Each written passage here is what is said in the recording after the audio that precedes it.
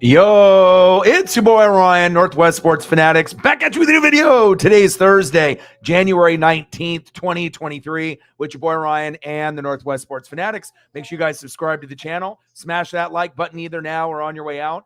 Donate to your boy if you can. Cash App, $ ORION or the YouTube Super Chat right here. So we got the big matchup for the divisional round this weekend with the Cowboys and the Niners. They're obviously in California. So I was going to do an NBA game, maybe like the Blazers in a couple hours at 7 p.m. against the Sixers, Dame versus Embiid. But I was looking through some of the channels on the TV, and I noticed about 30 minutes ago, about a half hour ago, that they're replaying the Niners versus the Cowboys from the 2021 wild card round. And so this will give us a little bit of a time to kind of reflect on last year's game, to see how the players played. Obviously, there's some guys that are on the team, on the Cowboys, that are no longer there, like Amari Cooper. But I figured, okay, I would rather call, even an older game from 6 months, a year, 2 years ago, if they're going to show the replay, and it is relevant.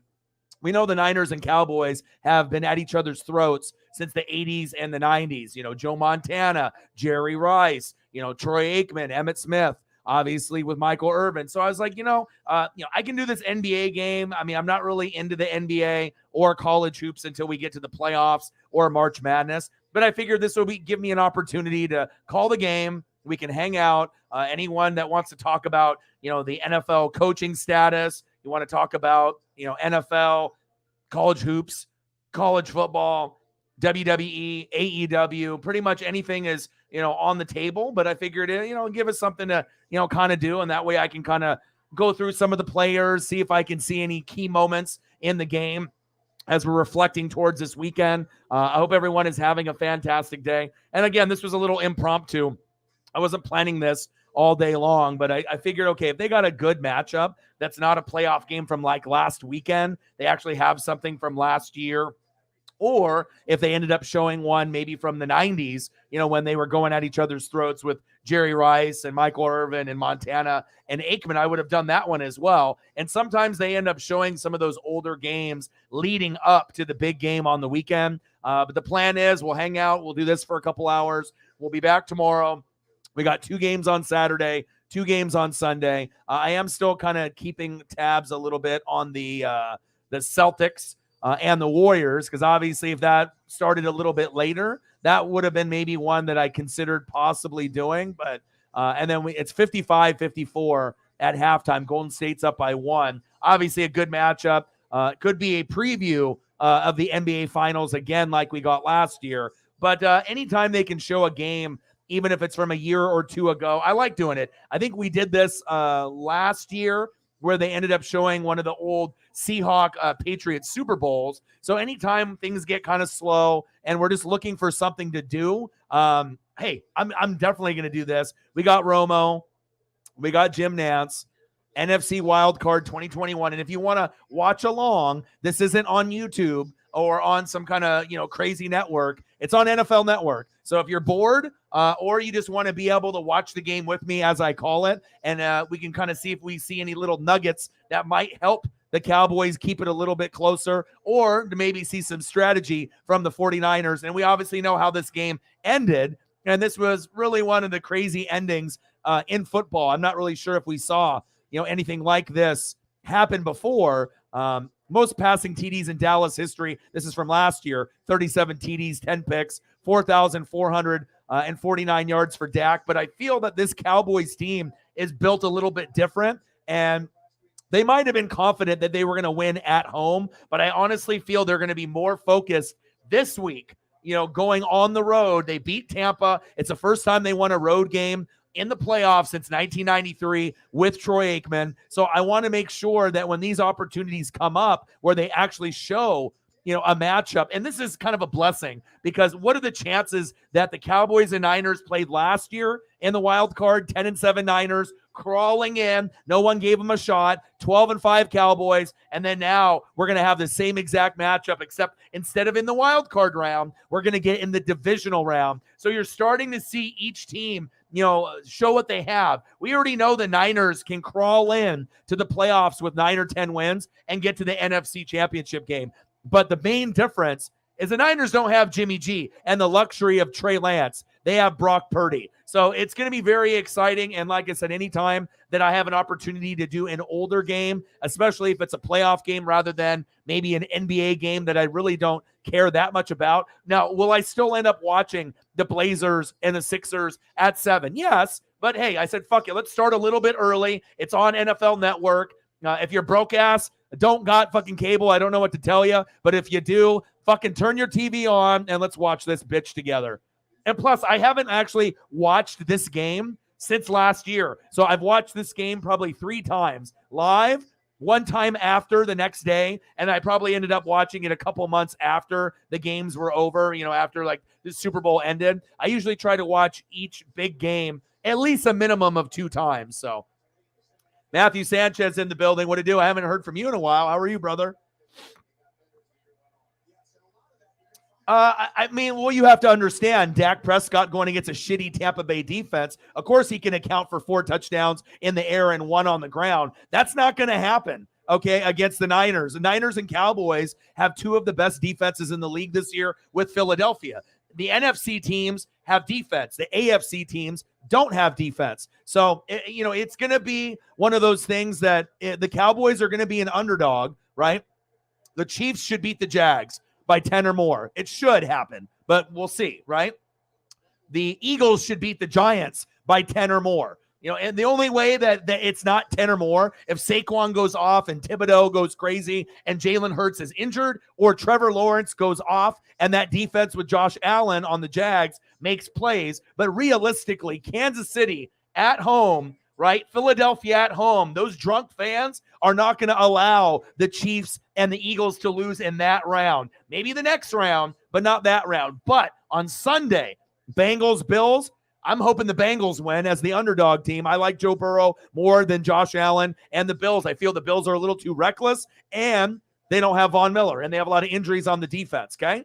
And then on the last game, Cowboys-Niners, like I said, I feel that it could go very, very close, like whoever has the ball at the end. Of course, the Niners could pull away, halfback toss, and they could end up winning to Debo. This is when they had Debo running like fucking 10, 15, 16 carries a game on top of getting passes. And he's like, fuck that, I don't want to get hurt. But a totally different offense from last year to this year. And I totally understand Debo doesn't want to put his body on the line. But if you're Kyle Shanahan, being able to use a weapon that is like a smaller type of player, but that can actually play wide receiver or running back, kind of like a Jerick McKinnon, who can do like wide receiver, you can split him out. But Debo is a very special guy, kind of like a Cordarrelle Patterson, where you literally can put him anywhere on the field. And a lot of times when the guys are undersized, they don't get yards. Jerick McKinnon, you've obviously seen some of the guys that have that smaller body stature like Debo. But again, if you give them opportunities and they can see the hole and they can burst through it quickly without dancing, they're going to be able to make plays. And we've already seen the smaller running back stature, there in Kansas City. They got 2 of them, right, that are kind of small and undersized with Pacheco as well as Jerick McKinnon. But it works for them, right? And obviously it worked for the Niners last year with Debo. And like I said, the Niners are one of those teams you never can count them out. I don't give a shit who their quarterback is. Nice catch. As long as Kyle Shanahan is there and they have an amazing O-line and defense, you can plug and play.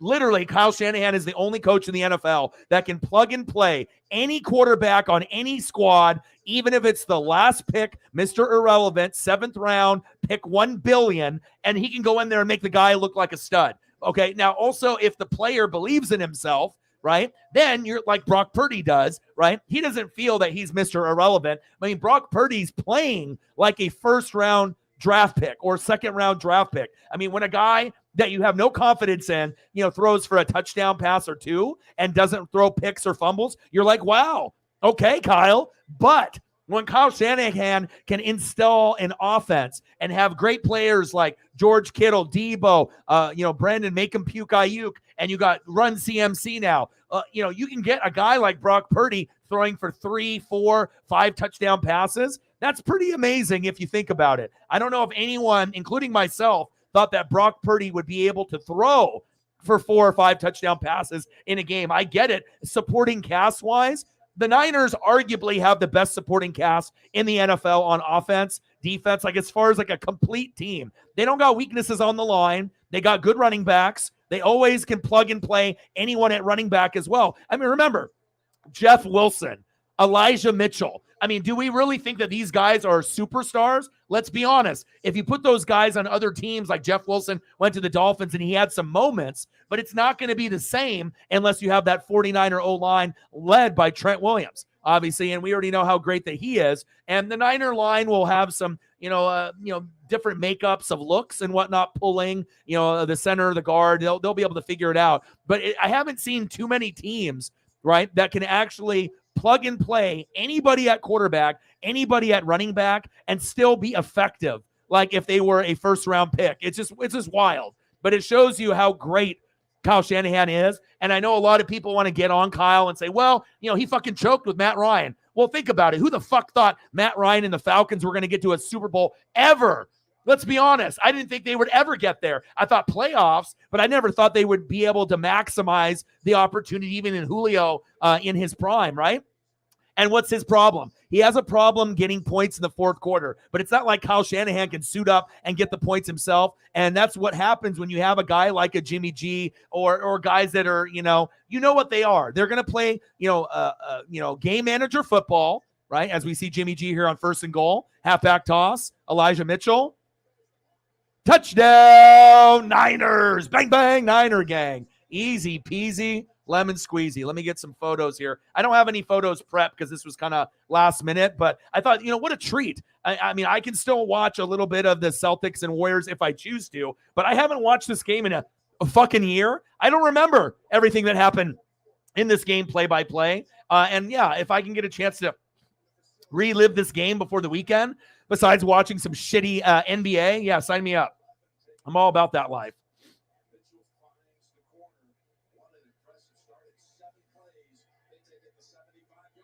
Extra point is up by Robbie Gould, and it's good.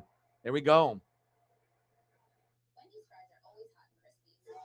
I mean, some people still think that the Niners are going to blow out the Cowboys. I doubt it. I think the Cowboys seem different this year. And then this is our year. This is our year. This is our year. This is our year. How many times have we heard Cowboy fans say, this is our year after 1995? Every single year after 1995, Cowboys fans have said, this is our year. But finally, in 2023, it looks like maybe not their Super Bowl year, but they're taking the right strides and putting Tony Pollard in over Zeke. And, it just feels a little different. Most likely they're going to lose the Niners. But if any team can upset, right, if any team can upset the other team, on the road, there's only two, and they're both playing on Sunday. Bengals beating the Bills and the Cowboys beating the Niners. And chances are you're not going to get both. You're probably only going to get one. So who's it going to be? And is it going to be the Cowboys?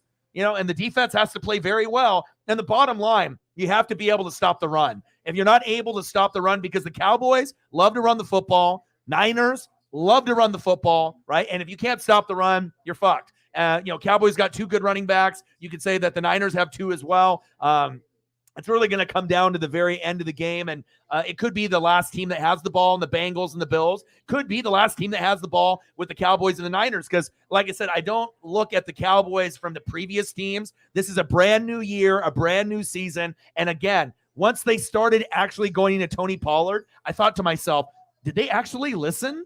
Did Jerry actually listen to my voicemail? Did Mike McCarthy and Kellen Moore finally understand that maybe playing Zeke, with all these carries was not beneficial to the Cowboys? And thank God they got Dan Quinn. Remember how bad they were prior to Dan Quinn? They were like the worst defense, not only in the league, but in like league history. They gave up like 1 billion points. Here comes in Dan Quinn, and he fixes it almost instantly. I mean, it's not like Super Bowl, but you go from being like a shitty defense, worst in the NFL, worst in NFL history, to actually a top 3 defense. And at some points, number 1. I should know. I had him in fantasy all year, right? And Dak is underrated. Everyone wants to talk shit all the time. He's much better than people think. It's just that he's got the star on the helmet. And you can't tell me, right, if you look at your team and you don't have a good quarterback, you would love to have Dak on your team. Let's be honest. I would. I mean, like I said, you got to get past the uniform hate and the logo hate and just look at the players the Cowboys have. They are very entertaining. I mean, they're a lot more entertaining than my Tampa Bay Buccaneers this season. That's facts. I mean, they are missing Amari Cooper. I mean, that's facts. And I don't know if CD is a true number one yet. You know what I mean? But I think since they moved the carries to Pollard a little bit more in the passing game and the running game, things are starting to come alive, and I love it. What a good treat for us to be able to watch.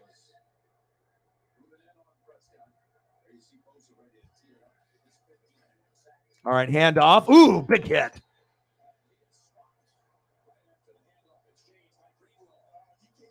Greenlaw's an animal. And I'll get a few photos as we go along. Hope everyone is doing well. But like I said, the Cowboys aren't going to be, I feel, blown out. I mean, it could always happen. I feel like, the Kansas City should blow out the Jags. The Eagles should blow out the Giants. I know the Jags and Giants have played well, but, I mean, let's be honest. Are they Super Bowl teams? No, they're not.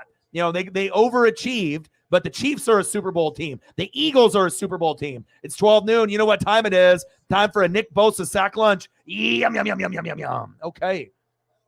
What's good, Alan? I figured you'd be here. Sarah's in the building. What to do? Let's get to 100 in donos. Let's do it. Yeah, and any other information that you want to pass along? Like I said, we do the show together, and I know a lot of times when, people have mods, even a lead mod, they don't talk to the lead mod on what time the show starts or what topics are we going to go over. But I really feel with the NWSF, it's a team. It's not just me making all the calls, making all the decisions, me putting up all the pictures that only I want. I want to make sure that we're doing this for you guys, and making sure that we have a team effort here, and that's what makes it good. So if you have anything that you want to go over, with that, just let me know. That's something that, I mean, and plus you are more interested than most people, and even more interested in me with some of those things because you need a coach. So if your team fired their coach or is looking, of course, you're going to be more interested. And not only are you going to keep up on the interviews with your team, you're going to keep up with all the coaches because it's important to you. And obviously, me and Sarah go a little bit deeper with the football and the NFL information than I feel most channels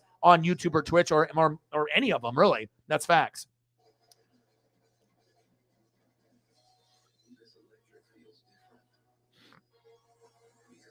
Oh, I don't think that the Eagles underestimate. Even if the Eagles had to match up against the Cowboys, they know at home, Philly is a very hard place to win. And you're going to get upsets in that first round. But once you go past the super wild card or the wild card round, there's less upsets. You get 2 or 3 in the first round. Usually you get 1 in the next round. And then usually you don't get anything after that. Then the NFC, AFC championship game typically plays out the way that most people think, or at least I usually don't get too many games wrong once we get past this round. And, you always are going to have those games where, it's a divisional opponent. They're going to play well. And like I said, the Giants fed off Saquon Barkley all year. So a healthy Saquon got him there, right? So we already know the Giants could win. But again, I mean, who do we trust?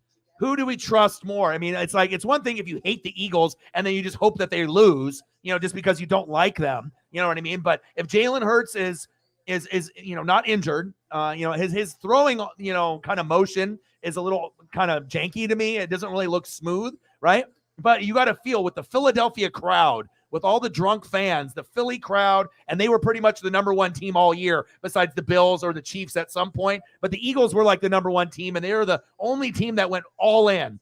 Trying to get into Ndamukong Suh and some of these guys, they're trying to sprinkle the cherry on top like the Jay Ajayi. So I think the Giants, just like the Cowboys, they're good teams, right? But when you're going into Philadelphia and you're not at home, that's the difference. Because that crowd, if you watch Philly games at home against a division, usually the team that they go against will fight early. But Philadelphia is just too much O-line, too much D-line, too much sack lunches, too much coverage. And then all of a sudden you get down by 10. And then all of a sudden Miles Sanders starts running, Jalen starts running, defense makes a play. You look up at the scoreboard and it's like 21-10. And you just know you're close, but you're not close enough. So I honestly think that, 7-8 points from the Vegas line for Jacksonville to lose to Kansas City. That could be possible, but I can also see the Chiefs beating Jacksonville by 10 or 14 or more. It could happen. Same thing with the Eagles and Giants. I think the Giants have a better shot than the Jags do beating the Chiefs, right? But in reality,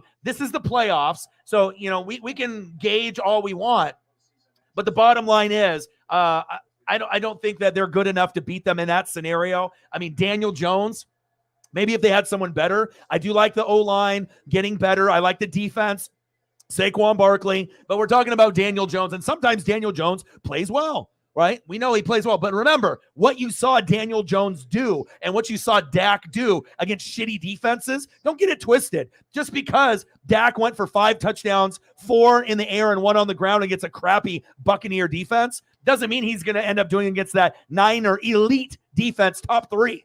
I mean, you know what I'm saying? And just because you saw the Giants and Danny Dimes making throws like Joe Montana or Patrick Mahomes against the Vikings don't have a fucking defense. So, of course, you can look great when you're going against a team that's a fucking pretender like the Bucs and the Vikings. The Vikings were the biggest pretender, and I think a lot of us knew, because we thought, the Giants aren't really that much better than the Vikings, and the Vikings record was better. But all of us that predicted the Giants winning, why did we predict the Giants winning? Not just Saquon, but the defense with Thibodeau and the rest. We thought, well, the Giants have a better defense and have been playing better on the O-line, D-line, and defense than the Vikings. So even if the Giants are on the road, you felt confident that they could get that upset.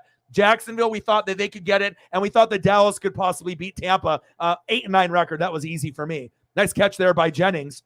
First down, Niners. Move the chains. So everyone's going to have these predictions and whatnot, but like I said, usually I feel, with the research, the film study, looking at the injury report, it should be a blowout for the Chiefs on the Jags, a blowout for the Eagles and the Giants. Hopefully the game is close for the first 2 quarters, or hopefully the whole game for us fans' sake. But in reality, you're not going to have 4 close games this weekend. You're probably going to have 2 and 2 close ones and 2 blowouts. So the blowouts will probably be on Saturday. And then, like I said, if the underdog Cowboys, underdog Bengals legitimately have a shot to win, based off the pecking order. And, we obviously know Buffalo can win it all. They could beat the Bengals, beat the Chiefs and win everything, and then beat the Eagles or the Niners and win the whole thing. I don't think I'm not trying to say that Buffalo's not capable, but Josh Allen is too much of a risk taker for me.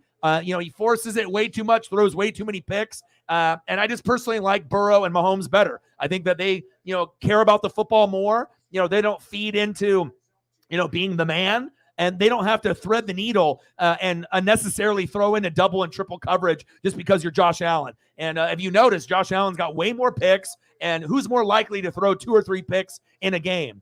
Josh Allen, Patrick Mahomes, or Joe Burrow? And it's very clear it's Josh Allen. But have you noticed when Josh Allen fucks up, the media never says anything? Motherfucker could go for 5 picks, and they treat him like, oh, no big deal. Just an off game, maybe a sore shoulder or fingers, or they always make some kind of excuses up. You know what I mean? But if it was somebody else, they definitely would be all over those guys. But I feel like Josh Allen, he's even more protected, I feel, than even Mahomes, because when Mahomes fucks up, you'll get the haters out there talking shit. But I feel like Josh Allen, he can make all the mistakes in the world, 4 picks, 2 fumbles, and they don't treat him the same way as the other quarterbacks, when they need to be able to say, hey, you're doing a great job, or dude, what are you doing? And just because Allen is a superstar and everyone loves fucking Buffalo, I don't know. I'm not on that Buffalo train, and I never will be. You know what I mean? I'm always going to lean more towards, Burrow and the Bengals and the Chiefs and Mahomes. It's a team concept, and the DeMar thing will give them more motivation. But like I said, I feel that I don't want to say the Bills are pretenders or overrated, because they're not. They're very good. There's only 5 teams that can win the Super Bowl, period. Eagles, Niners, okay? And if the Cowboys beat the Niners, then they can be in the mix, right? But for me, right now, today, you got the Niners, the Eagles, the Bills, the Chiefs, and the Bengals. That's it. 5 teams. And then if you want to throw a 6th team in, then you can put Cowboys, right? But just because you beat the Bucs, we need to be able to see you, beat the Niners. If you beat the Niners, then damn well you're a Super Bowl contender. But we can't call you a Super Bowl contender yet.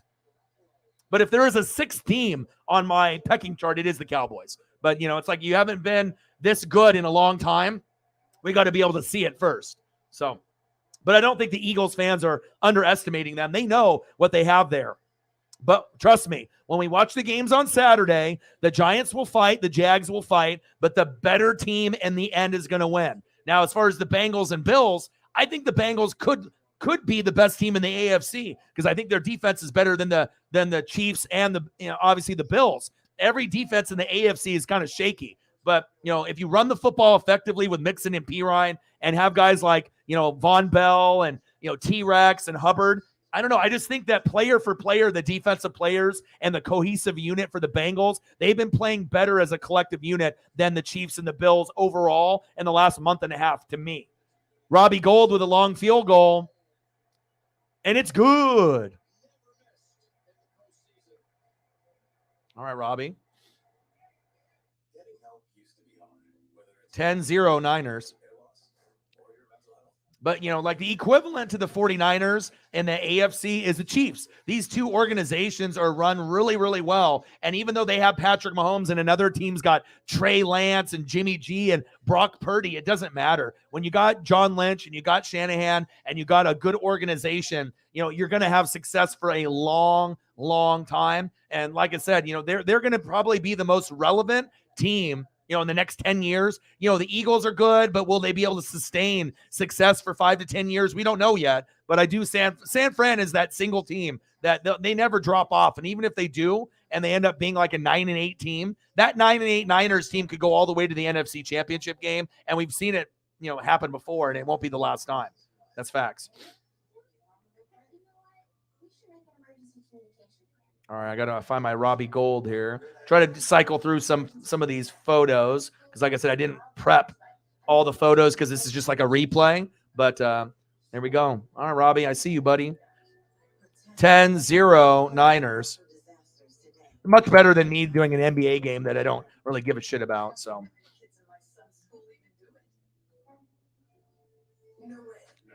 Jameson in the building. What to do? E-Man. I don't know. We'll see. I mean, the Niners to me are the better team. You know what I mean? But, like I said, you got to look at the Eagles, the Niners, and the Cowboys. They all three have arguably the three best defenses in the league. They got good balance. Niners offensive line is better than the Cowboys. So it's going to be O-line, D-line, defense, coaching, and play calling. And I don't really trust, Mike McCarthy and Kellen Moore, but their play calls have been better this year than last year. So we'll see how it goes. But I don't necessarily think Dan Quinn is going to choke. Really, personally, I don't think that's going to happen. The Niners could end up winning, by 10 points, or it could end up being a field goal at the very end of the game. It could end up being a blowout, but I honestly see blowouts in the first two games on Saturday, and I see two close games on Sunday. So it should be pretty fun, but I only see one underdog winning, and that might be the Bengals. At least that's what I'm kind of hoping for. And no disrespect to the Bills, but I just like Joe Burrow better. And if Joe Burrow makes it to the Super Bowl again, that narrative of losing the Super Bowl you never can get back would be debunked. And even if Joe Burrow goes to the Super Bowl again and loses to the Eagles or Niners, I don't think anyone's going to call Burrow a choker or he sucks. You just know his greatness to be able to lose a Super Bowl and get back when you're going against the Bills and the Chiefs. That's a big fucking accomplishment. So I think that it would show you that the Bengals will win a Super Bowl eventually if they lose it this year. But I honestly think that the Bengals overall, from what I've seen, we already know when the Bills offense is firing and the Chiefs offense is firing, it's almost impossible to stop. But the one bugaboo and the problem that those two teams have is Cincinnati, because they run the football and play good defense. And Chiefs defense is suspect, and the Bills defense is suspect with no Vaughn and all the injuries. So that's kind of my mindset. You know what I mean? And usually I don't get picks wrong that often. It is football, right? It is football. And we know that things can happen, but history tends to repeat itself. And the further along that you go in the playoffs, you have less upsets. So once we have, let's say the Bengals are the upset pick, and then the Niners win, which they will. I'm hoping the Bengals win, the Chiefs win, and the Eagles win. Then if you end up getting Chiefs-Bengals, that one could go either way, but the Bengals are definitely going to be the team that doesn't have any pressure on them. All the pressure will be on the Chiefs, and that could go either way. And the Bengals have beaten the Chiefs the last 3 games. once this year and twice last year. The Bengals are not afraid of fucking Kansas City. The Bengals are not afraid of fucking Buffalo. They're not. Burrow is built different. You know what I'm saying? And even their offensive line isn't that good yet, but they believe. They've been playing really good football. O-line, D-line, defense. There's still pieces that need work on that O-line for the Bengals and the defense. But if I had to pick a defense that I felt that I could trust between Buffalo, Kansas City, and Cincinnati, it's Cincinnati. You can tell they've been a little bit more locked in, and they have more consistency out of their players. I feel like Buffalo, they got names, and Kansas City has names, but it's only like one or two guys a game that step up. On Cincinnati, I feel it's like 4 or 5 guys step up, and that could be the difference. So, Mika's Moot in the building. What to do? Yeah, and like I said, if you end up having, a passion for your team, it's hard to give credit to others. But that's why with me, I don't have that problem. You know what I mean? Even with the Buccaneers, if they're good, they're good. If they're not, they're not. And I'm not going to sugarcoat it. So it's really easy for me to be able to pick winners because I don't have any any extra, heart or mind or incentive of like, this is my team. I can't, bet against them. I mean, bottom line, I don't really give a shit, about the name in the front of the jersey with the team. I'm looking at the production of the names on the back of the jerseys. I could care less if you're on the Cowboys. If you're a good player like Dak is, I'm going to show you love. I'm not going to hate just like most of the country does because NFL Network and ESPN tell you to. Good to see you. I missed you. I hope that you and your son are doing well, and I hope that you're not sick anymore. Hope you're doing good. Dak on 3rd and 6. There we go. Probably a hold there. Nice catch for CeeDee Lamb. First down, Cowboys. Move the chains, but that's probably coming back.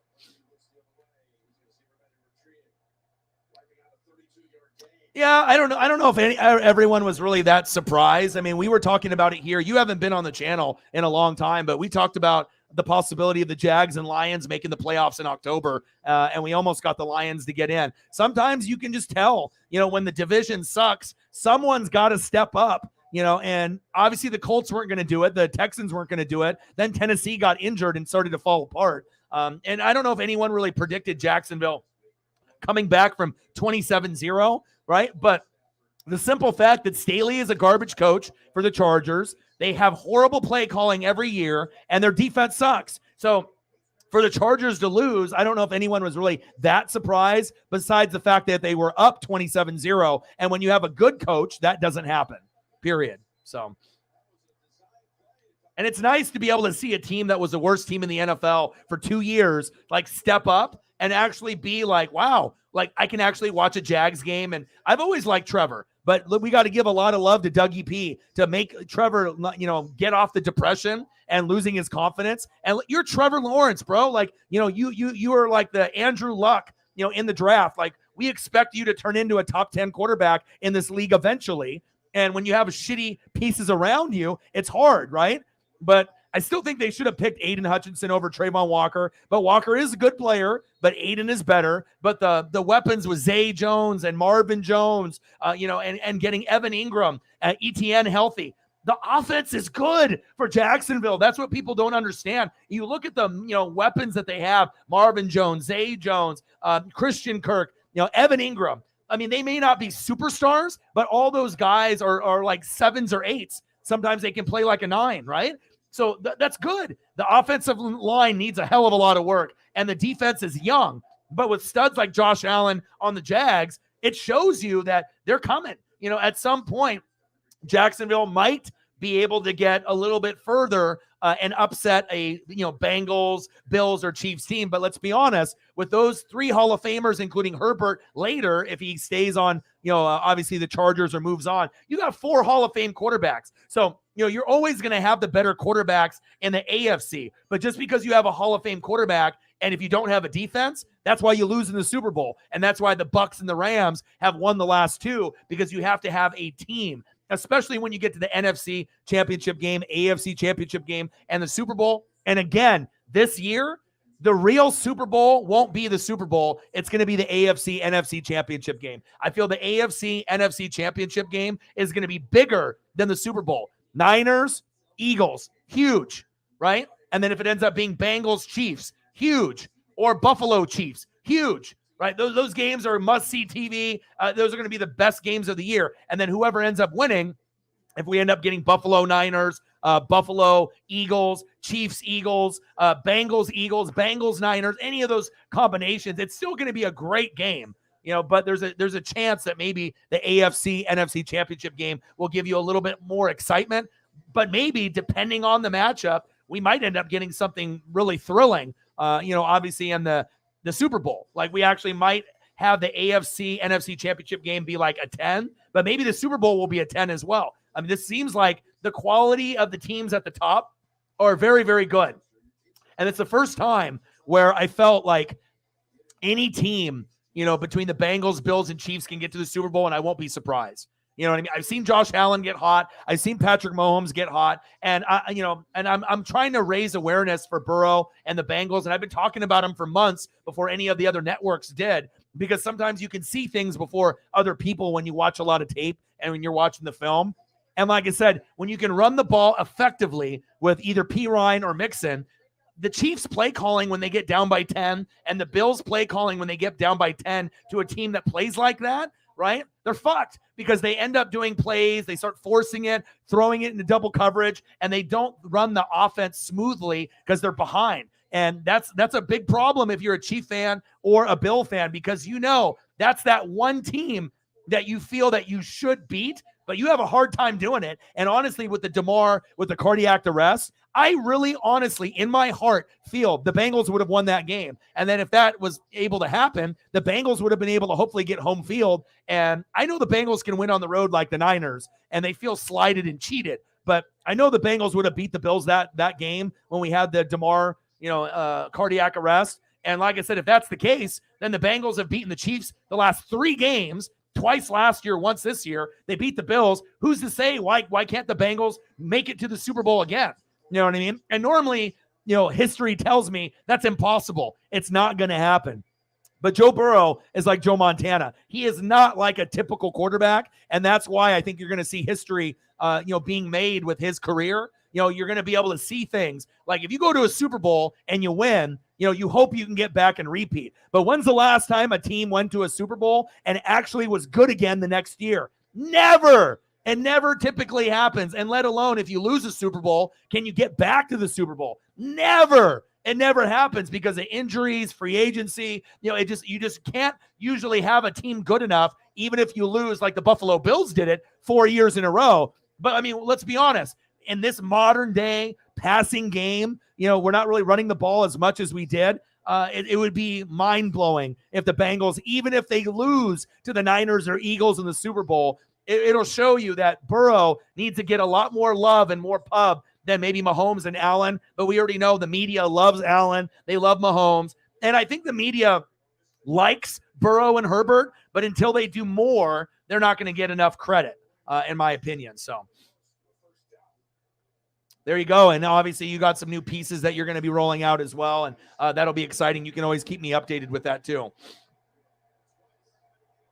Renee in the building. What to do? Michael in the building. How are you?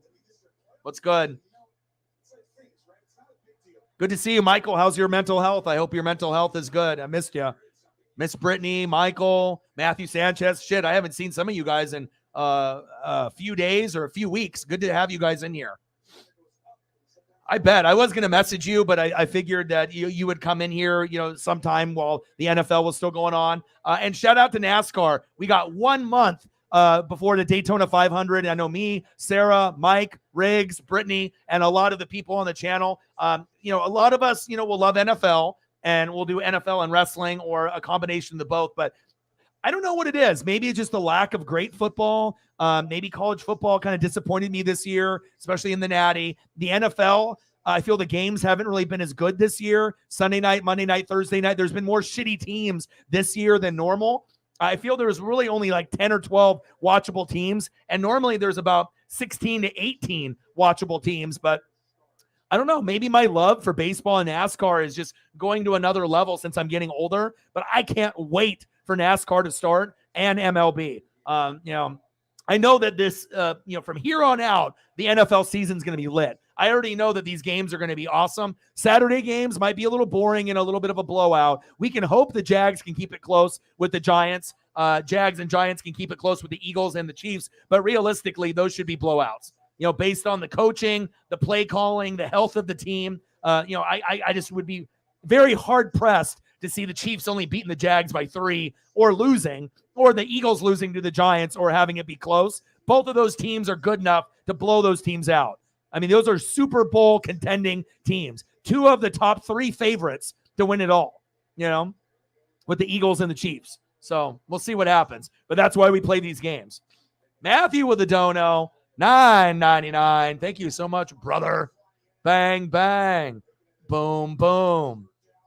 Bang, bang. Cactus Jack approves. I appreciate you, brother. So I know everyone says Patrick Mahomes is the guy, but how about let's talk about Joe Burrow? Can we put him in that category? I mean, he's the only quarterback that Mahomes can't beat. And like I said, I don't think anyone else talks about Burrow as much as me. And like you can ask Sarah, you can check the receipts. I'm not wrong with a lot of my predictions. And a lot of people want to, come in here and argue with me, say I'm stupid or I'm not going to get these picks right. But if you go check my track record based off picks and based off predictions, I feel I have more correct answers than anybody else on TV, on fucking Twitch or YouTube. I mean, hell, if Peter Schrager and EA Sports are coming here and spying on me and stealing my information, what does that tell you? You know what I'm saying? Like, I'm not going to get every pick right. And I think the only pick or prediction that I got wrong this year, which I think a majority of America got wrong, was the Russell Wilson Broncos actually maybe being halfway decent this year. You know what I mean? I don't know if anyone, a lot of us thought maybe not win the division, but maybe finish in like 3rd, maybe get close to 10 wins and maybe do something in the wild card. But other than that prediction, I don't know if anyone thought that, Nathaniel Hackett and Russ would be that terrible. You know what I mean? But besides that, and when we talk about, the NBA Finals last year, me picking the Warriors over the Celtics in 6 with Curry getting the MVP. I don't watch the NBA, and I predicted that. That came true. And I predicted that before the playoffs started. I predicted the Avalanche would beat the Lightning. I don't watch hockey. I said Avalanche in 6. I got that correct, 100%. So I got a little bit of ESP, but sometimes, sports tends to repeat itself. Rules and history is meant to be broken. You know what I mean? But you can start to gauge and look at certain players and tendencies. And like I said, Burrow needs to be in the same category as Allen and Mahomes. But until Burrow wins a Super Bowl, it probably won't happen. Unless he gets to the Super Bowl again this year and loses, then some people will be haters and call him a choker. But in my eyes, that's going to make him even greater than what he was, because it shows you that he can do something that maybe no other quarterback can do. Go to a Super Bowl and lose and get back, which I know Josh Allen could and Mahomes could, but it's a very, very short list. And I love Burrow. I love his confidence. And like I said, I like the defense a little bit better. They got Higgins, they got Jamar Chase. But the real reason I like the Bengals so much is Pirine, Mixon, the defense, and Burrow with those weapons. I'm still not a real big Zach Taylor guy. I really am not a big Zach Taylor guy, but, Burrow is the truth. And don't be shocked, if the Bengals beat the Bills, and then they play the Chiefs and they beat them and they go to the Super Bowl again. Now, it's going to be tough because history is going to be against them. Usually when a team goes, they don't get back the next year. But this might be the first year in a long time. Even if the Bengals lose the Super Bowl to the Eagles or Niners, this could be like a really monumental, groundbreaking thing where we can start giving Burrow a little bit more respect. And then I hope for me personally, Herbert can leave the Chargers or Sean Payton can come there, and then we can get Herbert maybe a playoff win and get him off the schneid like the Cowboys, because I hate seeing Herbert with the Chargers. It's just brutal. 10-0 Niners. Debo. Nice play, Debo.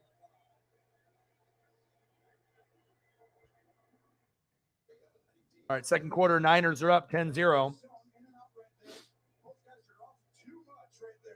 Oh, my. 20 times? Brittany's going to be in UFC soon.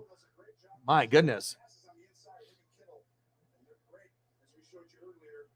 Yeah, you already know. Patriots, 03-04. 03 against the Panthers with Jake Delhomme, Steve Smith, Muhsin Muhammad. Your boy knows. And then 04 with the Eagles with Donovan McNabb and T.O. Brian Dawkins. Your boy's got a fucking steel trap.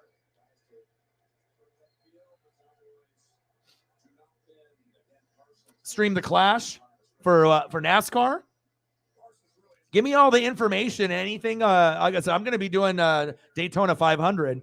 But yeah, if there's anything racing wise that needs to be covered, Just give me. I mean, I read quite a bit off stream to kind of see where I'm at, but I'm gonna try to do almost every NASCAR race possible. So back to back and lose though, and it was 2003, 2004. All right, come on, Matthew. You think I'm stupid? Come on now. We're talking about back-to-back winning is one thing, but back-to-back losing, that's what I'm saying. Because when you lose a Super Bowl, you never get back. It just doesn't happen. When you win a Super Bowl, you hope you get back, but chances are you don't, unless you had a Belichick or Brady. So 03-04, you had them repeat, but the Patriots won. They won obviously in 01 against the Rams, and the Bucs beat the Raiders in 02. Then they beat the Panthers in 03, beat the Eagles in 04, but when's the last time a team lost a Super Bowl and got back again? Doesn't happen. It doesn't happen at all. So, come on, bro. This is a fucking steel trap. I'm like Sheldon from Big Bang Theory. There's no one that's going to be able to challenge me one-on-one unless you want to go with some fucking TV personality. I mean, but that also is a lot of hard work and energy and putting in 4 to 6, 7, 8 hours of reading every day. I mean, most YouTubers and Twitch streamers and people on TV do not have that type of commitment to their craft, that really care about what they're talking about to do that type of research. But someone can always look that up. If a team lost a Super Bowl, if they've ever gotten back, maybe back in like the 60s or 70s. But as far as in the last 20 or 30 years, we have not seen a team lose a Super Bowl, get back and win, or lose a Super Bowl and then, get back and lose twice in a row. You know what I'm saying? Besides the Buffalo Bills, early on when they lost 4 in a row. But then we're talking, 1990, 91, 92, and 93. And that was even before Sanchez was born. So that's facts. Clash is February 5th at the Coliseum again. I got to look at the schedule with everything. Let me take a look.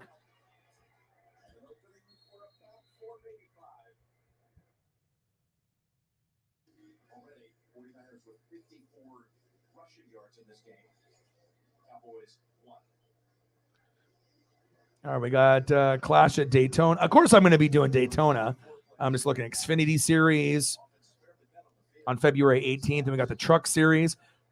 I probably won't get into the trucks that much. If I get bored once in a while, maybe I'll flip it on. But I'll probably try to watch a little bit more Xfinity.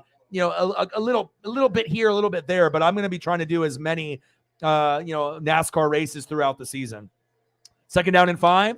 Jimmy hands off. Short gain to Elijah Mitchell.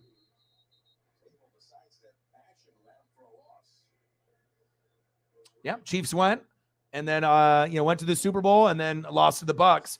But it's not like a loss. It's like a win and then trying to repeat. But again, when you have Patrick Mahomes, that's a different scenario. I mean, especially if you have a team like Buffalo, a team like Cincinnati, a team like Kansas City. Those are the teams that can go and repeat. Those are the teams that can actually go to 1, 2, 3 in a row. But it shows you how hard it is to win in the NFL. It's and like I said, and when the Bengals, ended up losing, it probably hurt them. But I mean, they had a horrible offensive line and they were able to get there, which was very eye-opening. But with the Chiefs, right, they won the Super Bowl. They got that done. They beat the Niners. And a lot of Chiefs fans at that, they thought, we're just going to repeat. We're going to go back to back. We're going to go back to back to back. But the one thing that holds teams back, or Tampa, going to the Super Bowl, and then we fell short of getting to the Super Bowl because we played the Rams, right? What happens in that scenario typically is you win the Super Bowl, but then the offensive line gets beat up and you end up having injuries and you're not hot and healthy. And that's really what derailed the Chiefs' chances of going back to back because what? They didn't have Mitchell Schwartz, right? They didn't have Fisher. And if you don't have your 2 best, offensive linemen, you're fucked. And same thing happened with the Bucs when we tried to repeat, no Jensen, no Tristan Wirfs, and we couldn't beat the Rams. So, yeah, but you're not going to have too many teams, be able to get to a Super Bowl. But again, when a team loses, not wins and then tries to repeat, but when a team loses, it's almost impossible for that team to get back. So if the Bengals do get back, we're going to be seeing history for the very first time in a long time. And I know obviously Burrow would want to lose and then win. And fuck, I mean, if you can end up beating the Bills and beating the Chiefs, who's to say that the Bengals don't win it all this year? You know what I mean? I mean, it's not like a popular prediction. You know what I mean? And a lot of people like the NFC teams because the Eagles, Cowboys, and Niners have an offense and a defense. But, it is what it is. Yeah. Well, the Pats are on a whole nother level. I mean, we're talking about Brady and Belichick back in that era. I mean, we're never going to see a team with 20-year dominance ever again. That's facts. So. Yeah, I know. Trust me, man. And like I said, any of the fans on the channel that are Panther fans, Falcons fans, Saints fans, I mean, Saints fans were really cocky for years, and they finally had a bad year, and they stopped showing up. It's like they can come here and talk shit to me when their team is good, and then all of a sudden they have one bad year and everyone disappears. It's like you can't handle when people want to talk shit back. It's like you want to talk shit to everybody else, but then as soon as your team sucks and you can't take any of the criticism, you disappear. I mean, if you're a real fan, you stay around. Right? You got to be able to handle, the shit talking. If you're going to dish it out, you got to be able to take it. So, that's kind of, it says a lot about a fan base. You know what I mean? It's like, you got to be able to stick it through. And the Tampa was horrible, from 2008 to 2019. So I had about 11 or 12 years of winning 4 games or less. You know what I mean? So trust me, I hope that you guys get the right pieces. And obviously Luke Kuechly not being there, trading away Run CMC. I mean, that's just god awful. You know what I mean? But, you can get draft picks and everything, but at least like the defense, you guys might be looking at Oregon's corner, with Gonzalez, but you got Jeremy Chin and you got JC Horn. So the defense has actually got some pieces, but you got to surround DJ Moore and a lot of the other pieces there. You got to figure out the quarterback situation. You got to get more offensive line, more running backs, more wide receivers. So it probably is going to be, a long time. Let's just be honest. I mean, the Panthers could turn it around in a couple years, Saints and Falcons and Bucks, but the NFC South fucking stinks. And I think we all know that. So there you go. You got to Google it. But obviously, I mean, the Patriots are kind of in a whole nother category by themselves. I'm not really sure if we can put them in the category with every other team because just what they accomplished in that 20-year period, you're never going to see again. Halfback toss to Dak to Zeke. Short gain of about 4, 13-0 Niners.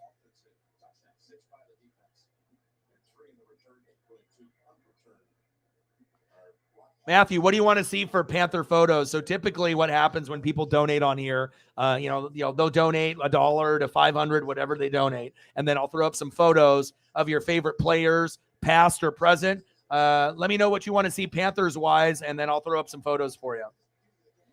Dak hands off to Zeke. And again, that was a big problem with Dallas. You're going against a stout defense. You're at home. You're cocky. And you go with a guy that dances around too much. Now, if they were smart enough to go to Pollard last year, maybe they come out with a victory in that game. That's facts. Yeah. And obviously Dolphins winning back-to-back back in the day. And then obviously we got the, back-to-back with like John Elway. 97, 98 when they beat the Packers and beat the Falcons. So there's teams, that go back-to-back or get to 2 or 3 Super Bowls. But the one thing that I was trying to state is that if you lose a Super Bowl, it's almost impossible to get back. When you win, right, your team is great. And if you have that, great stability, yeah, you could try to get back. But most of the time you lose in like a divisional round or you lose the next year. Very, very, hard to win back-to-back. But think about how hard it is if you lose a Super Bowl. Your team gets broken up more when you lose a Super Bowl rather than when you win a Super Bowl sometimes. Because people are like, I'm leaving. I'm going to get the money somewhere else. You know what I mean? Or you just have nasty injuries that kind of come out of nowhere. But, yes, I'm definitely excited about NASCAR, and I will be doing the race Sunday, February 5th, LA Memorial Coliseum, Clash at Daytona. I'm fucking ready. I am fucking ready. I don't think I've been this excited for a beginning of a NASCAR year or MLB year in probably 10 years. This is like the most excitement that I've really had because I actually have people and friends that enjoy NASCAR as much as me. So if I know that you enjoy it as much as me, then of course I'm going to get into it more. So.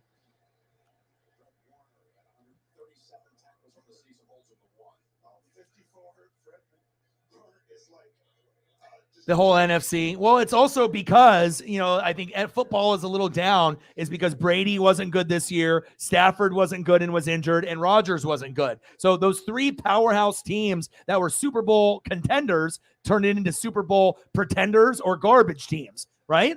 And so those are really big Hall of Fame guys. You know what I'm saying? So when you have Brady, Stafford, and Rodgers, just shit the bed and their teams suck, it affected the whole NFC. So, now it's pretty much Eagles, Cowboys, Niners. Those are the three really, really good teams. But there's no other teams that are contenders besides them. And then obviously on the AFC side, it's always going to be Bengals, Chiefs, and Bills. And then every once in a while, if we can get maybe like a Sean Payton to go to the Chargers, then maybe we can include Herbert in that conversation.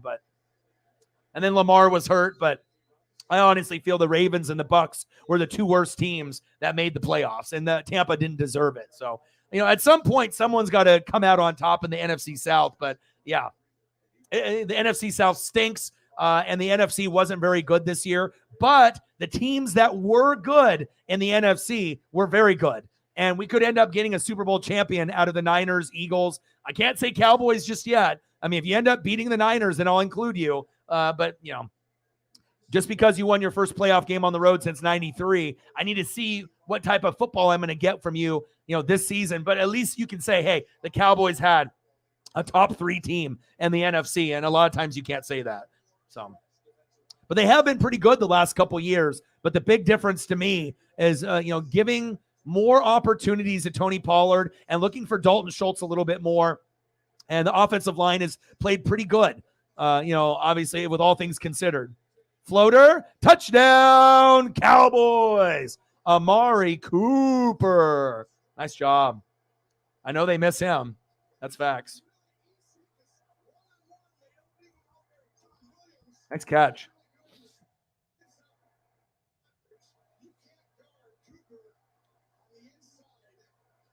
CD has the talent to be, the number one guy, but like I said, being a number one guy, there's a lot of pressure. Like, look at Devontae Smith on the Eagles. In that rookie season, they tried to have him be the number one after winning the Heisman. Way too much pressure. Then they brought in A.J. Brown, a true number one, and then everything fell into place. So sometimes, you could be a Heisman guy, an undersized wide receiver, a guy they want you to be a wide receiver 1, but in reality, you're a 2, and it's just better that way. It's like coaches that are offensive coordinators or defensive coordinators. They get thrust into being a head coach like Dennis Allen and Bowles. They're garbage. Some of these guys can do it, but some of these guys can't. Hackett can't do it. Dennis Allen can't do it. Bowles can't do it. Guys that can do it, like Kevin O'Connell and Mike McDaniel, they can do it. But certain guys, they just don't have it. You know what I mean? And it's very clear. Nice touchdown by Amari Cooper. 13-7 Niners. Nice to be able to replay and watch this game, too. Yeah. But the thing is, the only reason that Buffalo lost, it's not like Buffalo had a bad team. If Buffalo's team that they had in the 90s played now, they'd be beating the brakes off a lot of these teams that are playing right now. They had Jim Kelly, they had Thurman Thomas, who was just below Barry Sanders, Andre Reed, Cornelius Bennett, Bruce Smith. Marv Levy. That team was, think about that. You're not going to see that ever again. Even the Patriots weren't able to do 4 in a row. Obviously they got 3 in 4 years. You know what I mean? But to lose every single year, they lost. And then a lot of it was like field goal kicks at the end. But they lost. The one they should have won was the first one against the Giants and Lawrence Taylor. They had Phil Simms. He got hurt. Then you had Jeff Hostetler in there. That was the year the Buffalo Bills should have won the Super Bowl. Then you had 91. The second year we went to the Super Bowl, you played the Redskins. You weren't going to win that one. They had the Hogs. They had Mark Rippon, Art Monk, Gary Clark. You weren't winning that game. Darryl Green. The Redskins were the team, right? And then it just so happens that you fell into the Cowboys, the beginning of their dynasty, year 1 and year 2 with Aikman, Irvin, and Emmett, and you got fucked. So, and you lost the NFC East teams, all 3 of them, right there. Giants, Redskins, and the Cowboys twice in a row. Incredibly bad luck. And you weren't going to win the Cowboy ones, and you weren't going to win the Redskin ones, but the one that they should have won, right? The Buffalo fans know this. The one they should have won was that first one against the Giants, and they just fell short. But when you're going against a guy that's like Lawrence Taylor with the prostitutes and the drugs, and you're partying all night, and then he goes in the game and gets like 5 sack lunches. What are you going to do? So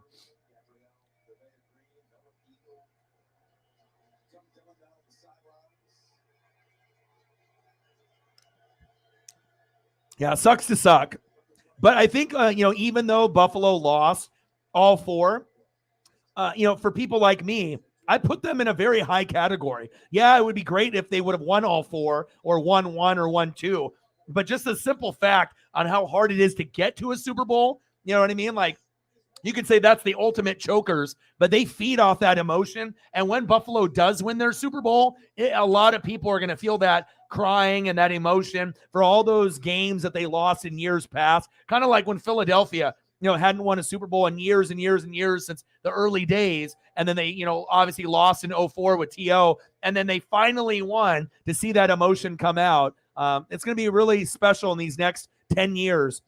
Because you're going to see, probably the Niners, the Chiefs, the Bills, maybe the Bengals. You're going to see teams. It's not going to be just one or two teams that win all the Super Bowls in the next 10 years. You're probably going to have about 4 or 5 teams in 10 years that will have an opportunity to win. There's going to be the Bengals and the Chiefs and the Bills. They're going to be the strong suits. You never can count out the Niners. And then obviously we got the Eagles this year. So.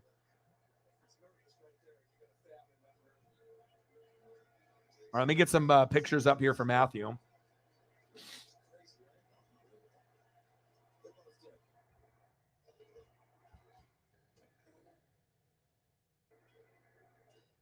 Use check, like the last great tight end left. No, fullback. It's wild that teams don't use fullbacks anymore. All right, let's get a couple legends on here for our boy Matthew.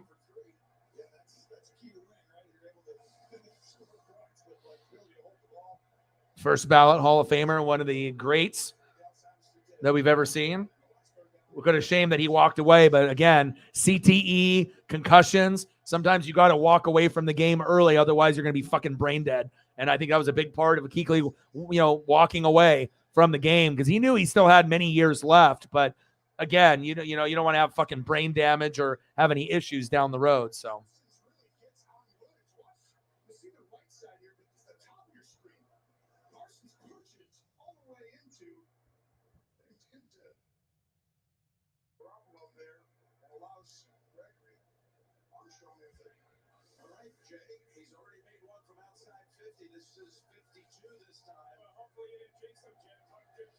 All right, we got Robbie Gould here, 2 for 2. So important to have a good quality kicker. 13-7, 4th down and 6. Robbie Gould, kick is up, right down the middle, and it's good. Oh, what a rush. 16-7, Niners up. Panthers fan, what's good? Danny in the building, what's good? Oh, God. Fucking Antonio Brown, what a clown, man. And it just sucks because even with all the injuries that I had, I honestly feel that if AB didn't go crazy, against, the Jets, even with Tristan Wirfs and Jensen being hurt, I think that we would have been able to scrape off that win against the Rams, and we possibly could have been to the Super Bowl and maybe even won it last year. I mean, we definitely had one of the top 4 teams all year last year. But again, sometimes when that offensive line gets hurt or you have other things that come up, it's out of your control. But, even though AB is crazy and he's a clown, right? He did help me win the Super Bowl, in the first year. If I didn't have AB Gronk, we wouldn't have won. I mean, that's just the bottom line. Whether you want to hate on the guy, I mean, the motherfucker is crazy. He can't rap. He's friends with Kanye. That says everything that you need to know. You know what I mean? And he had probably one of the best stretches in 6 years at wide receiver that we've ever seen. If you actually look at the stretch that he had, he arguably had maybe one of the best stretches out of any 6-year period as a wide receiver ever. So, and obviously with all the antics off the field, he's not going to be a first ballot Hall of Fame, but I mean, he has Hall of Fame credentials. Will they put him in the Hall of Fame for acting a fool? It's not going to be right away because even guys like T.O., who should have been first ballot Hall of Fame, they were like, the voters were like, fuck you. You were dancing, clowning, talking too much shit. And when you do that and have a reputation of being an asshole, when your end of your career is up and you want to play football for another year or two, nobody's going to come calling because you were a fucking asshole, right? And we should be able to separate the asshole from the production on the field, but it doesn't work like that. You have to be a good guy on and off the field. And if you're a fucking dickhead or an asshole off the field, or if you're a little bit much of a shit talker, the voters and the people, the fans, the coaches, we remember. And there's a reason why T.O. wasn't first ballot. He should have been, but for his antics on the field and off the field, they made him pay the price. And he got in, but they wanted to let him know, fuck you. You want to be a dickhead, we're not going to vote you in first ballot then. And that's what happened. So. All right, Jameson. Talk to you later, brother. 16-7 Niners. Matthew still in the building or no? Sanchez, you still in the building? I'll still throw up some photos even if he's left. So we got the Luke Kuechly. And we got the Cam Newton. I'll throw CMC up. Even though that might be too fresh.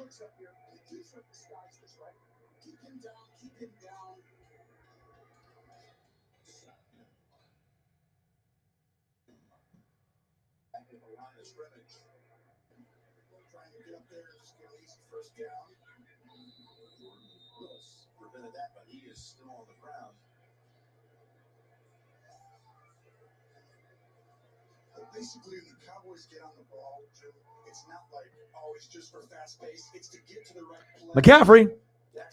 And if you really think about all the trades that have happened mid-season, the McCaffrey trade might have been one of the best trades mid-season in the last 10 or 12 years. I mean, there's not very many guys. I mean, I know there's a risk like Saquon. Like in fantasy football, when we played, a lot of guys were like, no, I'm not going to take Saquon or CMC because they've gotten hurt the last 2 or 3 years. But like I said at the beginning of the year, if those guys stay healthy, they could be number 1, number 2, number 3 in the NFL because they're athletic and they're talented, but their bodies just take so much abuse that sometimes they get hurt because they just go all out all the time. But the football gods decided that they let Saquon stay healthy all year. What happened? They made the playoffs. They didn't win a game.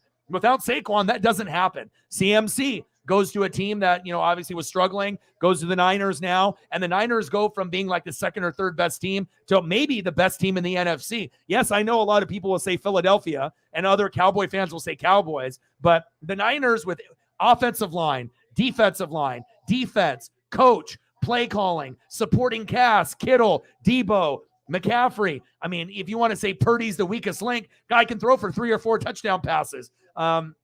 It's going to be really, really fun this weekend, and I'm going to push and try to get all 4 games done.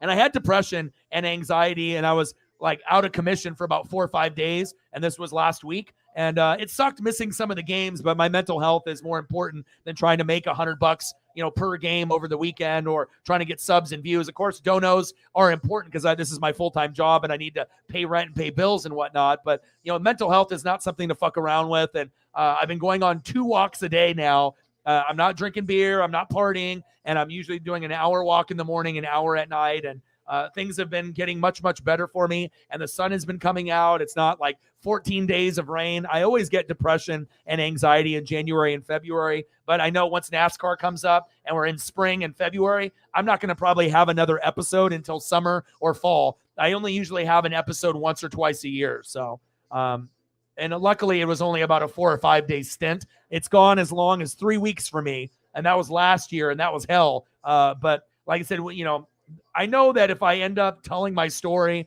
and just being genuine and honest, and this can be like a form of therapy, and a lot of the people that are in the room and that are part of the Northwest Sports Fanatics have these issues too, and we can kind of talk it out, and that's what makes it good. It makes me heal and get better quicker. So.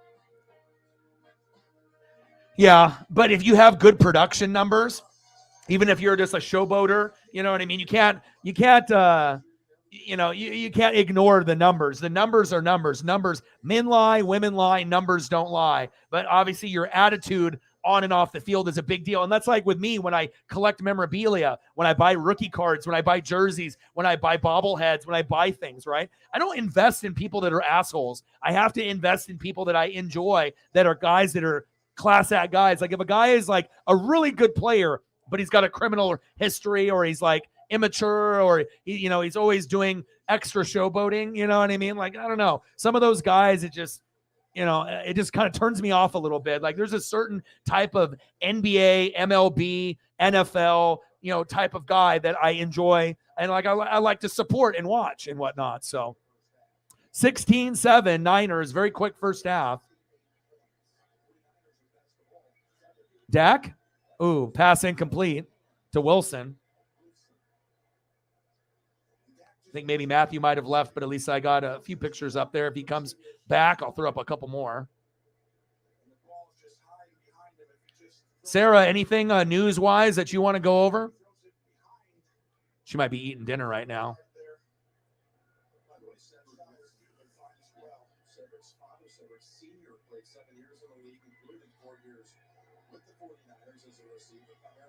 And we got nothing in the Cash App just yet, but I think we will be able to get to our goal. We're at 10, so we got 90 to go, and I'll be streaming for another probably 3 hours. So,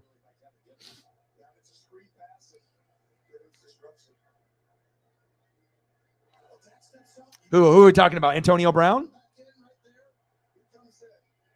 I mean, just for his antics alone, you're like, hell no. It's like putting a black eye, on there. But I mean, even like with Pete Rose. Like, Pete Rose gambled, as like a player manager, like on his team and against his team.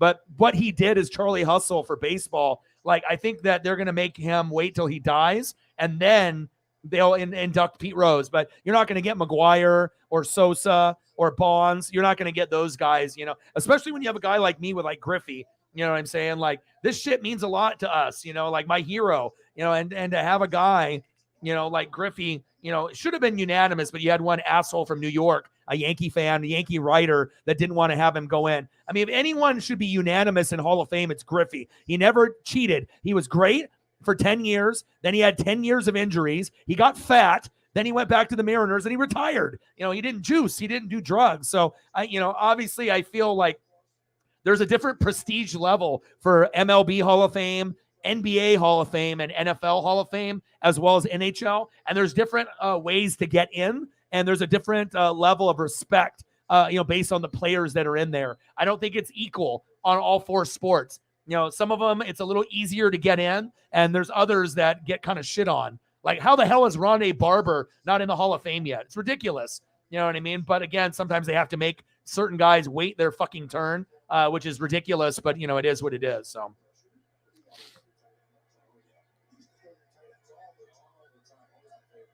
Oh, give me some information.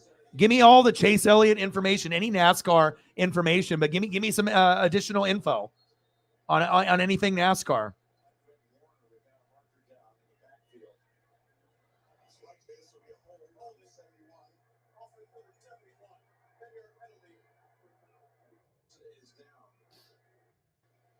Are we talking the sponsor?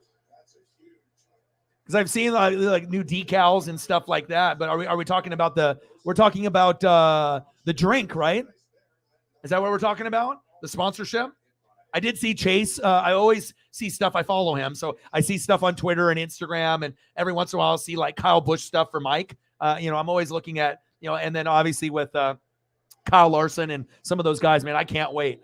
Like I said, I think I'm more excited for NASCAR to start than the end of the NFL season. As crazy as that sounds, like my love for NASCAR is really at an all-time high. That and the MLB are right there with football and wrestling now. And before it was underneath, and then the NBA and college hoops is like down the road. I hate those. It's just really hard for me to watch NBA and college hoops because it sucks. I mean, like I said, if you're a fan of like the Celtics or the Warriors, good for you. And I know you love it. But I mean, with the Blazers, I mean, I'll still watch, but I don't get into it and scream at the TV and really have the passion for the NBA anymore. I just don't. I can't fake it. And so it's like, yeah, I know I could do live play-by-play college games and NBA and maybe grow the channel that way, but I can't be fake for 3 hours. I just can't do it. I don't enjoy it. At least I have to be honest, with you guys and myself. Now, will I do some NBA games from time to time or March Madness? Of course, I love March Madness, but college hoops in the regular season is crap, but NASCAR, I mean, I love it. And I'll try to experiment, with different formats. Obviously, I bring up the big pictures of them, but maybe I'll try to format my screen, where maybe I can have maybe like Brittany on or Sarah or Mike or Riggs, and you guys can be online with me. And then maybe I can have an additional box that has like the ESPN stat line, on there too. I usually don't like doing it like that though, because that's what a lot of the people do like on Twitch and YouTube. I like to be able to be original and do it my way. You know what I mean? But if I end up pulling up the pictures, it'll still take over the screen at full screen. But it would be kind of cool to be able to kind of, mess around with the formats of maybe a little bit of baseball, NASCAR, and then going into next season for football, and just being able to experiment with the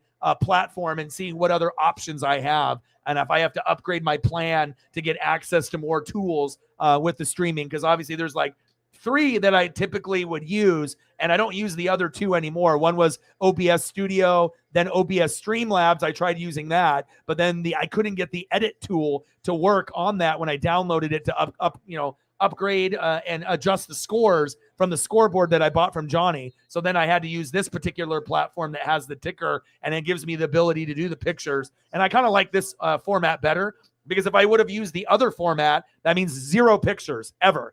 I will never be able, it's just me talking, and there's no ticker either. You'll get a beautiful scoreboard, but what happens if there's not a game going on? It's during the week, so I like to be able to be different, be original, be unique. So, I think it all worked out for the best. So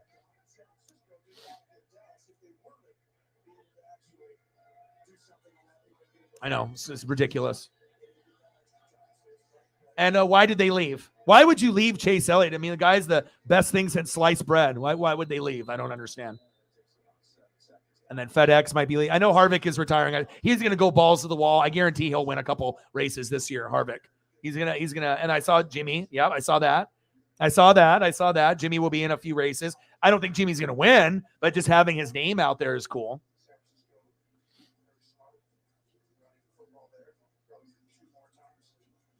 Yeah.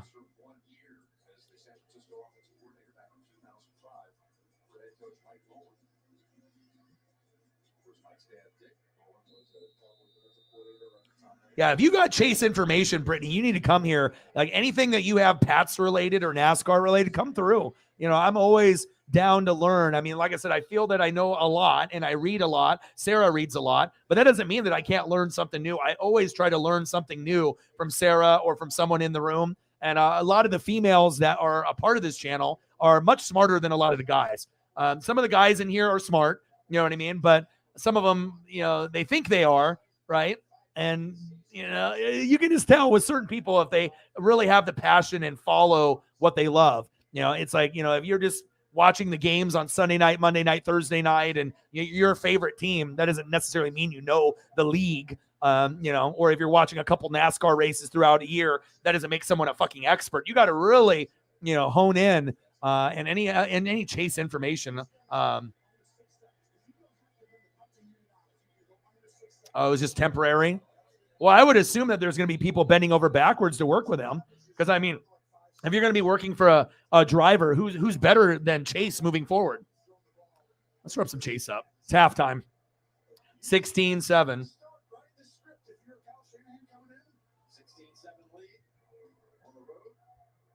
And if that happens, obviously, this weekend, Cowboys aren't coming back. Like I said, it's just the defense for both teams is just too stout.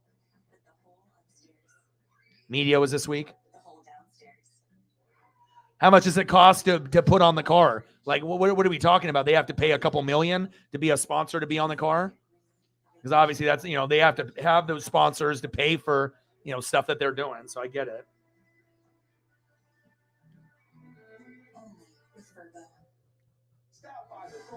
Yeah, but again, this is like probably the most excited I've been in like 10 or 20 years for a beginning of a NASCAR season. And I'm just so happy that, I decided to do it. We were talking about it and I was like, you know what? I need to do this. This is something that needs to be done. Sometimes I enjoy NASCAR more than anything, to be honest. Like sometimes when NASCAR is on, I enjoy it more than football, wrestling, baseball. It's like, it's like I look forward to it every weekend. Sometimes even more than football. And that's real. I love it. And I'm never going to stop watching.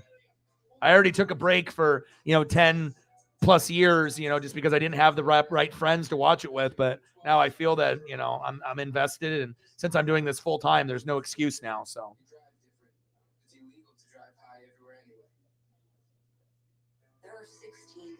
And I still need to get my Chase autograph. So I have to decide if I want to buy like a racing helmet or if I want to buy a racing suit replica or what I want to do. But definitely have to be looking at some Chase memorabilia. Like when I bought that autograph card and they fucking sent it to North Carolina, idiots. That pissed me off still to this day. But with the money I got in the refund, I was able to get a graded Julio autograph. So it still ended up working out for me. But Eminem for wow. Right. But I mean, that's something that so many people see, every race throughout the year. Wow, that's crazy. Got some newsworthy info. All right, let me take a look.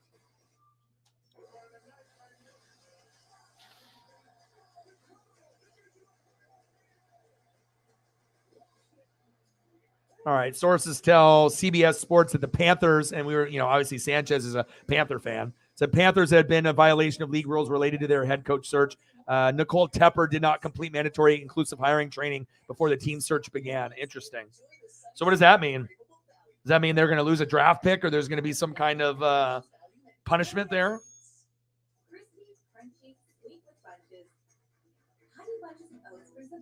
Maybe it's the sports gods. They heard us talking, about they heard us talking about the Panthers and they decided to have that story roll out.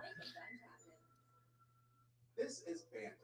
He founded Underdog Fantasy so that humans who really love sports play with their friends. Interesting. And win some big prizes. Tell your human. Can't wait for this. This racing helmet, I need it. Racing suit, I need it. Die-cast car autograph, I need it. Autograph card, I need it. So there's going to be some Chase Elliott stuff. I mean, I'm still going to buy Julio stuff for the Mariners, but I'm definitely going to be investing in Chase Elliott stuff this 2023. I'm going to end up getting some pretty cool stuff I'll be able to share with you guys. Well, it also depends on what I get, dono-wise throughout the year too. I mean, if the donos end up being low, then I won't be able to get as much, but I still want to be able to give back, to you guys. But this one hurt. This one hurt. I wanted this so bad. I mean, the die cut, the perfect autograph, numbered to 9. Fuck, man. And I didn't even have to pay too much for it. It's like $100, $150, somewhere in that range. And I saw one other one come up on auction, that was numbered to 9, but it wasn't as good of condition. So I was like, damn, you know what I mean? It's like, I want the card, but I don't want to get it if it's flawed. So I did see that. They had stuff that was either recommended or mandatory, socks, underwear, and then one other thing. I ended up seeing that a couple days ago. That's funny that you brought that up. But yeah, the underwear was recommended, but now it's required. Socks required, underwear required, and then something to do with the helmet or whatever required. So I did see that. That is important. You don't want anyone to have the sweatiness in there. All right, we're in the third quarter now. And the Blazers are going to be on here in about 10 minutes, so I'll turn that on.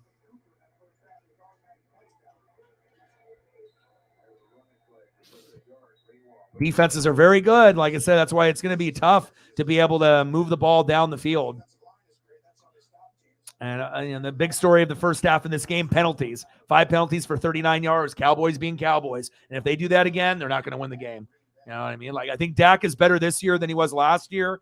They got a better team overall, but so do the Niners. The Niners are much better than they were last year. The simple fact with Christian McCaffrey. It's like, how do you stop that guy? You don't. Because even if you stop him, he's still probably going to get you 60 on the ground and 40 in the air. So it's still going to get you 100.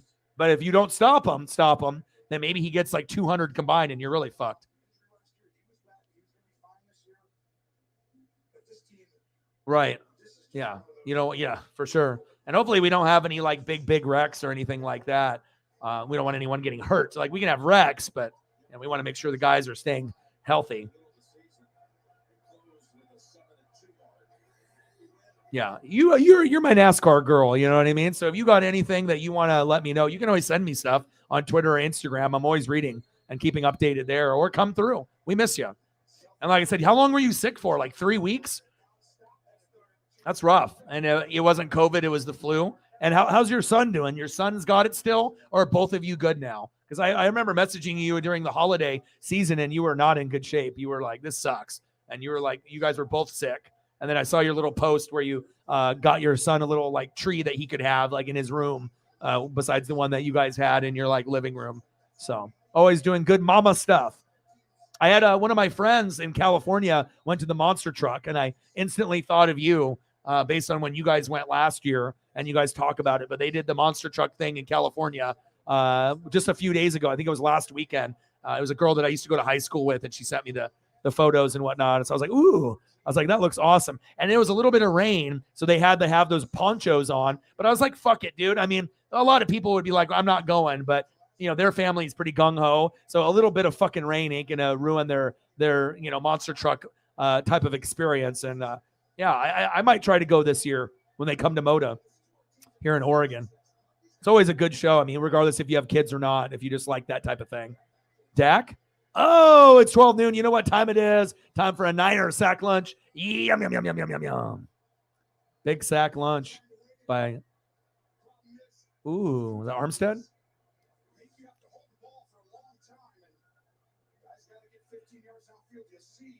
Oh, the tree pick was the first day we were out of bed. Nice. When do you know what time the schedule is when they come back? You're going to NASCAR this year, though, right? You said you're going to go to like New Hampshire or something out like towards like either your hometown state or kind of not that far from you. Flag on the play for running into the kicker. 16-7 Niners.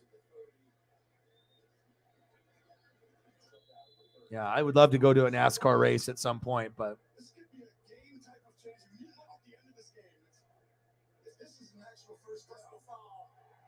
roughing the kicker.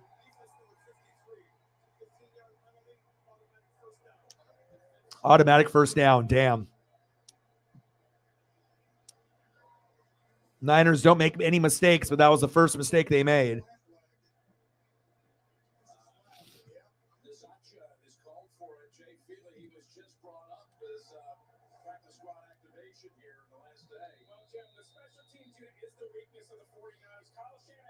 Monster Jam comes at the end of February, so after Super Bowl's over, boom, Monster Jam. Awesome. When's the New Hampshire race?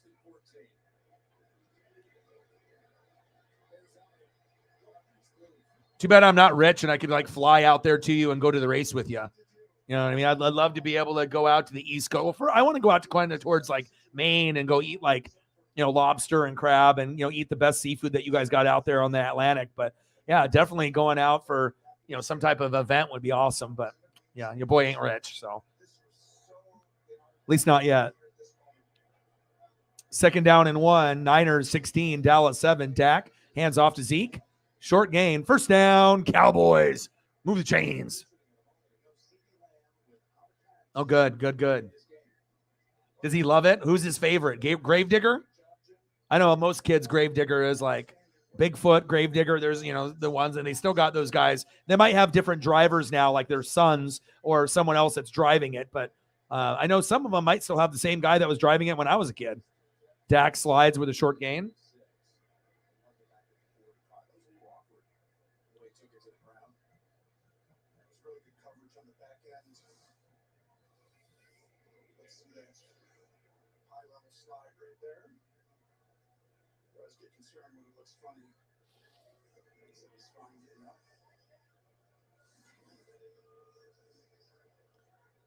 Oh, July 14th. Nice.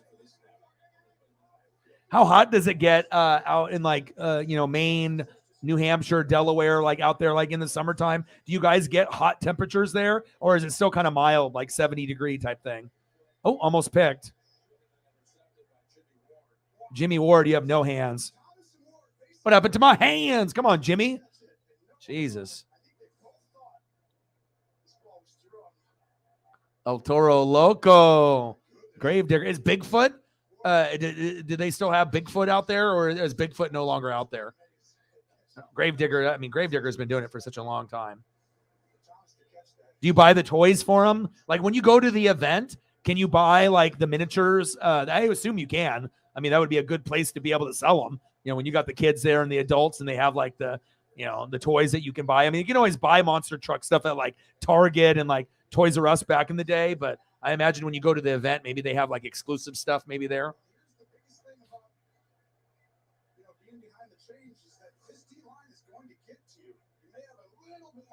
Not until August. Oh, okay. Oh, Bigfoot comes out as a gimmick. 4th down and 7.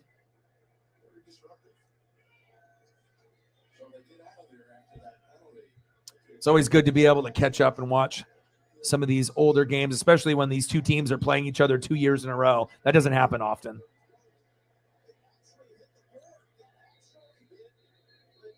Wow, that hit the Jumbotron.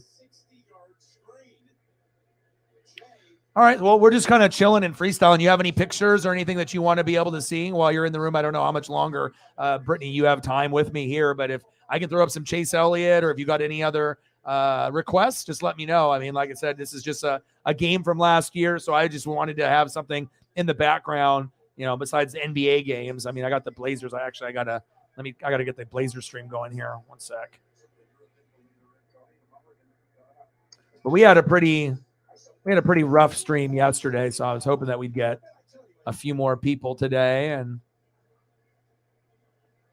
anytime when there's no like games on, I mean, I don't know, it's just weird, having no Thursday night football. It's just odd.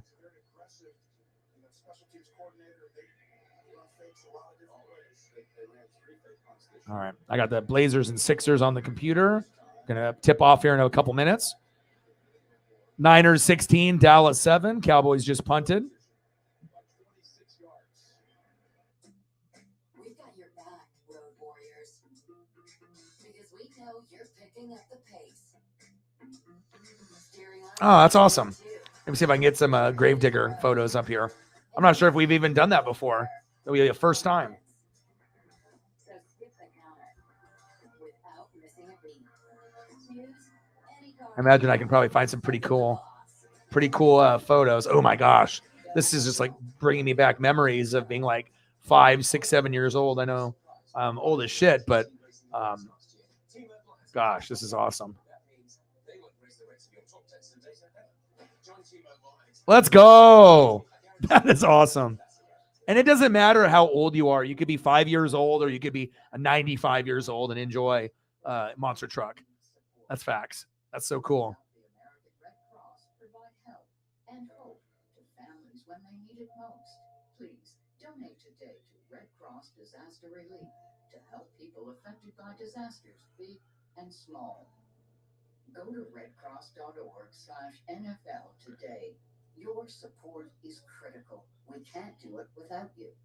It'd be cool to be able to get in one of those, mob around. I know I've seen a few different shows on like Discovery Channel and, with cars that are, monster trucks that are built like that and how difficult it is to be able to drive them properly. It's not easy whatsoever.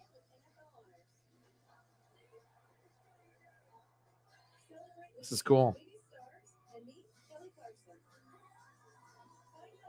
We go from Chase Elliott to Gravedigger.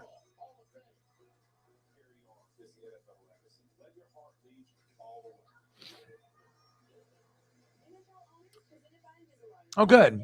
I mean, anytime, if a little man's asleep, taking a nap, and, you want to adult, fold laundry and chat with me. I mean, like I said, I always love having you in the room just because I want to be able to have more females in the room. And, some of you guys like you and Zini Panini, I see here and there, but usually we'll get Sarah and Holly and a few of the others. Caitlin comes kind of here and there, but, I think we have quite a bit in common, with the football and the NASCAR. So it's always good when you're here.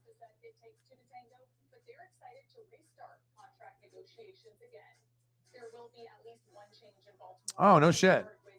The original Father Anderson. Oh. Yeah, anytime, make sure, like, when you see it, right, if you're going to watch it with your son or something, if you see something on, please send me a message on, like, Twitter or Instagram, because I might be reading, I might be, doing something else, but if I know it's on, message me, and then that way I can turn it on if it ends up being, like, on FS1. I would definitely love to be able to. It's not like I might not be able to watch all 2 or 3 hours, but every once in a while, I'll watch like Baja racing or dirt bike racing or, stuff with quads. I mean, I'm always looking on FS1, FS2. Sometimes when I get bored and I'll watch stuff, with different types of racing or like monster truck stuff. So Tien Jose in the building. What to do, brother? Just grinding. Handoff to Elijah Mitchell. First down, Niners. Move the chains. 16-7 Niners, third quarter. This is just a replay on NFL Network from the wild card game of the Niners and Cowboys in Dallas. And then this year they flip-flop. Dallas is going to be going to California to play San Fran. So, yeah, that is if you remember. For sure. I'm loving it, though. It looks good on the screen, on the computer, the TV, the phone. HD 4K photos, a Gravedigger? Yes, please. Looks awesome.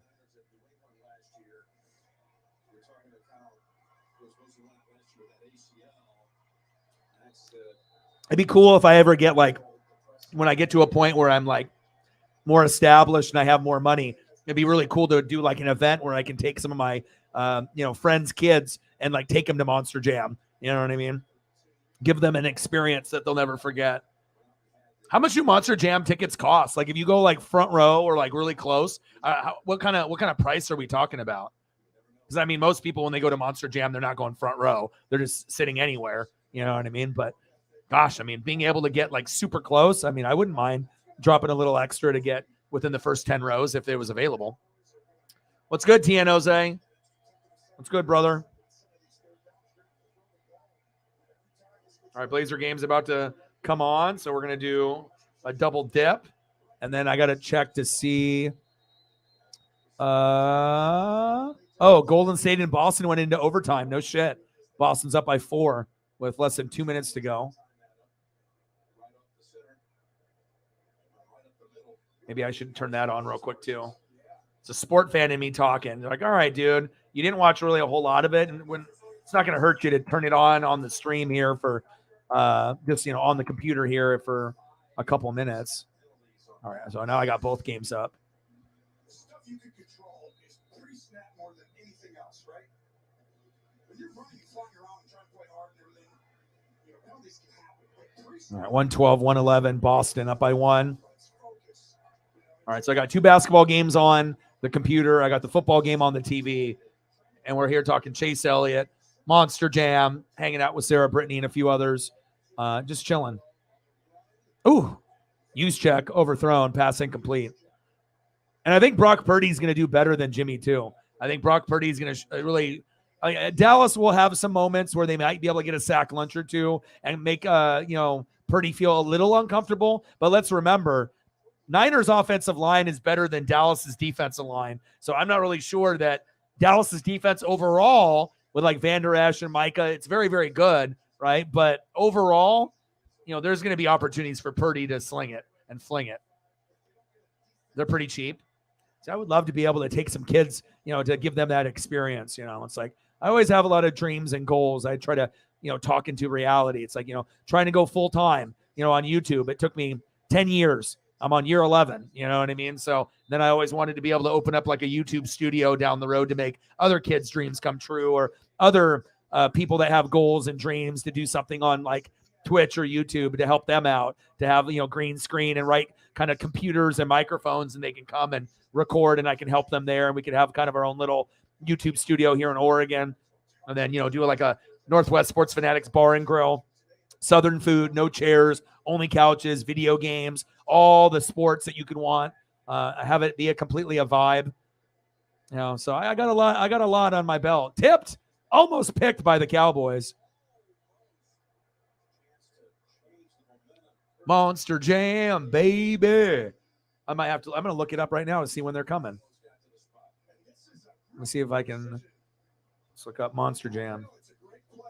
Monster Jam, Oregon, or schedule.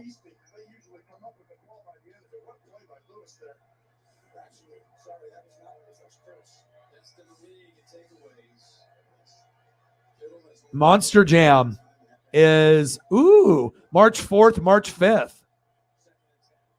They do a show at 1, a show at 7, and then a show on Sunday at 1. Ooh. Now I'm intrigued. Now I actually have to look up to see how much they cost. This is through Ticketmaster, but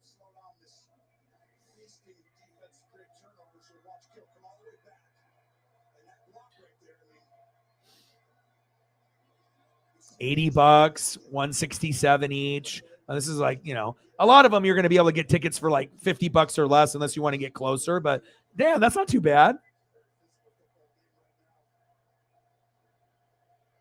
Section 110 though, where is that?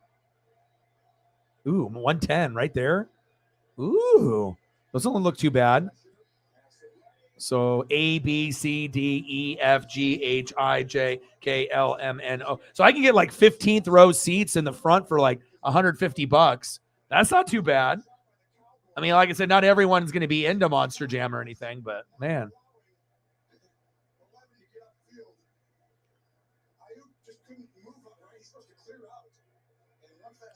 What's good, brother? How are you? He said Ravens. Is it too crazy when it, like, what have you sat close before? Is it just like too loud and it's like it's not enjoyable? Like, where would you recommend that I sit? Like in the 200 level or the 300 level? Like, I mean, I just want to be able to have a good view. I know it's going to be loud as shit, so it's not like I have to be front row or anything like that. But I'm going to take your word for it because you're the one that goes pretty regularly. I have friends that go, but I haven't gone to a Monster Jam in like, I can't even tell you. I mean, 30 years. I'm 40, so it's it's been a long time.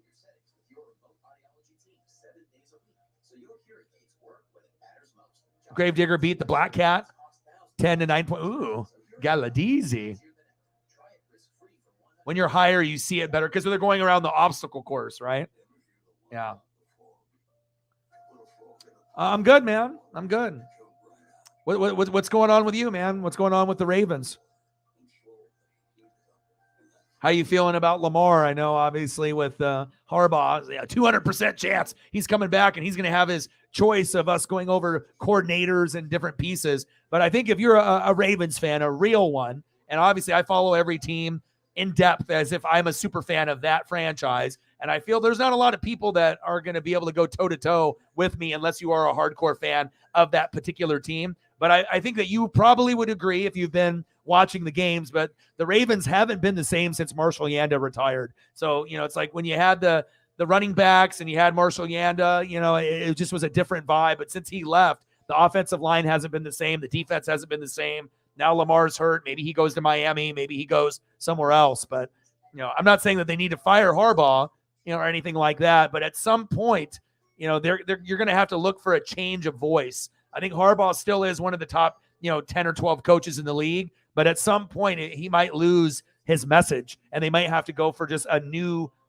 coach, something different for you guys. You know what I mean? But it really depends if you guys decide to keep Lamar or not. So,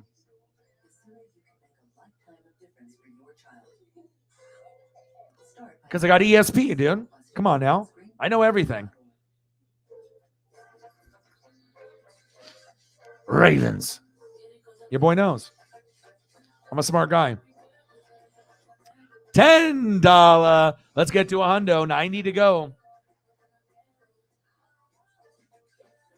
So they have races that take place where they drive in circles. So if you're too close, you don't see the. Okay. So where would you recommend, Brittany, if I end up getting tickets, if I end up going, right, where would you recommend that I sit?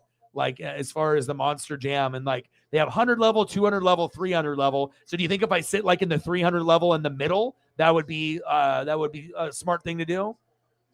Like I could be like in the 300 level in the front row at the top and then be right in the middle. That would be good. I mean, shit, if I sit in the 300 level, I could probably get tickets for like $20, $20 to $40, something like that. So,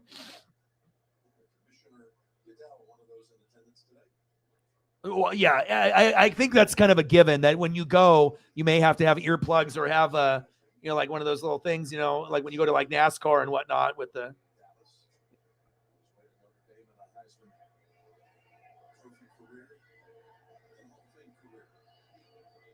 Second down and 10.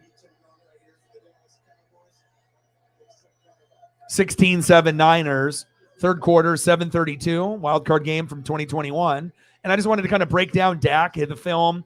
But obviously, when you're looking at the offense, it's completely different. You know what I mean? They don't have Amari Cooper. Tony Pollard is more of an impact guy this year. And I think that him and Schultz will get heavily involved against the Niners. But with that being said, San Fran is a different animal. Dallas is right there with him with the Eagles. I mean, like I said, if you're talking about three teams that almost are mirror identical to each other, Eagles, Cowboys, Niners, offense, defense, O-line, D-line. I mean, really the things that separate them, I mean, the Eagles obviously have the most depth. The Niners have the best coaching, and the Cowboys probably have the worst coaching and play calling out of the three. But you got Dan Quinn, who's the best defensive coordinator, and that kind of makes up for some of it. But you can't expect Dallas to put up a touchdown on defense every game, or make big plays. But that's ultimately, that's the only way Dallas wins, is if they get a punt, a kick return for a touchdown, a pick six, or if they get a lot of sack lunches. The Niners don't necessarily need that, or the Eagles don't need that. But it's going to be very interesting to see what happens this weekend. Yeah, Moda Center, where the Blazers play.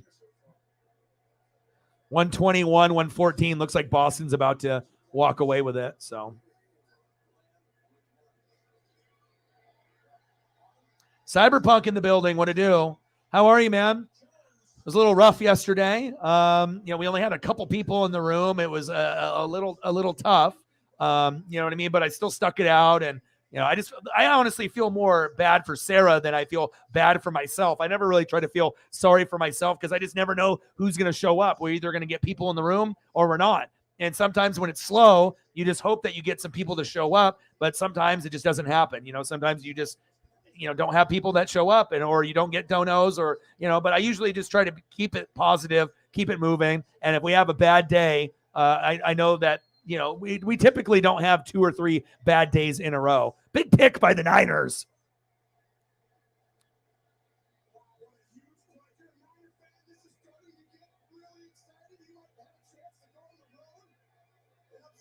Never underestimate the 49ers. And also with the Cowboys, in this game, it's like they already had this reputation of choking and losing. So no matter if Dallas makes the playoffs, maybe Dallas fans, this is our year. This is our year. This is our year. But they've been saying that since 1993. But finally, they got the road game against Tampa. And if they were playing someone other, maybe than the Eagles or the Niners, I would maybe root for them to go further. But, obviously me being a Niner kid growing up, and I just think the Niners are, you could argue the Niners are the best team in the NFC. I know most people are going to say Eagles, but if Jalen Hurts isn't 100%, I mean, I know it's crazy to think that Brock Purdy could lead a team that's the best in the NFC, but don't be surprised if the Niners make the Super Bowl. I could definitely see that happening because I really only think it's going to be touchdown Niners. It's either going to be Niners or Eagles, and then Bengals, Chiefs, Bills. That's it. There's only 5 teams that can win it this year. Debo Samuel with the tutty. Cyberpunk, you ever been to a Monster Jam? So obviously we were talking about NASCAR, Monster Jam, and just other things that are going on after this football season is going to be over. We got a month before NASCAR comes, which is exciting for me and a few others. But I know not everyone loves NASCAR or baseball, but I'm really starting to fall in love more and more with baseball and NASCAR.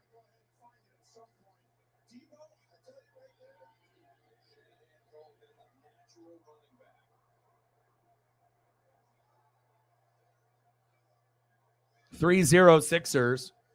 All right, Debo, you're the man. I don't think the Cowboy game will go like this, though, where it's 23-7 and then they have to fight back. It's not going to be like that. It'll be closer. It's like how embarrassing. You're 12-5 and you're getting rocked 23-7. But again, the Niners have a better coach, better play calling, better balance.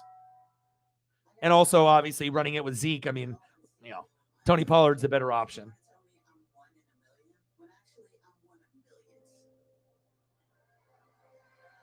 No, this is a replay.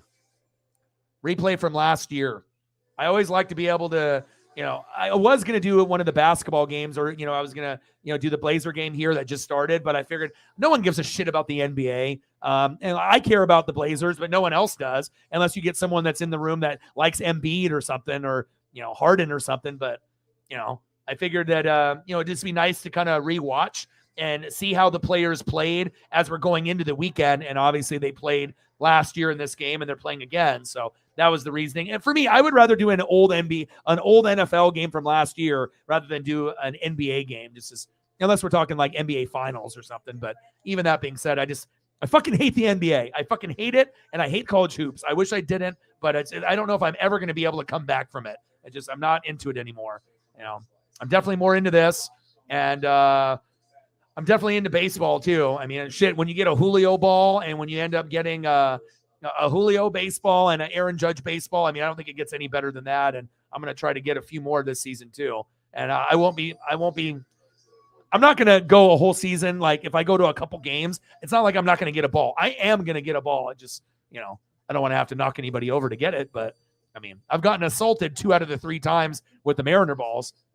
Kike Hernandez got assaulted. The Aaron Judge one, I got assaulted, but the only one I didn't get assaulted was the Julio ball. But special times, man. Plus, being able to bring home a souvenir from a game. You're not going to get an NBA ball. You're not going to get an NFL ball unless you're sitting front row and you're already rich and Cam Newton hands you one. So I think that's a part of it too. Just being able to have that connection and to be able to bring something home is huge. It's my guy, man. Rookie of the year. Rookie year ball. My guy. Julio, baby.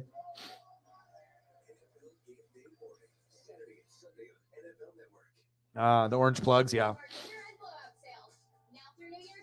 Yeah, I imagine, man. Well, anything new going on? Like I said, I've still been doing some research on the official Texas Tech, looking at different options, for stuff. But I think the best one was that sewn one again, that I saw, the black. They had the screen print one for like 105, 110. The sewn one's 150. And plus, if you're going to get an autograph from Mahomes on a Sharpie, it's not going to look good on a screen print. When you put the signature, you're going to want something solid for him to write on the number on the 1 or the 5 or, on there. So definitely the extra $40 for the sewn is going to be definitely worth it. And, we'll definitely talk about when we can get that done. So it kind of kills me inside because you don't care if you get it or not. You don't care if I do it now or do it months from now. But just for me, it's like, since I already got Holly her stuff on her second round, you deserve your stuff already from like November, December. So it's just, I got to get the right timing to get it done. And I know you don't care, but I just really appreciate everything that you've done. And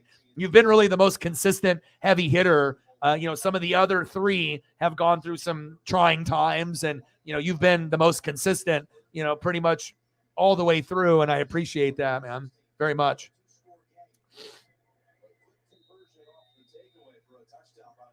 Yeah, you have.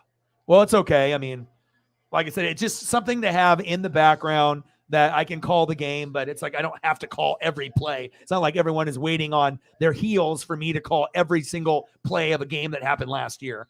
Yeah, Gravedigger. Yeah, and like I said, Brittany, she goes to with her son, and I had a friend in California that actually went just last weekend and had some really cool video and pictures. And she's going to be going to a NASCAR race there in New Hampshire, kind of where she lives out there on the East Coast. And, we just started talking about other things other than football, and that happens sometimes. So.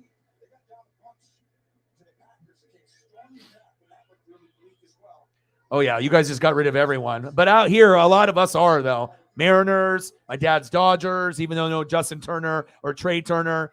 Sarah's Cardinals are going to be exciting. We got a lot of Braves fans. So, obviously, if you're a Boston Red Sox fan, I mean, you should have never got rid of Mookie. That's the bottom line. Whatever Mookie wanted, you should have made him the highest paid player in baseball, no matter what. But because, like I said, without Mookie, the Dodgers don't win the World Series, and the team isn't the same. But you had your run with Ortiz, and you had your run with Manny. You had your run for a while, and nothing lasts forever. But at least you ended up having an amazing run with the Red Sox and the Pats at the same time. So. Hey, I mean, not all of us can have fucking greatness, Brittany, for fucking 20 years. You know what I mean? But that's the thing. If you're not gonna be bandwagon and you're gonna stick with your team and not be bandwagon, right? After the greatness ends, it's not gonna be pretty. And you know what I mean? I know for some Pats fans, they probably thought it was never gonna end. Like they're just gonna be great forever until they die. You know what I mean? But all great things and all good things come to an end at some point, and then you got to rebuild. But at least you're off the Mac Jones train, and now you're trying to go for Zappy. But I don't know if he's going to be the one that's going to, get those opportunities, though.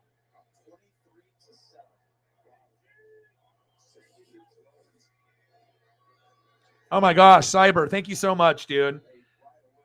Seriously, Cyber, you are so good to me, dude. Because like I said, sometimes, I'm grinding for 4 or 5 hours, and we're at like $25. And then if it's through YouTube, that means I probably made like 12. You know what I mean? Like making $12 over 3 or 4 or 5 hours sucks.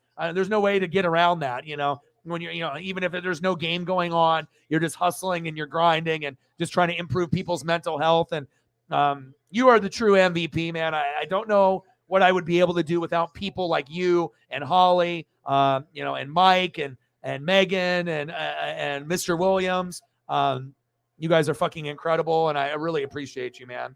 Yesterday was rough. I think what did we hit yesterday, Sarah? 20, 25 after like 4 hours? That wasn't good. And we were sitting at only like 5.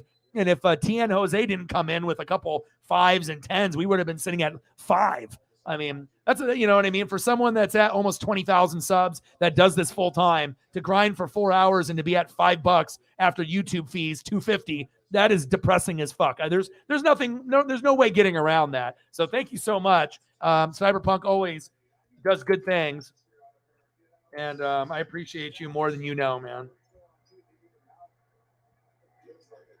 Cyberpunk with a big dono.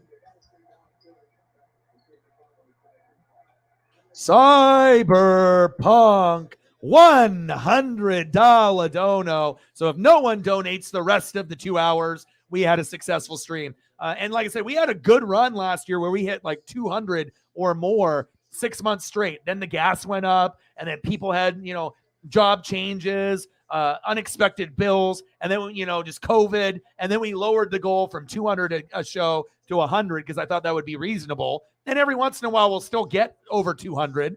But if it wasn't for people like Cyberpunk and his generosity with his hard work and supporting this channel, I mean, who knows what happens? I mean, I hope I never have to get to a point the rest of my life where I have to go get a shitty part-time job just to make ends meet. But as long as we have goats, and hopefully we can grow on the baseball side and the NASCAR side, because I'm never going to grow on the NFL side. They fucking hate me. You know what I mean? They don't give a shit about me. Like, I can do a stream, and they can have old streams from 2 years ago ahead of me in the pecking order. And you scroll down and look at me calling a game, and I'm like 30th. How is that fair? You know what I mean? Like, it's like if you're making money off me, the more you promote, the more money you make. But apparently they just only want to push the big people, which sucks because I don't think the big people are better than me. I honestly don't. I honestly feel that if the bigger channels with the people that have 50, 100, 1,000 in the room, and if I had that, I honestly think that the support that I would get would be bigger than what these other channels would get. Even the big dogs that, have like, 1,000 in the room, and they're making a couple thousand in a game. If they make 2, I can make 4. You know what I mean? Like I said, the heavy hitters that we have are a little bit different than some of the other channels. And some of the channels are very loyal to their hosts and who they have. But I don't know. I just think that we're not fake. We don't lie. And we know some of those bigger YouTube channels, they're fake and they lie. And then they put on a show for people and people believe it. So Cyberpunk, my boy, $100. That's a lot better than 24. And I think all 24 was it on Super Chat. So after, all the fees are, in line. I made what, $12? That's not good. $12 for 3, 4, 5 hours of work. Not good. But Cyber knows. And I appreciate you. What do you want to see for photos? You want to see some Bo? I got you, brother. Let me know what you want to see. And I got you. Man, and you just got to pray that you don't have too many days of 10s or 20s, but you know what happens, especially when you have limited people. I think it would be more disheartening, if you ended up having like 100 people in the room and you made $24 in 3 or 4 hours. You know what I mean?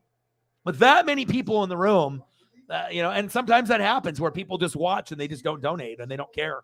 You know what I mean? But, if you only have, 20 people or less or 10 people or less and you hit a small amount, well, no shit, you don't have enough people. You know what I mean? So that's why every person, when they donate on this channel, it means 10 times more than when you donate to another channel that's already got 1 billion people in the room. It means more here.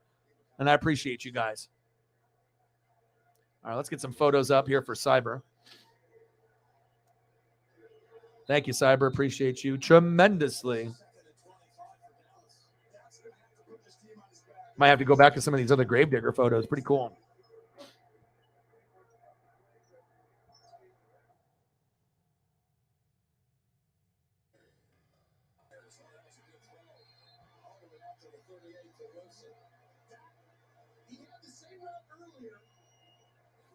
Appreciate you, brother. Let's go down some of the Chief photos that I have. We'll throw up some bows for you. And then if you got anything else that you want to see, let me know.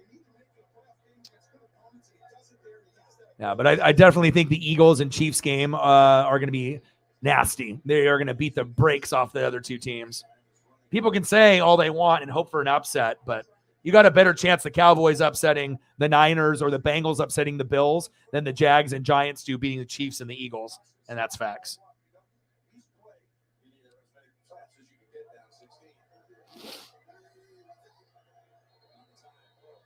All good things come to an end, especially with teams that, overachieve. But you kind of gave everything that you had, Jags and Giants. It's like you're playing a Super Bowl team. You're not just playing another team in the playoffs. I mean, you're playing the Chiefs and the Eagles, and that could actually be the Super Bowl. So, and the Chiefs have this and this. Good night. The only team that they have a problem with is the Bengals. I mean, if the Bills beat the Bengals, the Chiefs can beat the Bills. It can happen. You know what I mean? So they have their number. I mean, but the only team that has both numbers is the Bengals. I think that's the, whether that the Bills and Chiefs want to admit it or not, they don't want to play Cincinnati. It's not a good look. They struggle.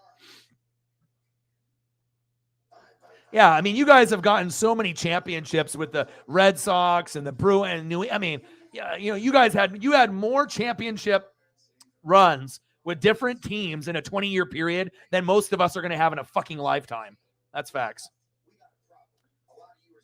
Nice. Dude, you know what's crazy that you brought that up? I actually just saw a really cool thing from Bubba, Bubba Ray. And Bubba Ray, he had a tweet that he put out. And obviously, you start to see that Bam Bam Bigelow, like from The Rock, in the show, and like how Bam Bam was like really, really good friends with a lot of wrestlers. And he was a really good dude. Like I actually started reading this thing, and he had a thing that he keeps with him. Let me see if I can find it. But that's really odd that you said that, because I actually have been looking at a lot of Bam Bam Bigelow stuff in the last couple days. I don't know. It's been on my timeline, like on Twitter, and wow, this is crazy. Let me see if I can find it here.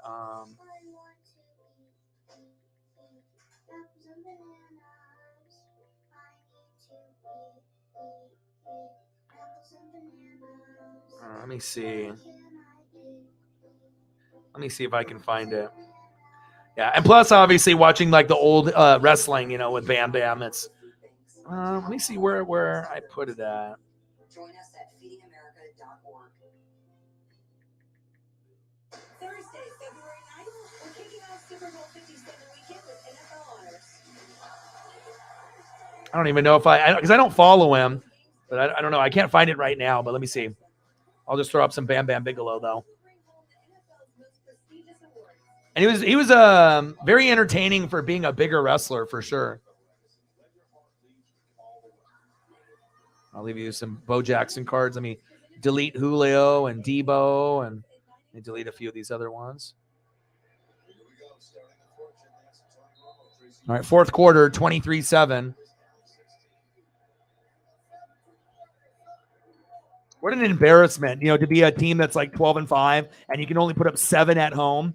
Cowboys being Cowboys, you know what I mean? But you have to have a good game plan. And also the Niners are a lot faster than people want to give them credit for. Their defense is one of the fastest in the NFL, period. They're faster than the Eagles, and they're faster than Dallas.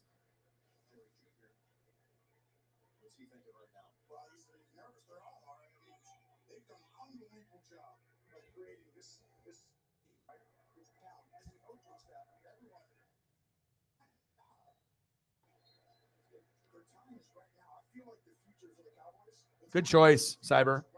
Something different, something unique. 22-12, Sixers are up by 10.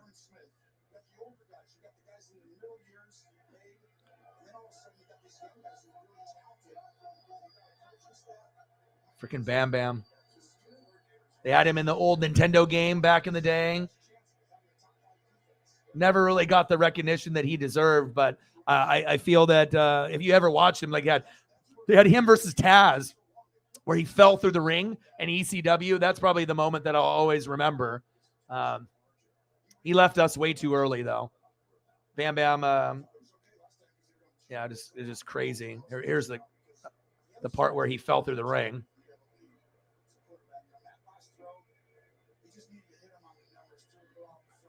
Taz, the human suplex machine, how great he was back in the day.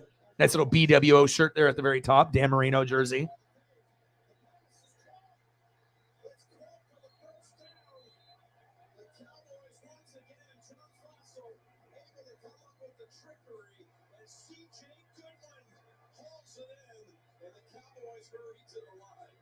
Oh, Bam Bam versus Lawrence Taylor.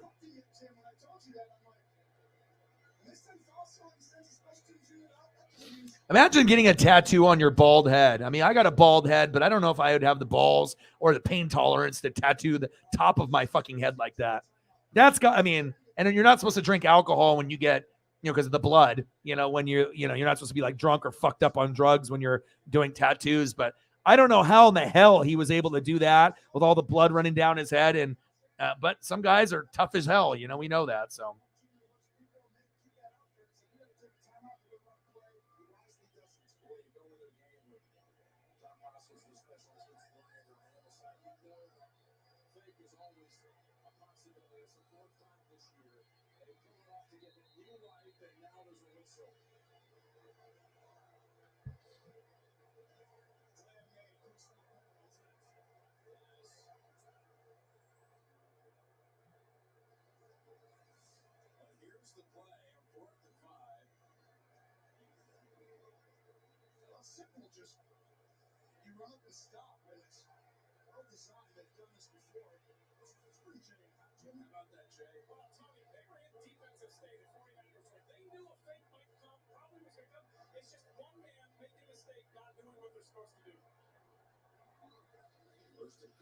First down and 15.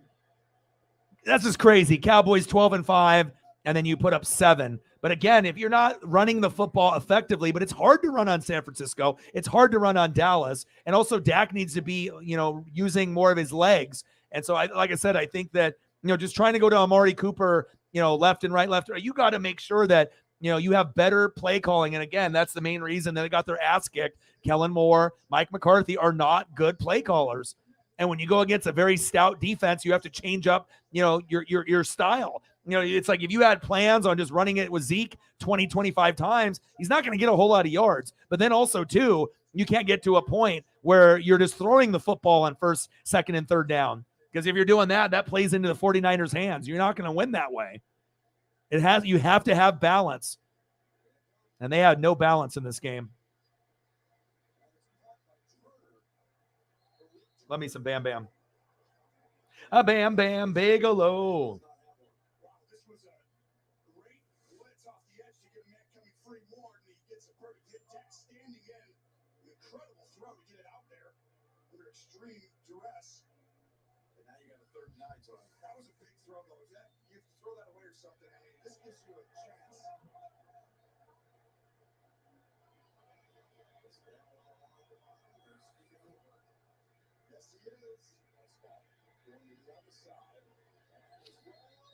Oh, wow. Too Cold Scorpio. Oh, my gosh. When you're looking at some of these like old school ECW stuff.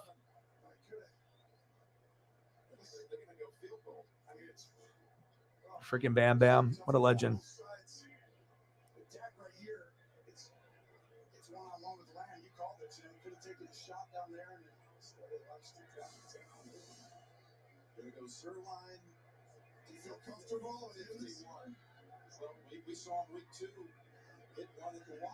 I got Greg the Leg.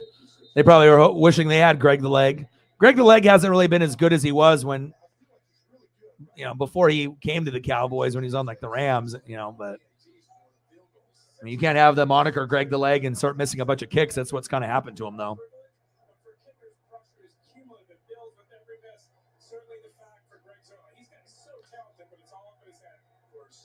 Surgery now, season, and even 26-14 Sixers. This is brutal.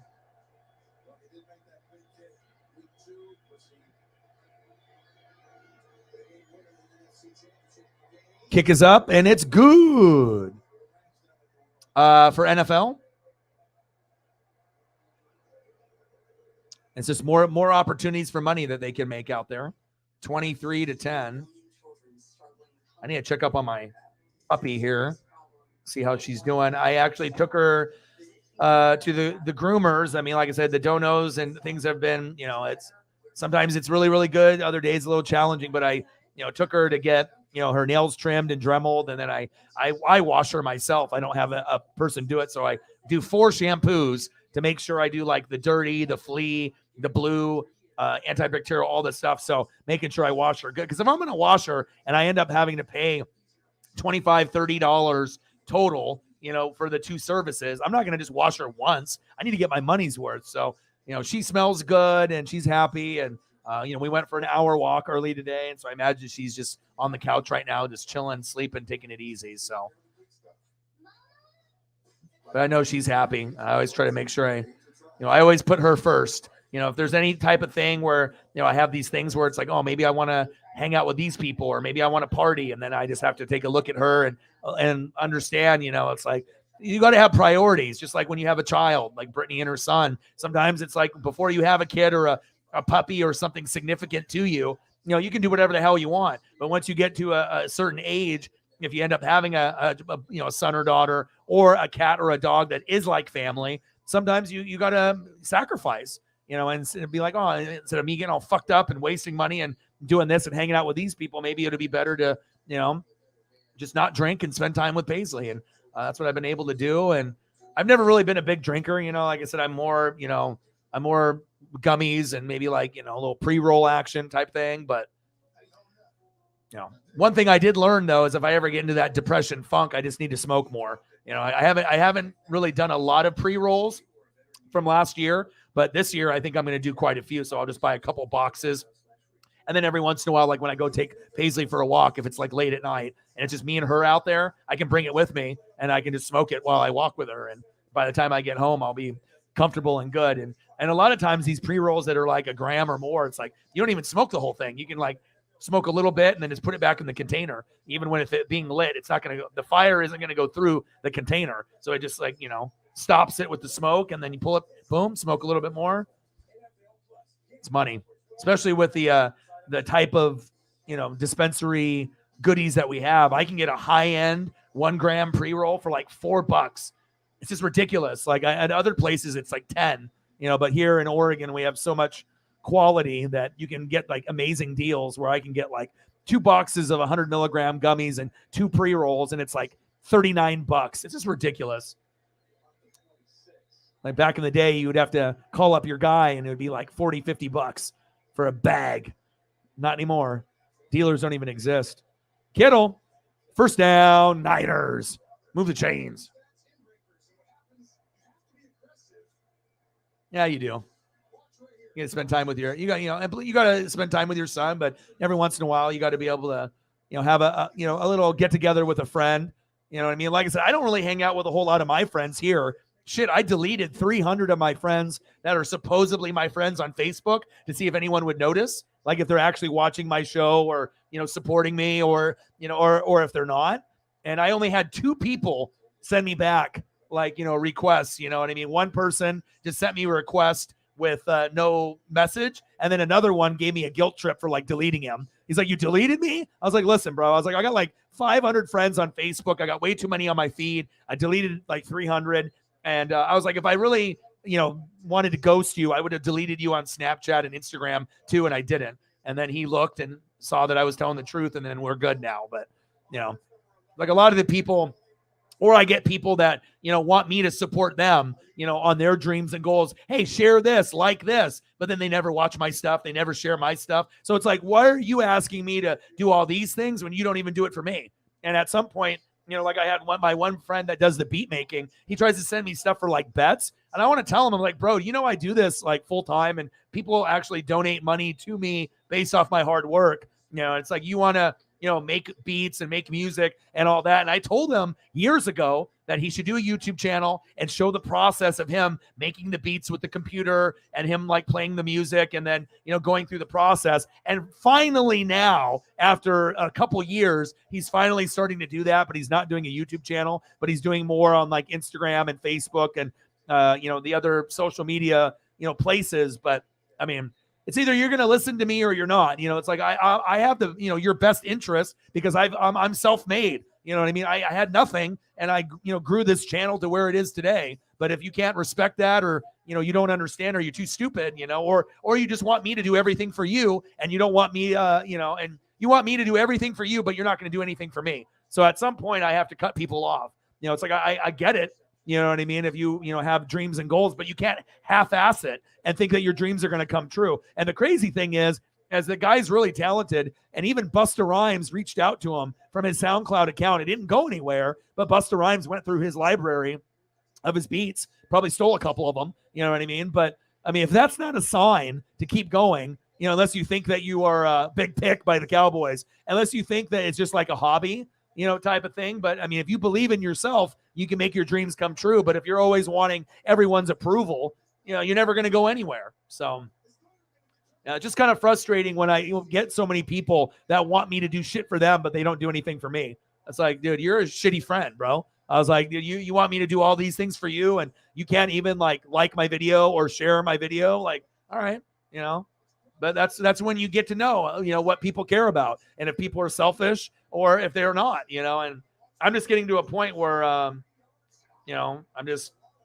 sick and tired of trying to help people or promote people if they're not going to do it for me. You know what I mean? I cut those people off real quick. So.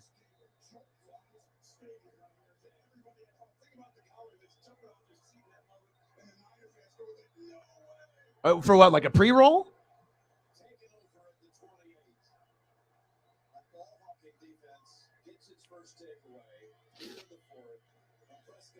I don't know. I mean, like I said, everyone has, different things that are going on, you know what I mean? But it's just like, if you're going out of the way and you're trying to, you're doing like DraftKings and you're sending me all this stuff. It's like, okay, if you win and I give you advice, are you going to give me anything in return? And if the answer is no, like, you know what I mean? Like, you don't even know who I am. Like, have you even seen all the hard work and where I built this channel? You know what I mean? Like, it's like, it's amazing to see the support that I get, but it's like, sometimes I got to be like, bro, it's like, there's been people that have donated 500 at a time to me.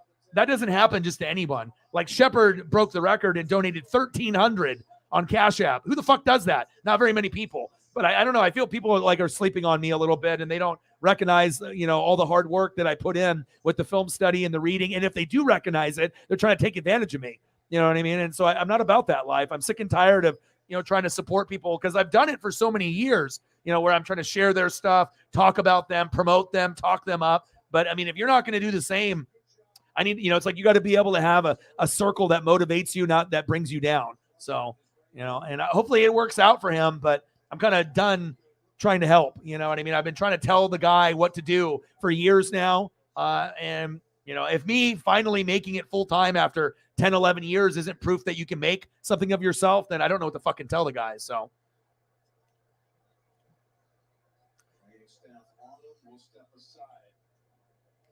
Yeah. But the thing is with this guy, he's kind of selfish. You know what I mean? Like, he's, I don't know. You know what I mean? He's more about himself, which most people are, you know what I mean? Which is unfortunate. But again, you're never going to get anywhere in life unless you help people. You have to be able to have a team and help people out. But it's like, you're just trying to get like free information from me. And then on top of that, if you win, I don't even get anything in return. Why the fuck would I help you? Just because we're friends? You know what I mean? I don't even really talk to you that much. You know what I mean? And like, oh, you're just trying to take advantage of me and just trying to be able to get some free info to win money. And then you wouldn't even send me anything. Like, don't be fucking stupid, dude. Like, But I don't even think he realizes that. He doesn't realize that he's in the wrong. But of course, you know, it's just kind of stupid when you ask me to be able to share your stuff. You know, it's like, dude, I've been being consistent. I've been grinding for 10, 11 years. And now you're trying to, you know, get on the grind, you know, in the last like couple months. And you're trying to get all these people to, you know, share your shit and do all that. But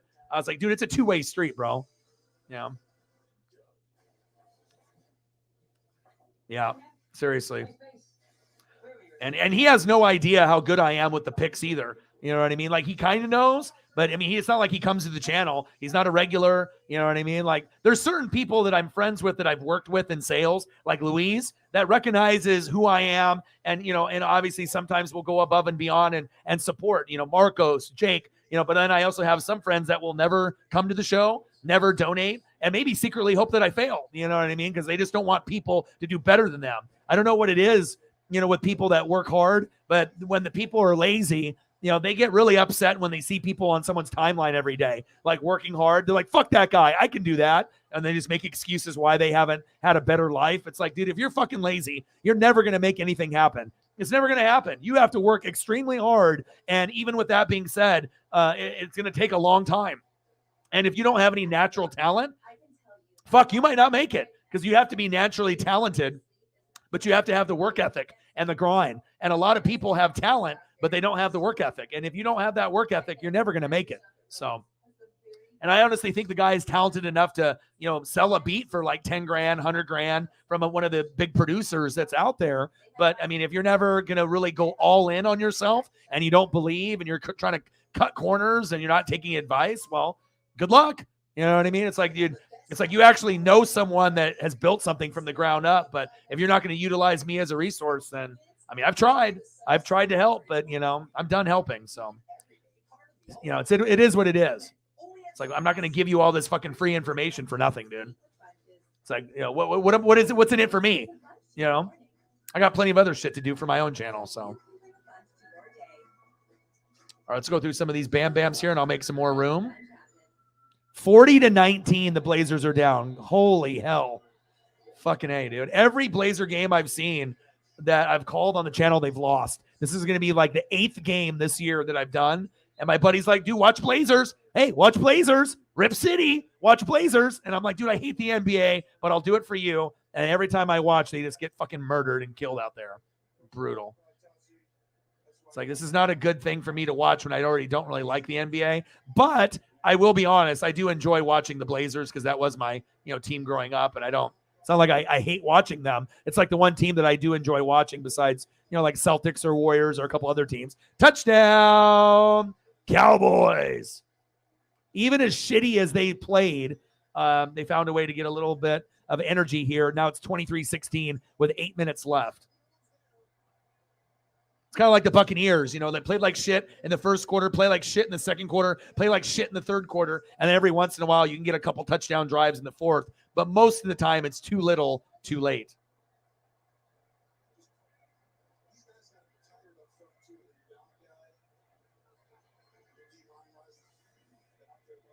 Dak with the rushing touchdown. Nice job. Extra point is up by Greg the Leg, and it's good. 23-17 with 8 minutes to go. Dak had a shitty game. It's not like he played good this game.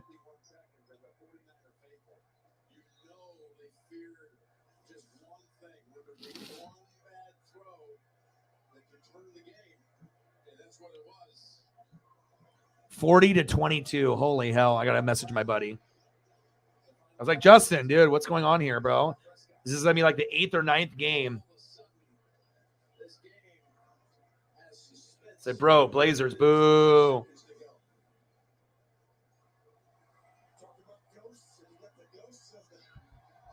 I mean, I don't need the Blazers to be winning like every game, but it's kind of ridiculous. The only game I've seen the Blazers win that I've watched is the game that I went in person with my friend when we went to the arcade. But at least we beat a couple games. Sunset Riders, Teenage Mutant Ninja Turtles, the arcade game. And we beat a couple other games too. I think in The Simpsons. So I think we've beaten 4 arcade games all the way through, and X-Men. So I don't know what's next on the list, but you know, we're definitely going to go there and try to beat another game or two. 23-17 Niners.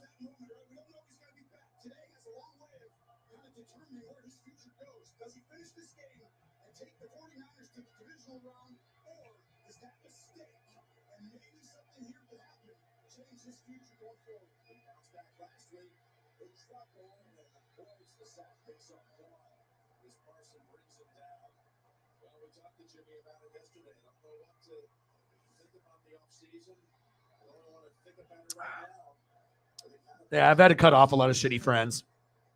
When you get a lot of people that party people, people that party hard, drinking drugs and they just party. They don't have any common sense of consequences. They only think in the now. They only think in the now. They don't think past that. They think about what can I do to get faded? You know what I mean? Who am I hanging out with? Type of thing. So, but I'm glad I'm not really into that crowd anymore. You spend way too much money hanging out with those type of people, and it never ends up with anything good. You wake up feeling like shit, and your bank account's fucking empty when you wake up the next morning, if you wake up at whatever time. 3rd down and 4.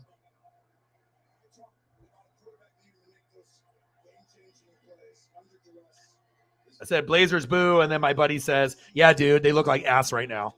Yeah, you could say that. I mean, shit, we're down 40-22. And then after this game is completed, then I'll obviously turn on the Blazer game, and then we'll go from there. So, but God bless Cyberpunk. With a small amount of people, I can always count on a couple people to usually bail us out if we're having like a low stream, and just feels good, to be loved and appreciated like that. But I guarantee there's a lot of my friends that have no idea what I'm doing. You know what I mean? Unless they're spying on me and stuff. But it's almost like remarkable to think that anyone would donate, $500 or more to someone. But it shows you if they love you and they appreciate you and they believe in you, crazy stuff can happen, man. And we're only in the beginning. This is, I'm like 1% into my journey, and I'm on year 11. I mean, this is something I'm going to do for the rest of my life. That's the goal. I mean, I don't plan on, working at some fucking, call center or doing warehouse work ever again. This is going to be like it for me. I mean, that's the ultimate goal. So holding on the defense. Niner fans holding their breath. Oh, a big hold. I mean, there's holding on every play.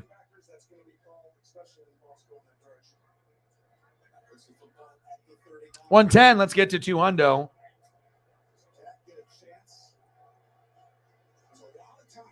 What do you want to? Anything that you want to take a look at, Sarah, Brittany, anyone that's in the room? If you guys have anything that you want to be able to see, just comment below. This isn't like a game that's happening right now, so I mean, anything that you want to see, even if it's something like this, let me know.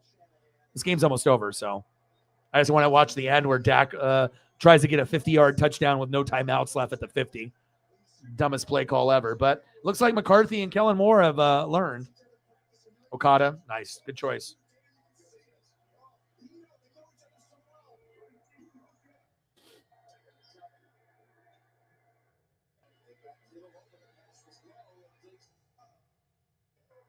Fumble.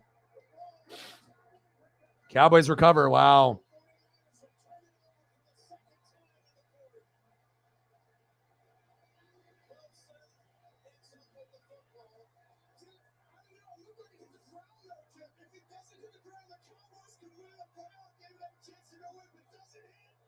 Oh, hit the ground. Incomplete. Oh, look at that one. That's cool. Yeah, and I rewatched AEW, Top Flight and Young Bucks. Oh, fantastic. Fantastic. Every Bryan Danielson match, fantastic. It's must-see TV. And even though WWE is better with Vince, I still find myself enjoying AEW more. I just like the wrestlers more over there. I got about 10 guys over there that I like watching, with obviously Dr. Britt Baker as a female. And then I got maybe 5 or 6 that I enjoy on the WWE side, but a lot of times they're not on all the time. So it's like, I don't get to see Kevin Owens wrestle every day or AJ Styles every show. Seth Rollins. Flag on the play. Tyree in the building. What to do? What's good, Tyree? I'm just watching the Niner Cowboy replay from the wild card from last year since we're getting closer to the games. But like I've been saying, so I'm not going to get every pick right all the time, but I feel like my percentages on my predictions are much better than most people. Beefy still owes me $50. He's a Buck fan that lives in Florida that used to live here in Oregon, and he wanted to bet me that not only would they beat the Cowboys, that they were going to win it all this year. And I don't even think he was joking either. I was like, bro, I don't want to take your money, but I was like, it's one thing to bet that the Bucs would beat Dallas, but to go all the way is a little ridiculous. Cowboys dropped the interception. But again, some of us know football and some of us have hopes of something crazy happening. But I mean, my predictions are my word. It's my reputation. So it's not like I'm not going to give out bad information or bad picks like Stephen A. Smith. I actually care about my reputation. So, but we already know the games on Saturday will be a blowout. The games on Sunday will be close, and there is a chance the Niners could end up, beating possibly the Cowboys more than 10, but it could be less than 10. Like I really do think the Cowboys, Niners, Bengals, Bills are going to be really good. And I think that with Jacksonville and Kansas City, that's going to be a blowout. And I think the Eagles and Giants will be close at first, but then the Eagles will blow them out and pull away.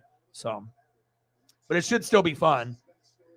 I haven't really decided if I want to pay for thumbnails for those games just because they don't really work for me. They don't put me high on the priority list. I'll get a few hundred, maybe 100 more people. You know what I mean? But if those aren't leading to anyone that's donating, it's like, then I'm losing money. So it's like to pay $35, it's going to look good for each one. But I mean, that's $70 out of my profit. So, I mean, obviously I would love to be, unless I can make one myself. I mean, sometimes I can get lucky where I can make one that looks halfway decent, but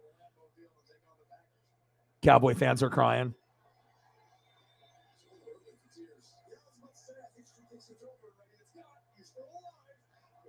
Cowboy fan reactions are hilarious in the crowd. Meme City.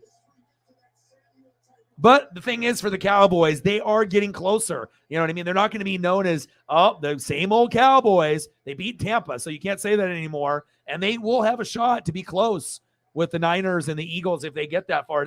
And a big part of that is Dan Quinn and Micah. Because imagine if they didn't have the defense. Then we're not even talking about Cowboys. They're in the same category as like the Vikings, where they're a good team, but they're a pretender. So at least they're not the Vikings. And hopefully the Vikings can get some defense because, it's a shame to be able to see my favorite receiver and Justin Jefferson have to deal with that. And then I guess we'll have to figure out if Kirk is going to be the guy moving forward or not. Sixers 48, Blazers 28. Thank God I didn't go to this game. But me and Preston might go to a Blazer game on Wednesday next week. Shotgun set, 3rd down and 5. Jimmy. Debo, good tackle. Yeah, what's good with you, Tyree? You want me to throw up some Eagles? You got a player that you want to see? I'll throw up a Jalen Hurts for you now.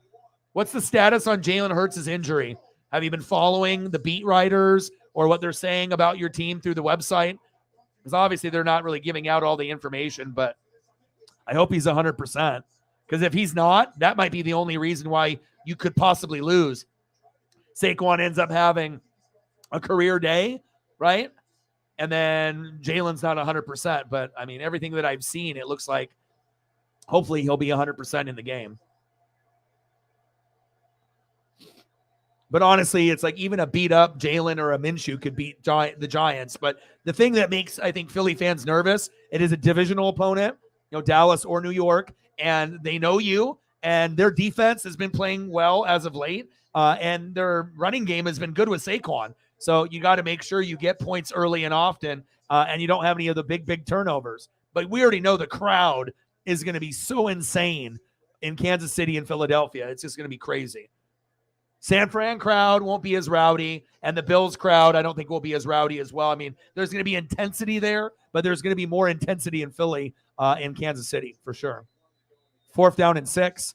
Niners are about to punt, but there's your guy. But I think the Eagles fans' confidence isn't the same as it was at the beginning of the year. They're like, oh, we're going to go all the way. But now with Jalen's injury and some injuries like Lane Johnson, I'm not sure if the Philly fan base is as cocky or confident as they were. I don't think they are. I think they're starting to fear that, there is a chance that, the Niners or Cowboys could compete and maybe even beat them, even though they're confident that they can go to the Super Bowl and win. They got good balance, but I mean, to beat the Cowboys or the Niners, these teams are not that far behind Philly, as far as like talent. And there's some people that think that the Niners are the best team in the NFC, even over Philly. It's hard to argue. I mean, it's both of them are right there at the top, Philly and San Fran. But again, the NFC teams have defense. Cowboys, Niners, Eagles, and that's what's going to help you win a Super Bowl. And the AFC teams don't have a defense. Chiefs, Bills, Bengals. Their defenses are like a 7, right? At times they can play like an 8 or a 9 with like Chris Jones or, Jordan Poyer, or Hubbard or T-Rex or Von Bell. But overall, the Bengals defense is the best out of the 3 teams between the Bills and the Chiefs, in my opinion. But with even that being said, it's not like anyone is intimidated by the Chiefs, the Bills, or the Bengals defense. You're only intimidated by their play calling and their offensive weapons. And that might cost you. You know what I mean? Like if the Bills make the Super Bowl and you play the Eagles and Niners, there's no guarantee you win. You know what I mean? It's not like I think that their defenses are crap, but let's be honest. The Dallas Cowboys, San Francisco 49ers, and the Philadelphia Eagles, those defenses are like a 10, right? Bengals, Chiefs, and Chiefs are like a 7 or an 8. There's a big difference there. They don't have as many good players on defense than these other teams in the NFC. I mean, I don't really care really what we do. I mean, we can bring in Carr, anyone besides Kyle Trask, but we have so many like aging pieces. We have to get rid of Bowles, get rid of Leftwich. They already fired him. Brady's not coming back. I mean, we already had our Super Bowl run. So mentally, I'm already thinking that we're not going to be good for probably 5 to 7 years.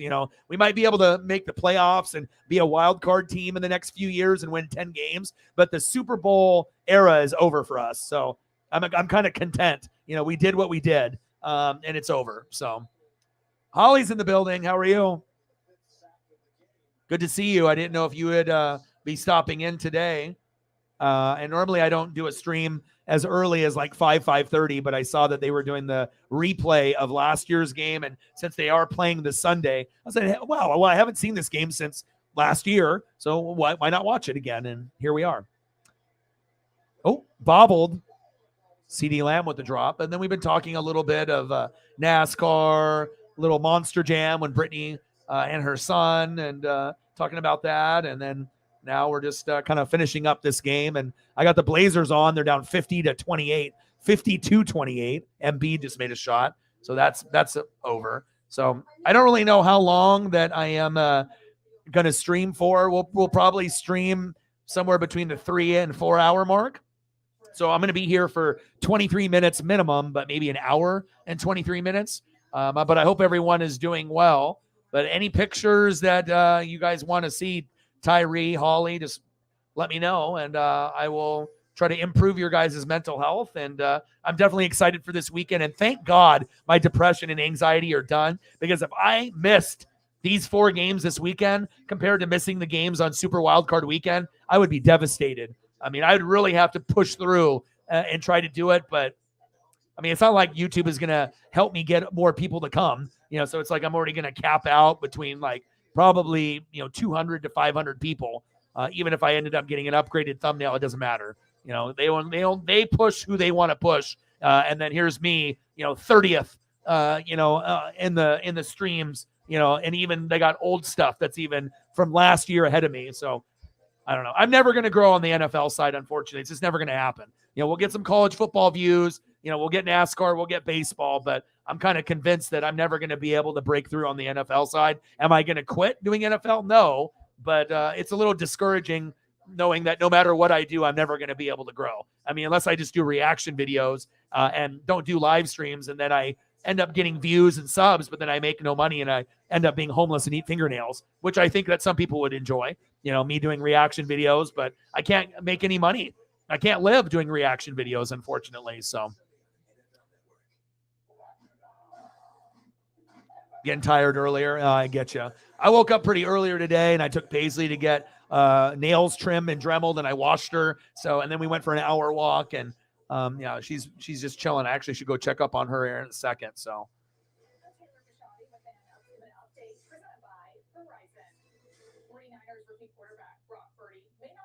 Yeah.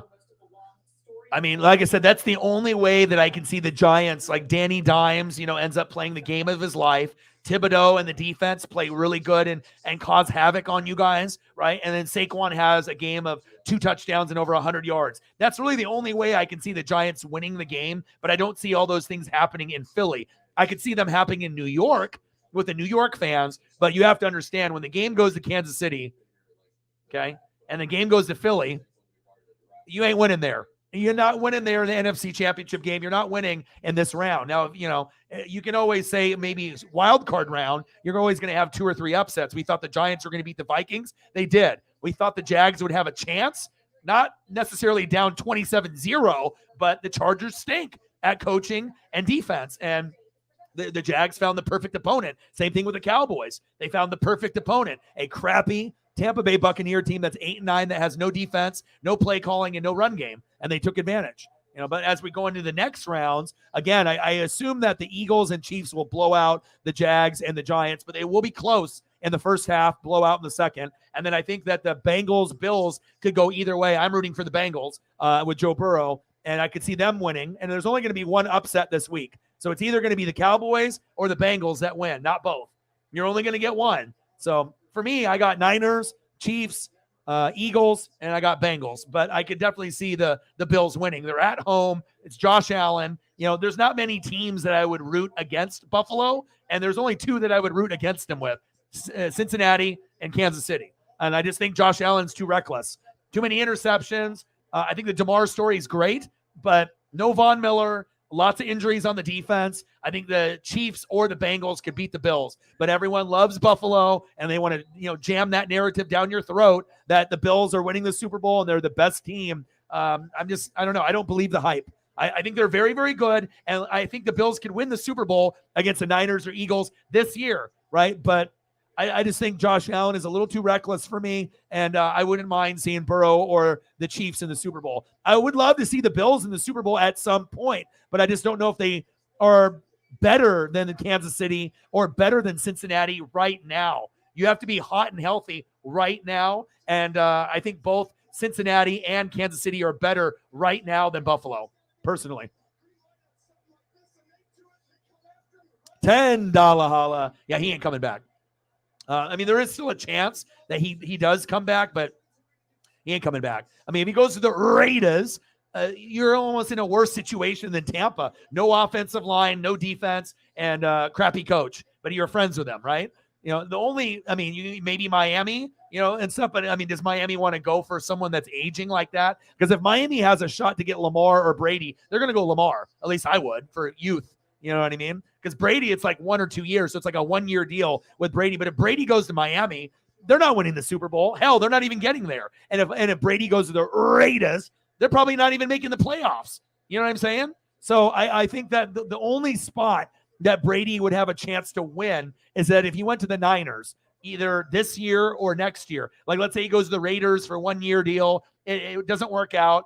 They end up going like 8-9 or worse, or like 7-10. And then the year after that, the Niners, give him a 1-year deal and he tries to ride off into the sunset, a champion, and then go into the broadcast booth. That's the only scenario that I could see where Brady can go to a team that's got everything already in front of him. All he's got to do is just not turn the ball over, and he has a chance to win a Super Bowl with San Fran in 2 years. But that's the only spot that I can see him actually making an NFC, AFC championship game and actually possibly winning a Super Bowl or getting there in San Francisco in like 2 years or next year. But you have Trey Lance, you still have Jimmy, you got Brock Purdy, so you have to make a decision. But if they think that Brady can get them over the hump, they may do it. but then Brady would probably have to take a pay cut instead of getting, 30, 40, 50 million a year. They'll be like, listen, Tom, you're going to have to take 15 million if you want to come here. And if you're willing to do that, we'll grab you. But if you want more, nope, we're going to stick with our guys. So that's what it might come down to. But well, if you're a Chief fan, you don't want the Bengals to win. I know you like Joe Burrow like I do, right? But if the Bengals win, they've beaten the Chiefs the last 3 times. You don't want the Bengals, because if the Bengals win, they might go to the Super Bowl and lose again, or possibly get over the hump and win. But if you're a Chief fan, the last team you want to see is Cincinnati, because they run the football and they play good defense, right? With Buffalo, it's a shootout. Both of your guys' defenses, even Cincinnati's, are like 7s or 8s. The NFC teams, Dallas, Philly, Niners, have defenses that are 10s. And that's why the NFC teams have won the Super Bowl the last 2 years. If you go against a good defense, even if you have Mahomes or someone elite, sometimes it's just not enough, especially if they have a good pass rush. So if I'm a Chief fan, the last thing that I want to see is Cincinnati. You want Buffalo to win so you can beat the brakes off of them and go head-to-head, because you have Buffalo's number. But if it's anyone besides Kansas City, I imagine Buffalo doesn't even want to, see Cincinnati at this point. They were probably praying that they would play, Cincinnati would play the Chiefs and Buffalo would have like the Jags, like an easier opponent. You know what I mean? Because the Buffalo and Kansas City struggle with teams that run the ball effectively, that have good defense. And when Samaje Perine and Mixon get going, and when you guys get down by 10 points, Bills and Chiefs, the play calling gets out of whack. Anyone that's watched Chiefs and Bills games, when they play a good opponent like the Bengals and they get down by 7 or 10, they start pressing. They start, trying to thread the needle with the football in double coverage. It turns into turnovers. They start not really playing within themselves. No ring around the rosy. You don't get that elite play calling. You get kind of this nervous play calling, and it usually leads to mistakes. They don't stay true to themselves. Buffalo stops running the football. Kansas City stops running the football. They try to play catch up, and it usually ends up turning into a turnover or an L. So I think Cincinnati knows that no matter who they put back there, we're going to run the football, and you can't do anything about it. And that's really discouraging if you're Buffalo or Kansas City, because you know what they're going to do. And then if they stop the run, boom, play action, and they got, T. Higgins, boom, Tyler Boyd, boom, Jamar Chase, boom, Hayden Hurst. So it's not like they don't have weapons. The O-line still is a work in progress, but Cincinnati's O-line is better than last year's, and it shows. So, and we were talking about how we don't usually see teams that go to a Super Bowl and lose and get back. We've seen teams win and get back, but when's the last time we've seen a team lose and get back? It never happens, ever. Buffalo Bills 4 in a row, but just saying in the last 20 years, when a team goes to the Super Bowl and wins, they, maybe they'll get back, and they'll, if you're one of the top 4 teams, but a lot of times if you lose, you don't get back for a long fucking time or ever. You know what I mean? But Cincinnati has a chance to change that narrative, and I really do believe Burrow is Joe Montana, and I like Joe Burrow more than Allen. I just do. It's like Mahomes, Burrow, and then you got Allen, Herbert, in that next category, but I never will have Allen over Mahomes or Burrow. I'm just not an Allen guy. I think Allen's great, but he throws a lot of picks. I think his hurdling is great. I think his arm strength is great, but he's not accurate like Burrow and Mahomes. So you can tell me all the stats that you want, but I just think that overall he tries to be Superman too much, and he forces it, and a lot of those things that happen lead to losses, and that might happen again, obviously on the weekend. I will be rooting for Cincinnati. So now, do I think Cincinnati can win? Yeah, I really do. I think that's like the one team that could beat Cincinnati. Cincinnati could beat Kansas City, beat Buffalo, and obviously they've already beaten Kansas City 3 times, twice last year, once this year. And if the DeMar cardiac arrest didn't happen, I honestly 100% in my heart believe Cincinnati was going to beat Buffalo. So, and there's not very many teams that I believe in that can win on the road. And the 2 that I believe in the most, Cincinnati and San Francisco. Those are the teams that I believe that are built the strongest to win on the road.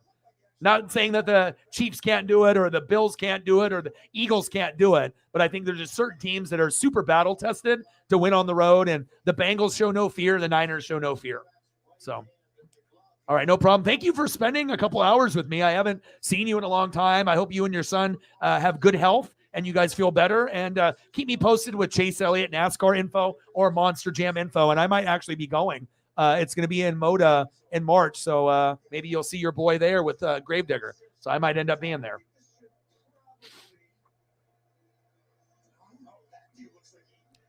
Rematch between Bengals, Chiefs at Arrowhead. Of course. Of course. But what happens if it's Bengals, Chiefs at Arrowhead and you lose? Are you guys going to be able to stomach that again? You know what I mean? That to see Burrow be Burrow and McPherson, and then all of a sudden you guys end up losing like 23-20. I think the Chiefs can win it all this year. You know, like there's only 5 teams that can win it all. Chiefs, Bills, Bengals, Eagles, Niners. That's it. Cowboys, no. I mean, if they beat the Niners, then I can add them to the list next week as the 5th, the other team, the 5th team. But those are the best 6 teams. But I just don't see Cowboys as a Super Bowl contender today. Now if you end up beating the Niners, or if you end up beating the Niners convincingly by like 14 or more, then absolutely they have a chance against Philadelphia. But again, Philadelphia at home, NFC Championship game, Kansas City at home. It's going to be very, very difficult. But it's not like we haven't seen a team like Cincinnati surprise the hell out of us. It happens. So.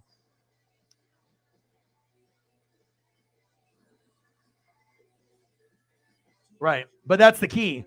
You know what I mean? And the thing is, if you guys get down early, and I think you've seen it too, because I've watched like every Chief game, when you guys get down by not like 3, but when you guys get down by like 10 and the game is in the balance and you can tell that the Bengals are not slowing down, the play calling it's not as sharp. You know what I mean? It's like they start to go away from who they are. It's like instead of running with Pacheco and McKinnon, then they're starting to throw it to like Juju or Kelsey a little too much. The Bengals know it. And then sometimes it turns into like a tipped interception by Von Bell. And then all of a sudden you look up and then it's like 17-7 and you don't feel good. Like, you can come back and win. But when you're going against a team like the Bengals that also have a Hall of Fame quarterback, anytime the Chiefs play the Bills and Bengals, anything can happen.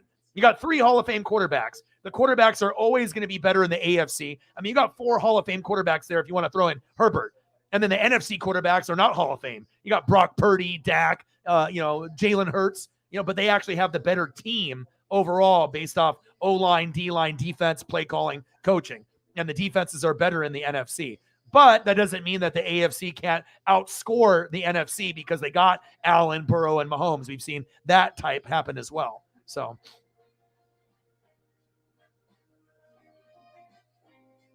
Right. But also, too, not only are the Chiefs making mistakes, you can get teams like the Bills and the Bengals that force the mistakes. And it really is going to come down to the O-line and the D-line. And do we really feel confident about the Bills' O-line and D-line?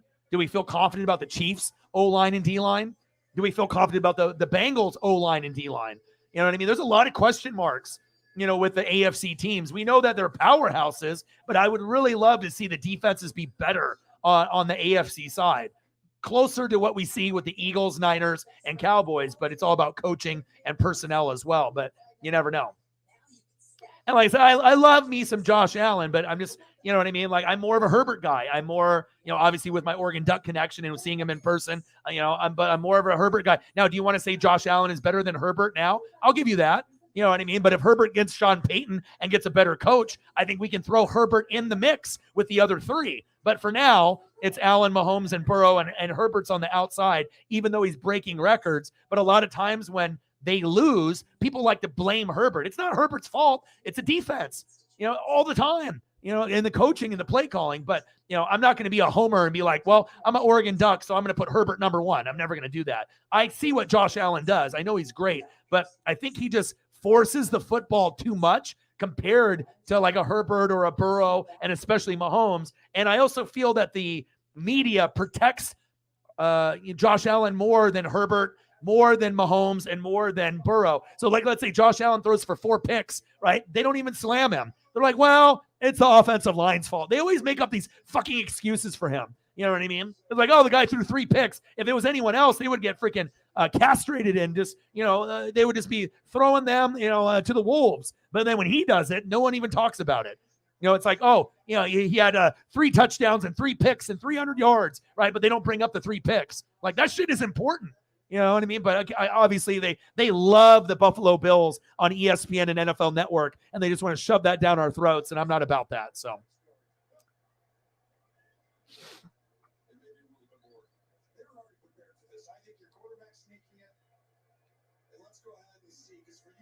It's going to be interesting. It's going to be interesting. Reflect in the building. What to do? Yeah. Well, obviously with the Bills and the Chiefs, you guys are built the same way. Defenses have issues. At sometimes the D-line plays great. Sometimes the secondary plays great. Sometimes it plays like shit, right? But when you got Mahomes and Allen going deep all the time, they don't have anyone in the secondary that can keep up with, the Stephon Diggs and the Travis Kelce's, period. There's no one that can keep up with those guys for 4 quarters. So, it's like whoever has the ball last. And that's what we might see with the Bengals and the Bills. Whoever has the ball last might win.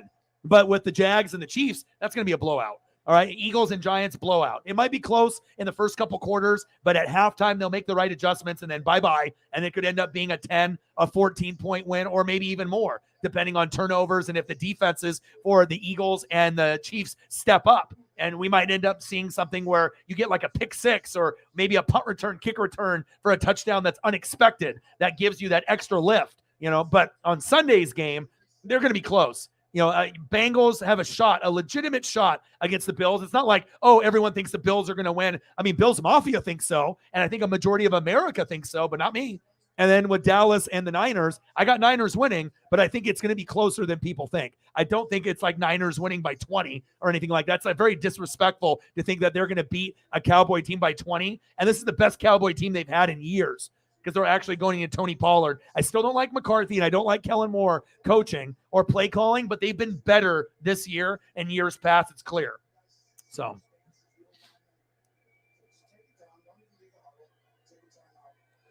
yeah. But we want to see the Chiefs in the Super Bowl. At least you do, right? So, Holly thunk it.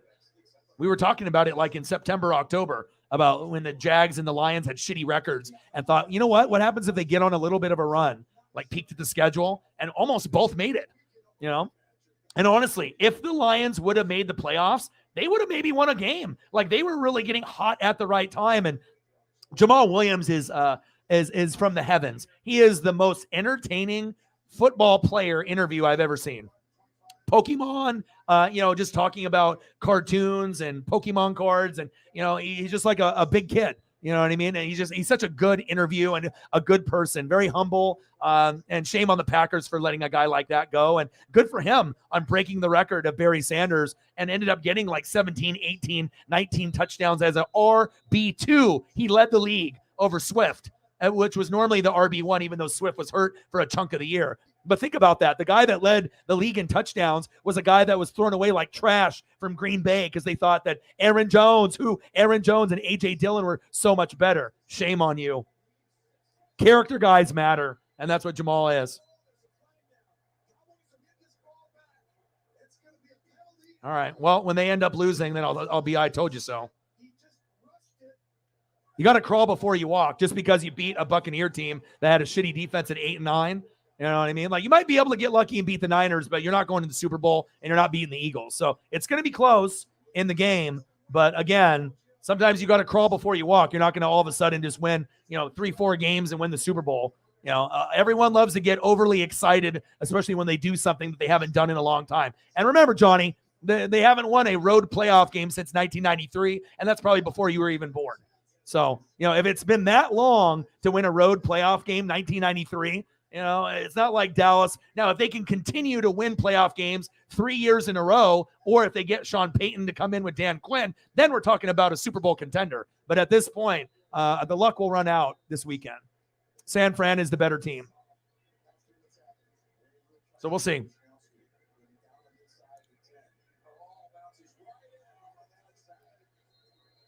Yeah, sucks for Herbert. You know what I mean? Because like I said, Anthony Lynn, garbage. Staley, garbage. They just need, and then it's like they got defensive players, Joey Bosa, right? Khalil Mack. They got Derwin James, Asante Samuel Jr. with 3 picks, but they never can get all those guys play together healthy. They're always hurt, and they never can stop the run, ever.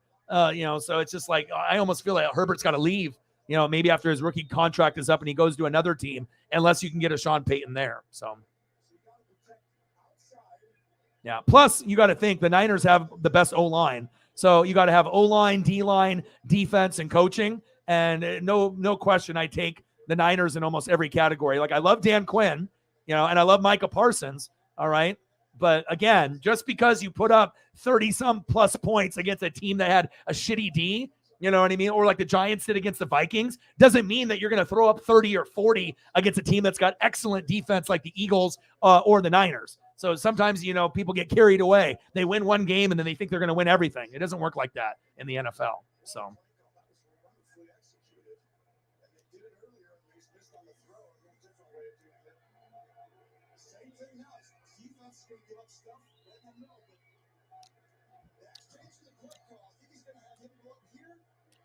Yeah, I got the Bengals. So, like I said, there's going to be one upset, this weekend, either the Cowboys or the Bengals, in my opinion. It's not going to be both. You're only going to get one.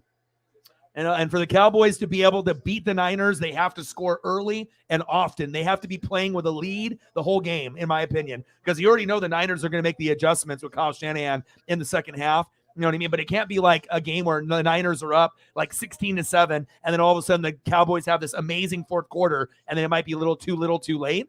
You know what I'm saying? Like, they're going to have to be the one that dictates the tempo, but I just don't think that. And obviously we know with Dallas, they're kind of like the Raiders. They have undisciplined players on defense. And so when you end up having 5, 10, 15 penalties, that ends up costing you the game. And that happens with Dallas every single year. So, yeah. And like I said, I've been trying to bring out the Burrow awareness as far as the team itself. And like I said, I think everyone is, everyone's going Buffalo, but I think Cincinnati has been hot and healthy. And I think Cincinnati has been better than the Chiefs and the Bills in the last month, personally. So.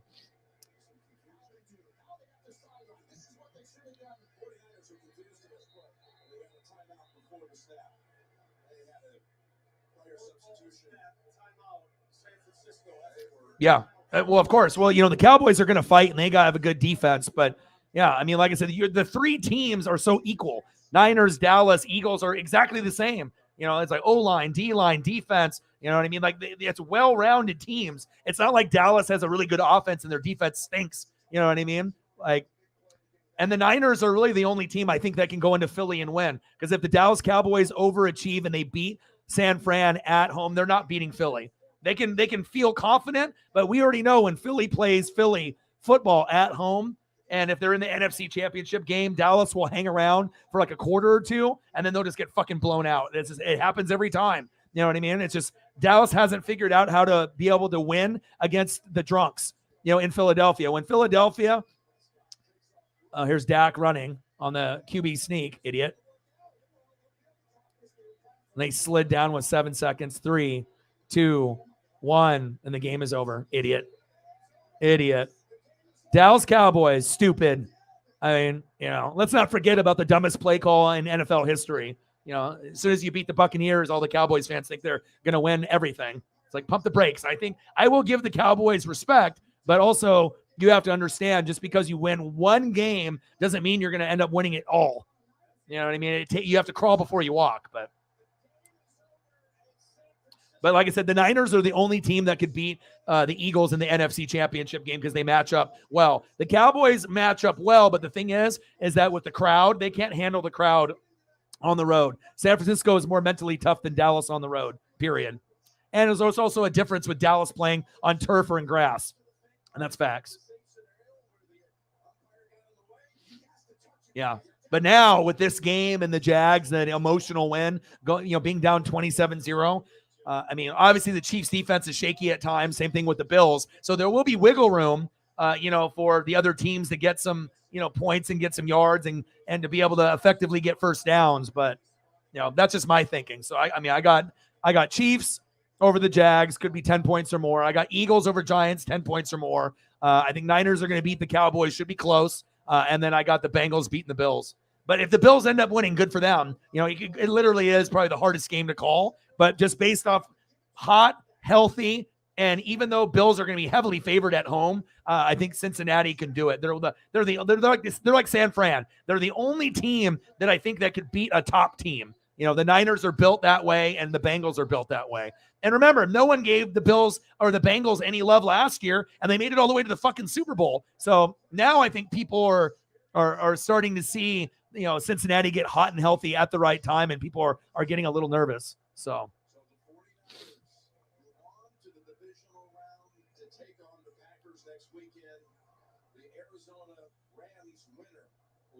Yeah. And you could argue right now that the Niners are the best team in the NFC.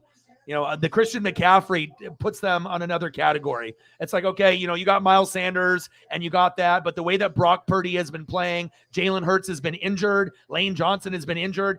The Eagles have not been hot and healthy in December, and usually when that happens, that means you're going to lose. So to me, the Niners are the hottest team, and I definitely could see the Niners in the Super Bowl. I know Eagle fans, they want to get there, you know what I mean? But I just feel that you're going to have to play the perfect game against the Niners if it ends up being that team. Now, if you play the Cowboys, you're not going to have to play the perfect game and you can get to the Super Bowl. But we could definitely get a Bills, Niners, Bengals, Niners, Chiefs, Niners Super Bowl. I know Eagles fans, they know that they can get this one done, obviously against the Giants. But if the Niners win, it's going to be probably the toughest game of the year, and I could definitely see them losing. You know what I'm saying? It's not like I think the Eagles suck, but it's hot and healthy. And I normally don't see teams that lose games in November and December go all the way. You need to ride that momentum. And who's been hotter than the Niners? Nobody. So the CMC is a big, big factor because not only is he a good running back, he's a good pass-catching running back too. So we'll see. We'll see when it happens, but I would not be shocked if the Niners are in the Super Bowl either. And again, I've been talking about the Niners and the Bengals, about all these other teams. Like I was talking about the Niners back like in October before any of these pundits or experts were talking about. I could see the run going to happen before it happened, looking ahead in the schedule. But again, sometimes you have the ESP and you can see things happening, and sometimes you get surprised. So.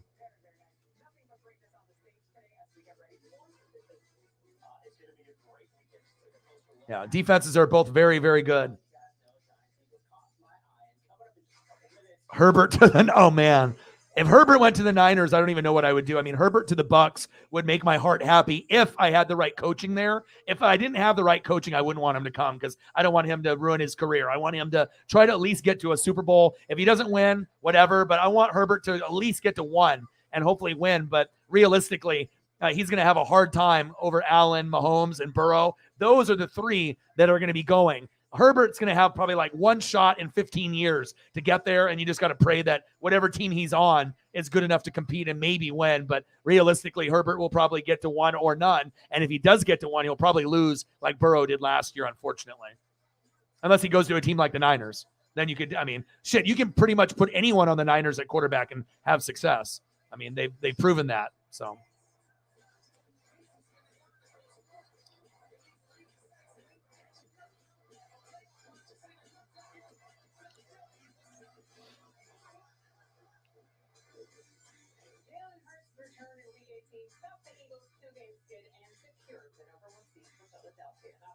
What do you want to see for photos, Holly?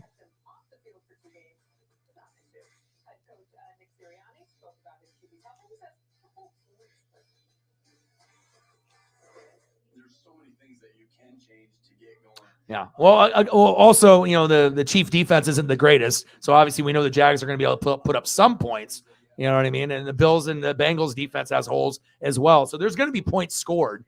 But yeah, I think the line on the Vegas line is like 7-8 points, for the Chiefs and Jags. And they think the Giants will keep it closer, probably with Kayvon Thibodeau and, Saquon. But again, at home and that energy, as long as the crowd brings it, I could definitely see a little momentum shift where you could pull away. I mean, yeah, it could end up being a score, but realistically, if you're the Chiefs and you're the Eagles, you want to be able to show people that you're the real deal, and you're going to want to win by 10 or more to show that, that we're not playing around. Like, we're trying to go all the way. So, yeah, that's kind of their MO this year.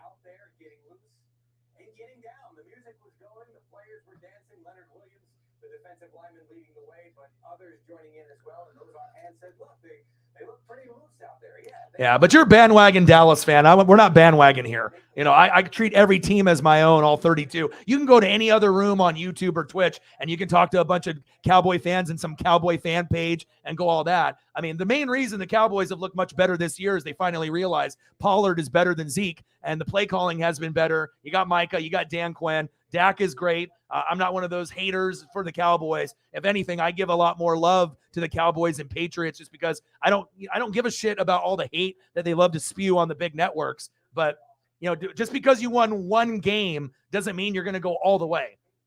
Remember, this is our year. This is our year. This is our year. Johnny, you guys have been fucking saying that shit since 1993. Okay? 92, 93, 95. Okay? You guys haven't really been good since then. So, and you finally won a road playoff game since 93.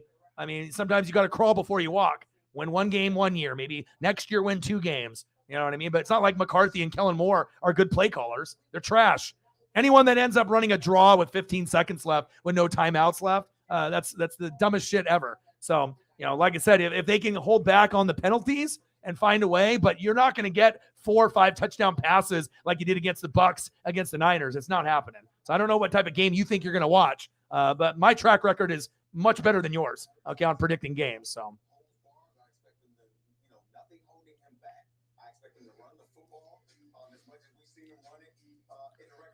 Right. But the thing is, you can have Jimmy G in there. You can have Trey. You can have Purdy. Like they always say that the quarterback is the weakest position. But for them, it's not. I mean, Kyle Shanahan, is one of the best coaches in the league, period. He knows how to get the most out of his players, and he knows how to be able to take advantage of the X's and the O's. So I just don't really see Dallas being able to get to Purdy enough to make it a difference in the game.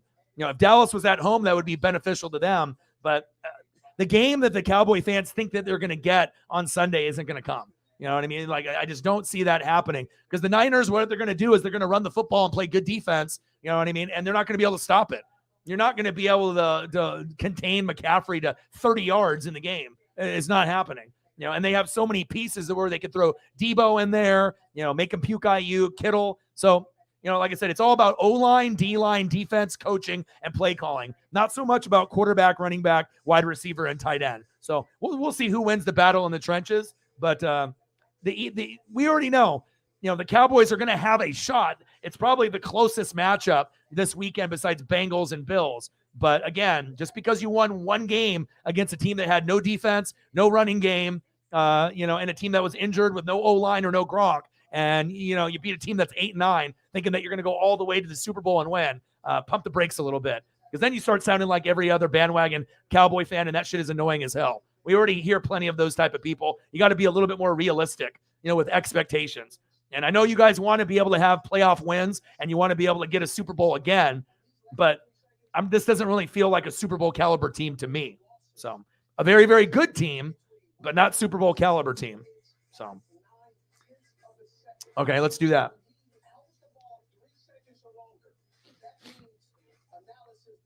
I mean, honestly, with Jimmy and, Matt Ryan and the guys that they've had before, all they need, from Shanahan is someone to be able to put up points in the fourth quarter, right? And honestly, if you've seen Purdy this year, he's looked better than Trey or Jimmy on any type of practice or game footage that I've seen. You know what I mean? So, again, it's not like Purdy's throwing for 1 touchdown pass or 2. There's games where he's throwing 3 or 4. So he's, exceeding the expectations as well. You know what I mean? But you can't expect Purdy to do that against the Cowboys or the Eagles or against Buffalo, the Bengals, or Kansas City. You know what I mean? At some point, you never know where it's going to end up going. But, Purdy does have a shot to get them there. It's facts. I mean, of course, we assume that maybe – he'll go back to reality and Purdy will, be this like bad, quarterback, round 7, Mr. Irrelevant, pick 1 billion. But when you have a great offensive line with Trent Williams, best left tackle in the league, right? You got an amazing crew around you with Christian McCaffrey. You don't really have to do a whole lot. You run the ball, little screen pass to McCaffrey, throw it to Kittle short, throw it to Debo, hand off to Debo, throw it to, make him puke Ayuk. I mean, you don't really have to force a whole lot. So Purdy is actually in the best situation out of any quarterback that you could really think of. So. Oh, hell no. He ain't going there. You could give him $1 billion and he wouldn't go there. If Sean Payton's going to go somewhere, he'd go to Dallas and pair up with, Dan Quinn. That would be good. And that would actually make them Super Bowl contenders. And then you couldn't really say anything about that. That's the one thing that Dallas could do to shut up the haters and shut up people that don't believe in them is you end up getting Sean Payton there. But then you're going to have to give up draft picks and, compensation. But Denver doesn't have anything to give them. They already gave up everything. They're going to have to give up draft picks. They don't got anything to give up. And why the hell would you want to play with Denver and Russell Wilson? That's a headache in itself. For me, if I'm Sean Payton, Dallas number 1, Chargers number 2. I wouldn't go anywhere else. Those would be the only 2 teams that I would consider going. And then if I went to the Chargers, I need to get a new D coordinator, get more defensive players. And the offense is going to be great. And then Dallas would be the perfect spot, honestly, because then you'd have Dan Quinn doing his thing with Micah Parsons, and then you finally would have someone that has a brain to effectively call plays to take Dak and the rest of that team to the next level. Because if you ended up having Sean Payton and Dan Quinn, to me, that would be a Super Bowl contending team. They might not be able to get to the NFC Championship or Super Bowl year one together, but if Dan Quinn decides to stay and not leave, that could arguably be one of the top 4 teams in the NFL, and you could see something good happening eventually, especially if you end up having the best defensive coordinator and then one of the top 10 coaches in the league, even though he's not coaching right now, in Sean Payton. So that's my opinion. But I mean, you could offer anybody $1 billion to go to Denver. Who the fuck wants to go there? Nobody wants to go there. You know what I mean? Like, if you want to be like, I'm going to turn it around. Well, what's going to happen is you're going to get fired. You know what I mean? Because they can't fire Russ yet. So that's my opinion on that. But I mean, the way that Russell Wilson is, what coach would want to go there? Honestly, it's just a dumpster fire, dude, until Russ is gone.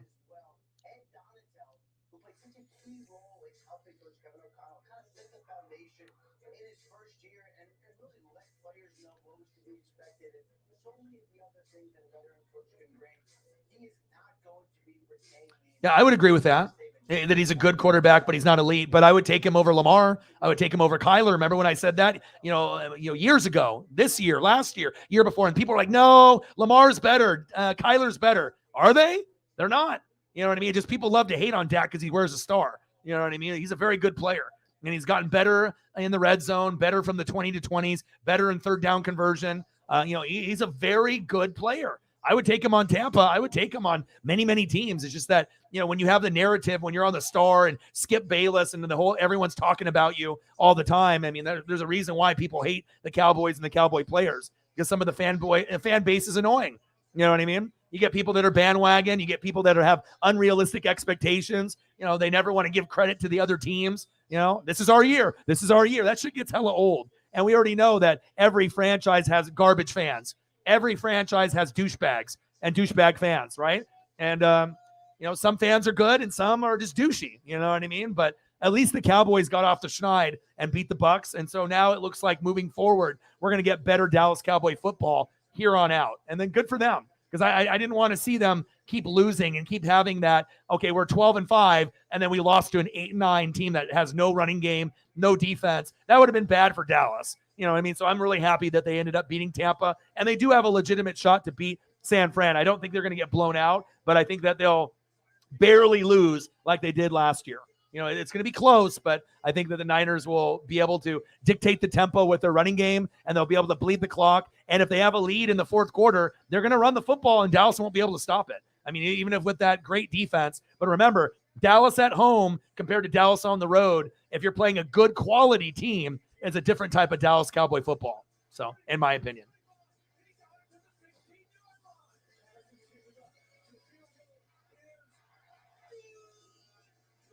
Well, yeah, Lamar isn't elite and Kyler isn't elite either. But I mean, what do we consider elite?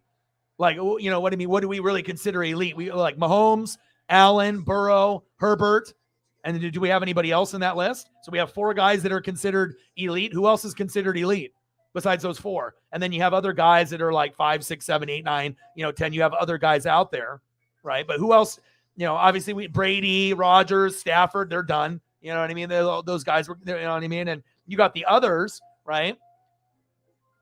But who else would we consider elite besides those 4? Is that it? Those are the 4 quarterbacks and that's it? No one else?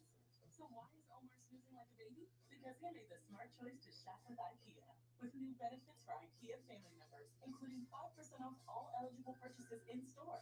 Every visit, every day. Let's take a look at here. So we got Buffalo, Josh Allen, Tua, no. New England, Mac Jones, Zappy, no. Jets, no. Bengals with Burrow, Lamar, no. Steelers, no. Browns, no. Trevor has a chance to be good, like with Kyler and those other guys, but he ain't there yet. You know what I mean? He still has a lot of work to do, but it's possible that Trevor Lawrence turns into a top 10, top 12 quarterback in the future. Titans, no. Colts, no. Texans, no. I wouldn't put Jalen Hurts elite. I would say that he's had probably an elite year, but I don't think he's elite. You know what I mean? I think he's had an elite year, but I think, can he keep up this consistency year in and year out? And I say no. So I think that he's a very, very good player, and he's been a top 5 quarterback this year, but I would not put Jalen overall after this year elite. I need to see him do it next year and a year after that before I put him into that category. Raiders, no. Broncos, no. Mahomes and then Herbert, Hurts, Dak. Because I with Hurts and Dak, I kind of put them in the same category, like just underneath, the guys that are at the top. But Hurts this year has played elite as a top 4 guy. So I'll give him that. At one point, he was the number 1 guy. So Vikings, Lions, Bears, Packers, Tampa, no. Panthers, Saints, Falcons, all garbage. So that's it. So, that's pretty much it. So, like I said, for this year, yes, but in the future, I say no. And honestly, if I had a choice between Dak and Hurts, I would go Dak. I think Dak is a better player. I think with Hurts, his emotion throwing the football is fucked up. He's got this weird mechanical motion. Like, I do like Jalen a lot, and I believe in him, and I've said that he's Dak 2.0. But I think if Dak was on the Eagles, I think you would get more. I think you would be a better team with Dak on the Eagles. I know Eagle fans don't want to hear it. Cowboy fans don't want to hear it. You know what I mean? But I just think personally, if Dak was there, I think his stat line is higher than Jalen's. Jalen is like a 2.0 version of Dak, which isn't bad. But this year, Jalen has been, just as good as Dak, if not better. And look at the record that he was able to accumulate this year. But I can't put Jalen long-term elite because I just think he's more good like Dak, not elite, personally. So.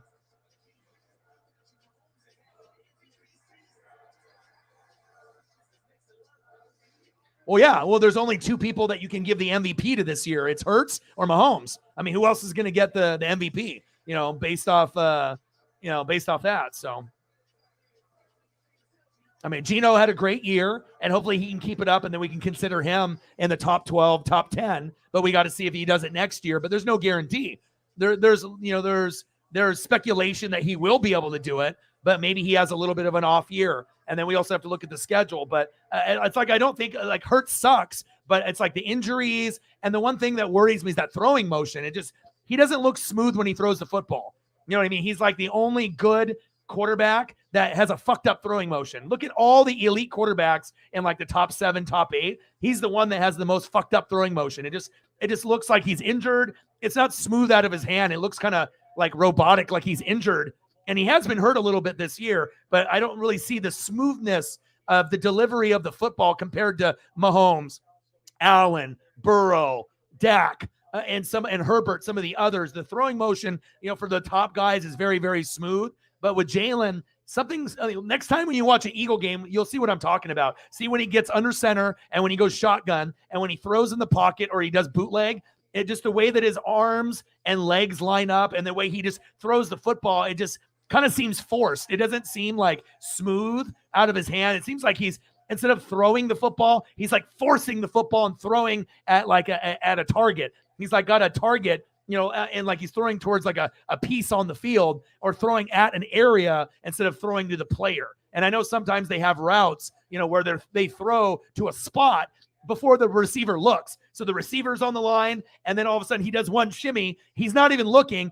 The Hurts already has the football out, and then you just have to pray that the receiver turns and looks. Otherwise, it's going to be a pick or it'll be an incomplete pass. So I think a lot of people, when they watch football, they don't understand that it's not just throwing to the open man every time. Sometimes it's a timing route where the OC is like, okay, we're going to run a 10-yard out. So as soon as that guy hits the 10, throw it, and then it's up to the wide receiver to make the play. And a lot of times, if you watch certain plays that are timing routes, those are the ones that turn into big touchdowns because the corner or safety doesn't know the ball's coming, or it turns into a pick six because the guy slips, boom, the ball's there, there's no one there, and then they end up taking it to the house. But I see a lot of the big plays in the last couple of years. They aren't necessarily throwing to the open man. They're throwing to a location before the guy makes his route, before he makes his cut. And they're praying that the guy turns around quick enough to get it, and then he can make a play. So I think that's a big misconception for people that watch football. They think, they're always just throwing it to the guy that's open, but it's not like that. The elite quarterbacks throw to a spot, and they have specific plays, where they throw to an area where they have players they trust, like Mahomes to Kelsey. That's facts. Cousins.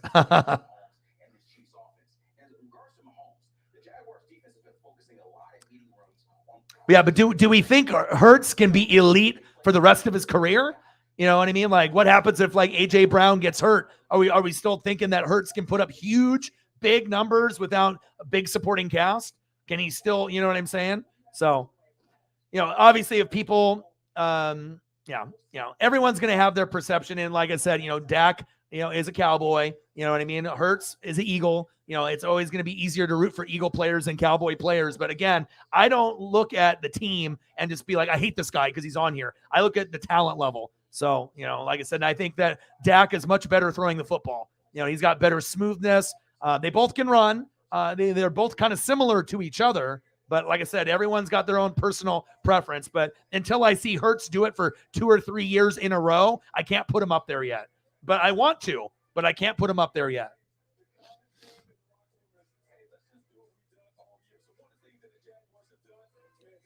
Yeah, but I don't know if I'm the only one that's noticed that, but sometimes it seems robotic and forced, and it kind of worries me. So, it's like Hurts is like, because like it's like I'm not sure if Hurts makes people better. I think the people around Hurts make him better. You know what I mean? So if you didn't have Miles Sanders, you didn't have AJ or Devontae Smith, what are we looking at? Can you win games on your own and make the other players better? I'm not sure if he's there yet. And that's when I calculate if someone's elite. Can you make the 3rd or 4th string guy shine? Can you make the 5th string wide receiver look like the 3rd string? Are you that good? That you can do that. And I think that he's had an MVP year like Mahomes. Hurts and Mahomes have been great, right? But I need to see consistency, not just one flash year and then he plays bad next year and then he brings it back the 3rd. I need to see him being able to do it. And I hope that he can be a top 10 quarterback, moving forward for the rest of his career. But I'm just not sold yet. That's just me personally. So.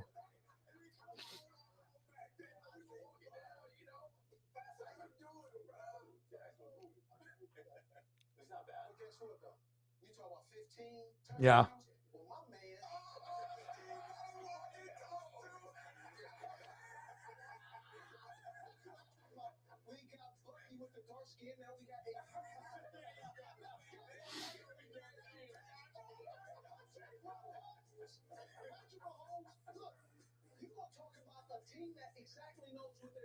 Yeah. I mean, a lot of the guys are similar. Like if you looked at when Russ was good, when Jalen Hurts is doing his thing, Dak, they're very similar, you know what I mean? But again, you got to be able to extend plays, and we didn't see really Russ do that this year, and there has been a decline. But Hurts is a guy that could run for 100. Dak could run for 100 if needed, even though it's not really his role. He's more a pocket. But yeah, I'm rooting for Hurts. It's not like I'm trying to hate on Hurts and I don't like him. I really do. I liked him before anyone else did.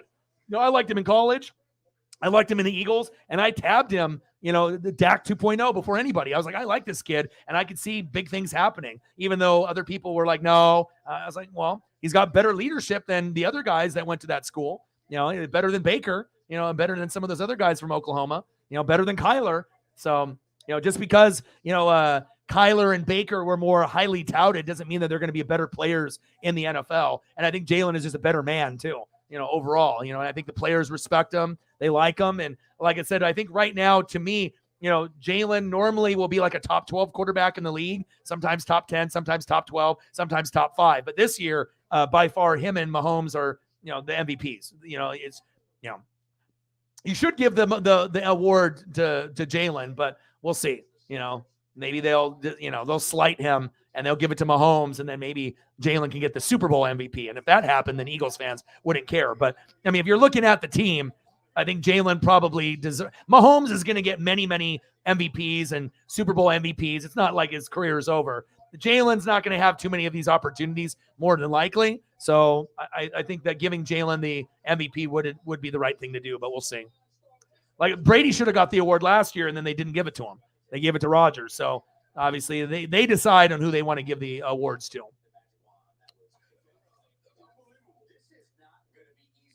Yeah. Like that. I like that delivery. Lincecum. Yeah.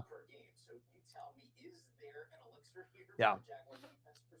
You know what I mean? I'm a numbers guy. I'm an analytics guy. So I can't just jump on the bandwagon and jump on the wagon and stay on. I need to be able to see improvement, and I need to be able to see consistency before I, label a guy. I like this guy, or this guy is this way. Because, I mean, like I said, Jalen could end up, winning the Super Bowl this year, or they could lose in the Super Bowl, and then he could get hurt, and then his career could drop off. There's no guarantee that Hurts is going to be a top 10 or top 12 quarterback for the rest of his career after this year.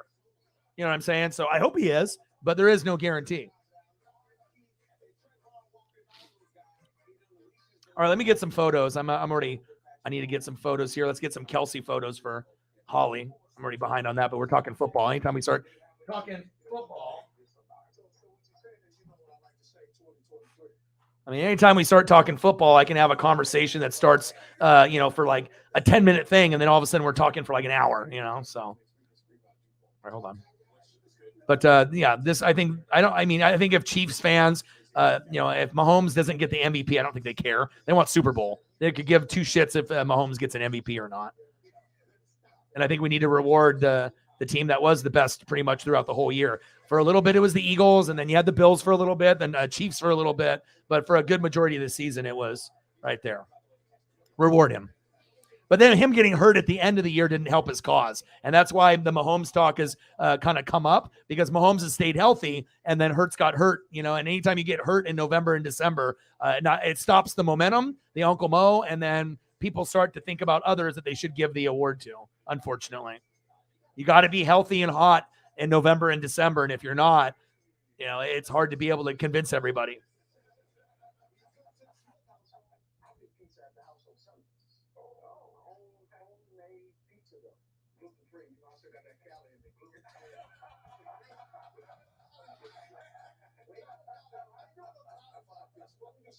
All right, let me get some photos of the Kelsey bros up here for Holly. I think we can leave the stadium. I don't think we really need to be here anymore. The stadium, we're going to leave it at some point.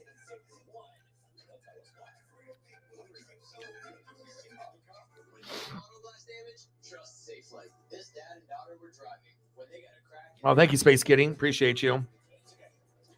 He wouldn't take his car just anywhere. So he brought it to Safeway. We replaced the windshield and recalibrated their car's advanced safety system.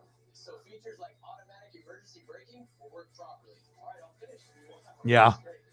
Stay safe with Safeway. Schedule now. So we'll go for another 30 minutes and then we'll call it a stream. I think that's a good time so that way I can spend some time with Paisley. I mean, I guess unless we get like more people that come through and we get some insane dono train or whatever. I mean, it's just about to be 9 o'clock. I usually try to end it before 10:30. So thank you, Space Kitty. $15 dono. And for a little bit of Mahomes magic. So we'll get a little bit of Mahomes up here. I appreciate you. Bang, bang, boom, boom. Bang, bang. $15 dono. $10 dono earlier. Thank you so much. I appreciate you tremendously. All right, we'll get some Kelsey boys. Oh, I should probably go to the Blazer game. We're losing probably by $1 billion right now. All right, let's go to see what we're in for here. Something I probably don't want to look at. So let's look. We're down by 40, probably 30. What are we down by? Oh, we came back. We're only down by 14, 87-73, but there's 8 minutes left. How the hell did we come back? We were down by 20.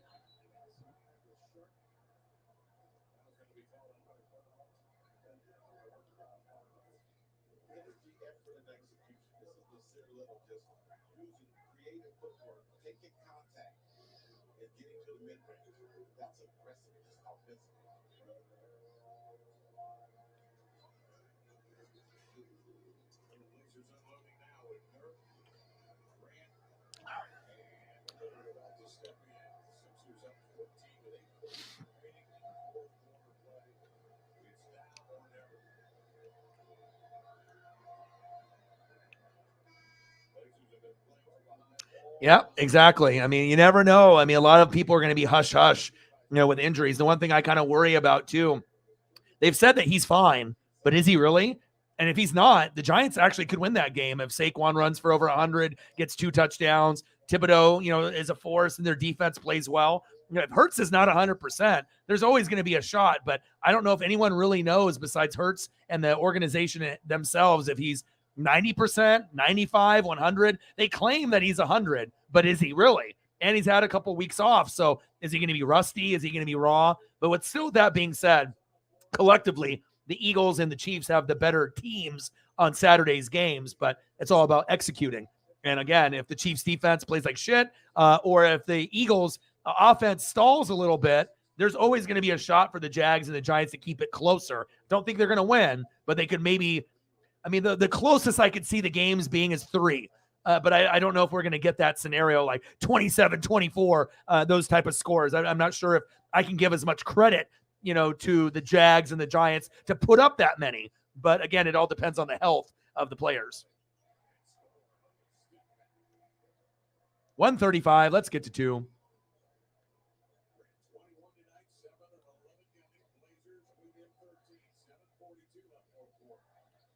Shit. Yeah, I couldn't even imagine even doing a squat. I mean, there's not a whole lot of squatting that goes on here in the Northwest, unless you like go inside a home that's not yours. That's the only squatting we do out here. Okay. Maybe in the toilet. But I don't know, man. I don't know.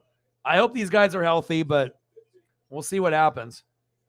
But it is kind of crazy that people can work out and squat that type of 500, 600, 700 pounds. I mean, it's crazy to think like how NFL players' legs, as well as NBA and baseball, they're so strong that they can handle that. I mean, I can't even imagine. I mean, if I started to do a squat inside of a gym, I'd probably fall down, so.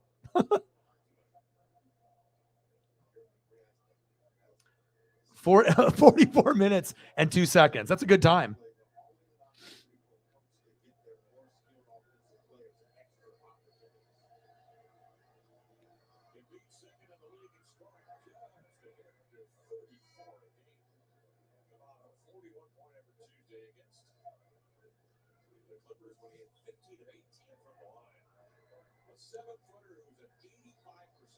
Embiid at the line, 24, 8 and 4, 91-75. Another loss for the Blazers. What's new? I'm not surprised.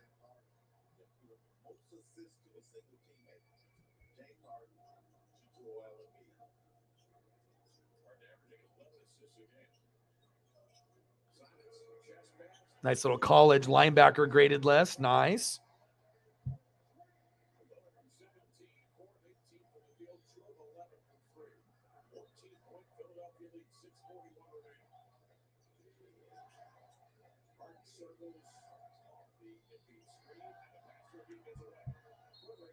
I know. I'm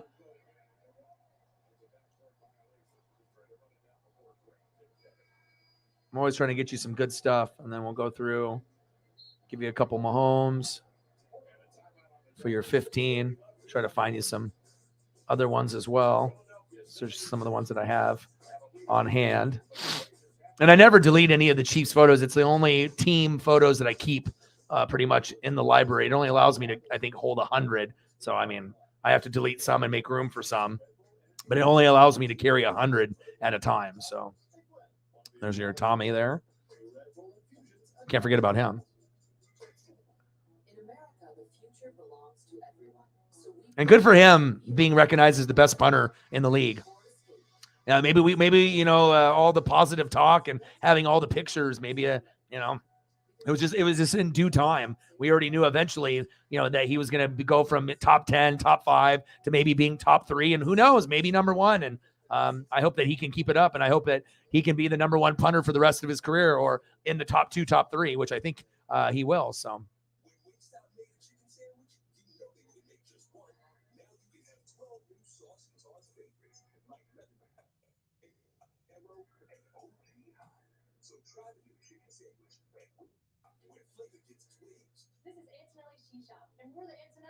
We chose our Spark Cash Plus card from Capital One because we earn unlimited 2% cash back on every purchase. And with no preset spending limit, our purchasing power adapts to our business. Yeah, but I'm glad you guys are here. Like I said, we missed you yesterday. Yesterday was slow as shit. We barely had anybody here yesterday. Really low day. So it's just good to be able to have, and like I said, it's not like we need like a bunch of people, but it's just like a couple personalities that will actually talk. Because sometimes when I'm here with Sarah, we get people that are here and they don't say anything. It's like, I can watch a game or, I can come up with a topic and we can talk. But, if it's like me and Sarah and that's it, or like one other person, we're only going to be able to go so far with that conversation unless I'm, calling a game or doing something. So I do appreciate the people that actually take the time to chat and to communicate and actually have something interesting to say. So.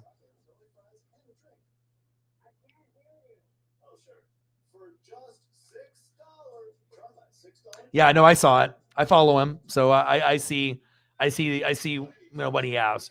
I know it drives him and it fires him up. You know what I mean? And also having to do like the drug testing stuff and having other former special teams players that were former Chiefs talk shit and stuff like that. He's gonna be sensitive. And he looks like he's kind of a sensitive guy. But when you're passionate about your craft, you don't like people talking shit about you when you're good. But eventually, I think he'll get over it, and then hopefully he can just start getting the recognition of being the best, and then everyone can just suck it. They can be like, whatever, dude, you want to talk shit about me, whatever. I already know who I am, and I'm going to continue to be great, and whatever you guys say, I don't, he can say he doesn't care, but obviously he does, because a lot of people don't like hearing, the negative stuff, especially if it's like a false narrative where it's not true. If something is true or he's fucking up on punts and, he's not doing well, then he has to take the criticism. But if he's not really doing anything wrong and then people are coming at him for like no reason, just based off hate, it's just ridiculous. You know what I mean? But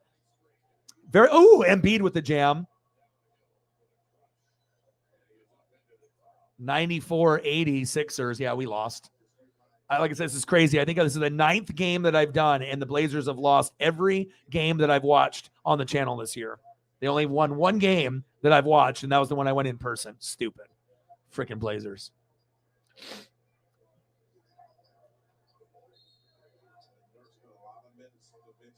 Really? Is that what they say? But yeah, but like I said, punters and kickers matter. And if you want to be able to make the deep run, you got to be able to be able to have those positions. And like I said, I love it that you love those positions the most, because I love O-line and I love defense and I love coaching. And I feel I've brought that to the forefront on the channel, with the photos and talking about it, and you with the special teams, because everyone is just quarterback, running back, wide receiver, tight end, and then maybe famous pass rusher or linebacker. You know what I mean? It's like, I feel like 90% of America watches football that way, and they only care about those positions. But there are some of us, the other 10% of us, appreciate everyone, even the little guys, or even the guys that aren't popular. But you need those guys to be able to win. It's the ultimate team sport. So yeah, we did. So we were in first place at the beginning of the year, and then Dame got hurt, and now we're really fucking struggling. But it's okay.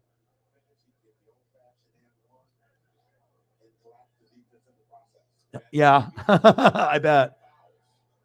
Well, we support him, and we want to root for him, and like I said, to be considered the best punter in the NFL is a big fucking deal. But obviously it would be great for him to be able to get a Super Bowl and get back to those winning ways. So.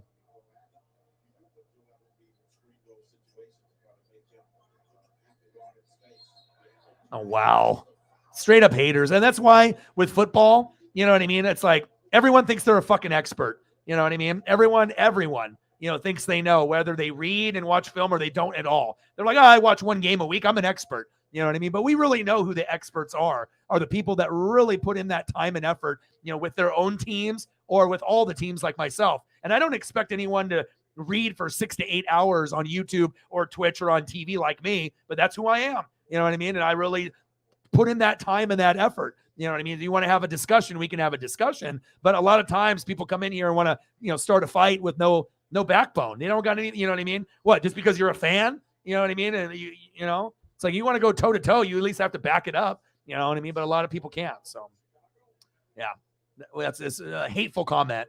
You shouldn't even be talking about DeMar like that, or it's like, can't punters have a little bit of swag too? Kickers, punters show some emotion. Justin Tucker doing the same thing.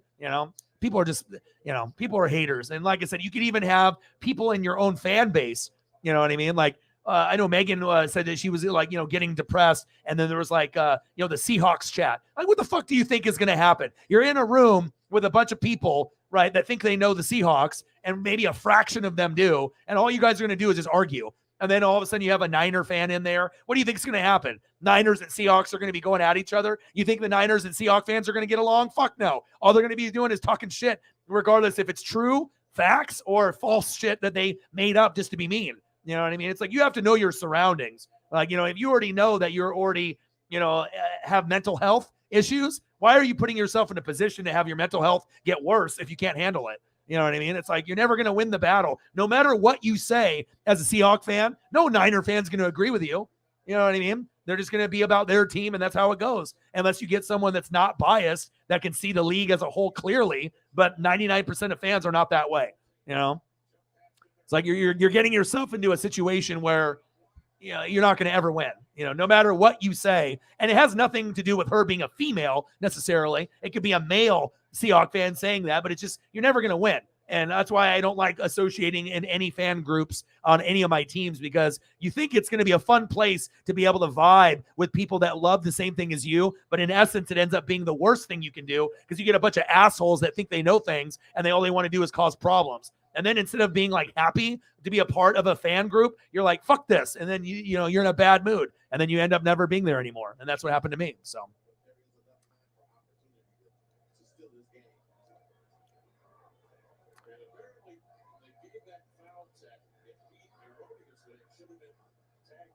Yeah. No, I hear you.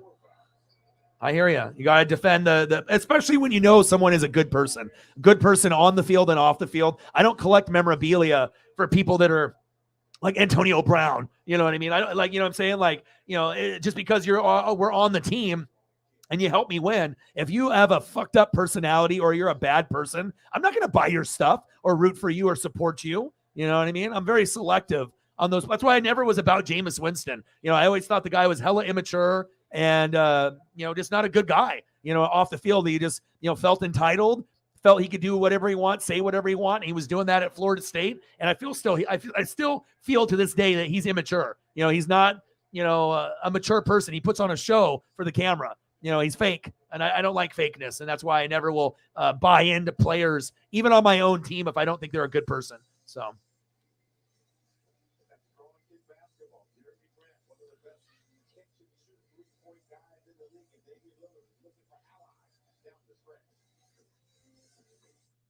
No, but I hear you. No one likes to hear, good people, getting, people talking shit. But again, like I said, let's be honest too, about like NFL fans. NFL fans are some of the rudest people on planet Earth too, because some of them are very educated, people, but you get a bunch of dumbass idiots that watch football, that know nothing. All they want to do is talk loud and argue. You know what I mean? And you're never going to get anywhere. It's like talking to a 5-year-old. You know what I mean? It's like you can talk until you're blue in the face, but they're either not going to care or they're not going to give you the time of day. So it's just like sometimes you got to separate yourself from these toxic people. And unfortunately, I think I've met more toxic football fans than any other sport. There's NBA fans, baseball, NASCAR.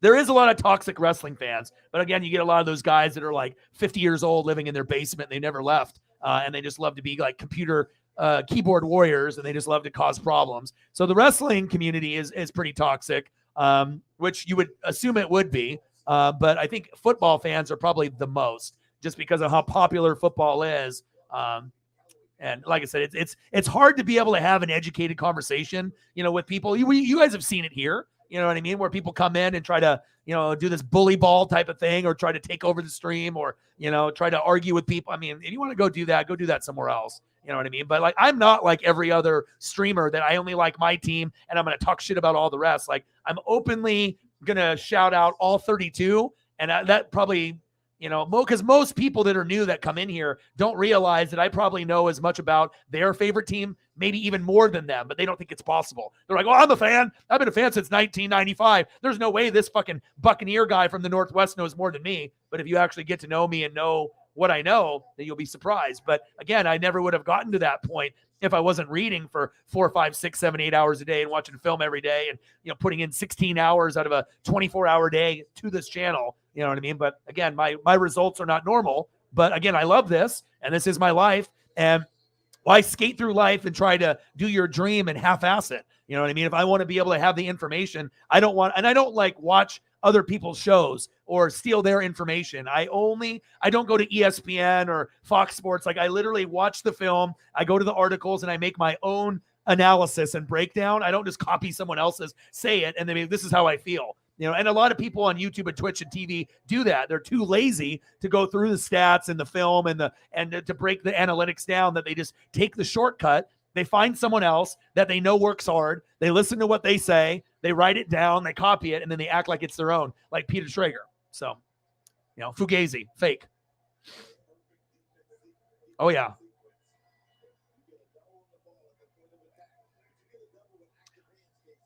But I think a lot of times, when I tell people I'm not biased, they don't believe it. They're like, oh, there has to be. You know what I mean? But, like I said, because 99% of people are biased like a motherfucker. So, was it good? Nice. How's Paisley doing? All right. What's your plan now?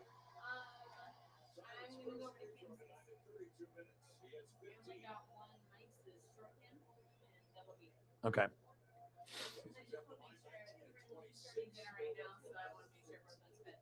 Okay. 95-87 Sixers. 95-88 with 3:34 to go. All right, we might be able to make a little bit of a run here, but Harden and Embiid are fucking good. All right, let me get a couple more Tommy photos that are up.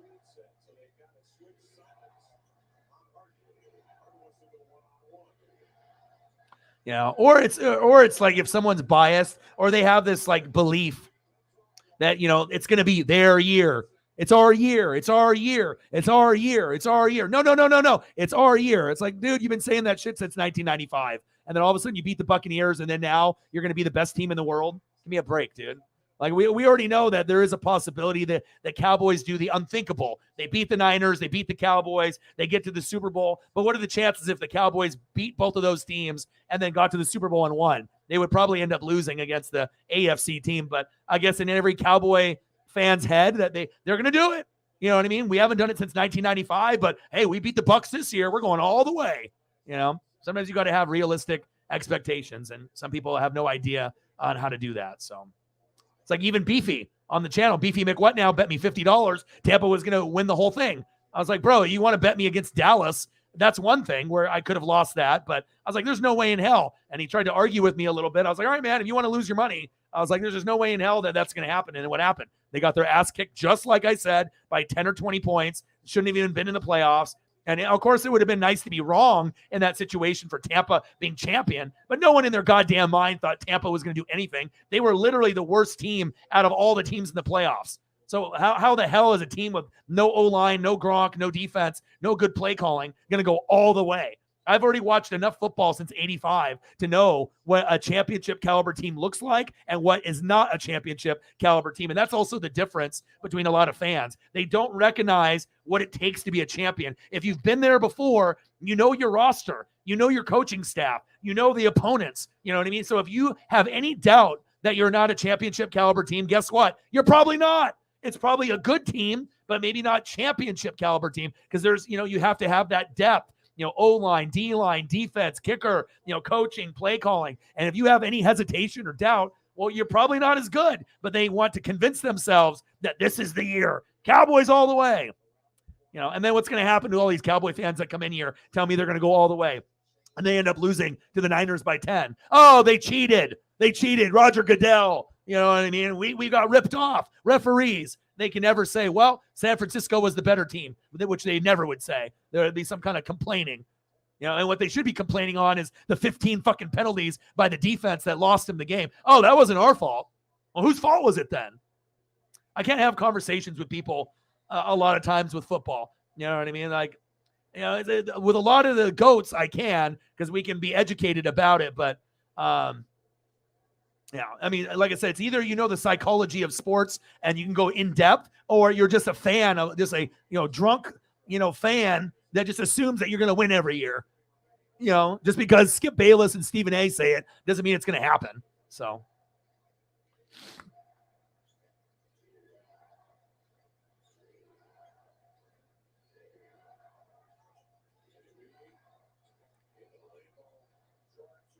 Yeah. Yeah.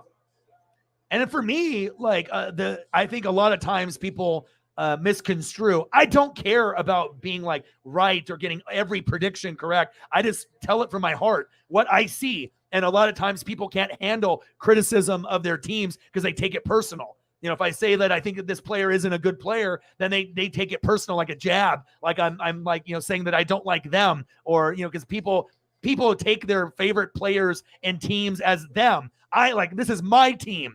You're not suiting up for the team, but we assume that it's our team. I pay for the jerseys. I'm going to the games. It's my team, you know. But sometimes when you take the my team, I, me, and you're not playing, you're not the water boy or water girl. You're not out there, you know. But we take that like this is our team and that responsibility. But also too, people can't handle criticism at all unless, you know, they feel that it's true. And even if it's true, they don't like to really acknowledge it. You know, have you noticed that people always, whatever, you know, you're attacking me. But a lot of times it's just spitting the truth. And that's the problem with sports talk. Sports talk has gotten so bad that every single sports fan that doesn't get something agreed with, they take it as a personal attack, because that's how they do it on TV, as an argument for ratings. And that's why people think it's okay to talk shit and be rude and say whatever the hell they want on any stream, and there's no chat etiquette. And then if they want to be an asshole and be like that, they can do that. But then they do that here, and then that's what happens. See you later, bro. You want to be an asshole? Go do it somewhere else. You know, and they might be able to do that every stream, every day on another channel. You do it here, that might be the last time that we see you here ever again. And that's facts. Oh, yeah. You know, but it's just about educating fans and letting them know that it's okay to root for the rival team, rival players. You never know, that guy might be on your team at one point. But, you know, like I said, it's not necessarily always about being right and winning, money for everyone. But I'm just trying to show you my point of view compared to everyone else, because I think a little bit differently than anyone else on YouTube or Twitch. You know, my defensive-minded personality and also the empathy and the sympathy, kind of having more of like that female brain. I see a little bit more of the game, I think, than most people. And obviously, if you look at my predictions and you check my track record, I mean, I get more picks right than wrong, and I win people money a lot more than others. So, and some people can say it's luck, but is it? You know what I mean? Some people can say it's ESP sometimes. You know what I mean? A lot of times history tends to repeat itself, and you need to be able to find the little clues and find that little nugget of information, you know, turf, grass, night, day, home, away, injury report, you know, looking at O-line, D-line, defense, coaching, play calling. Like if you look at more than the obvious, you can start to get a little gauge on maybe having a prediction that no one else sees, and then it ends up coming true. But it also has to be executed. Like what you think that's going to happen in the game has to happen. And if it doesn't, then your prediction won't come true. So 105-95, Blazers are about to lose. Yeah, that's sad. Portland starts this run of 6 straight games at home. They lost to Philadelphia tonight. Sputtering out of the gate. All right, we got 4 minutes to go, unless we want to go a little bit longer. I'll kind of let you guys decide. We have a decent amount of people in the room, so if we want to go a little bit longer for 4 minutes, I'm okay with that. If there's any other photos that anyone wants to see. Holly, are you still in the room? Trying to get her a couple more Tommy photos if she's still here.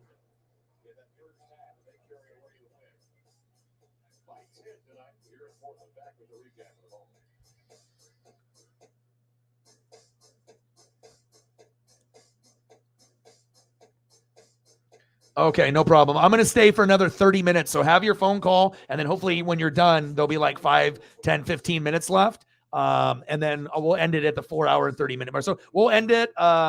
It's 9:23, so we'll probably just go to the 10 o'clock. So we'll probably just go for another 37 minutes, and then we'll just call it a day. So.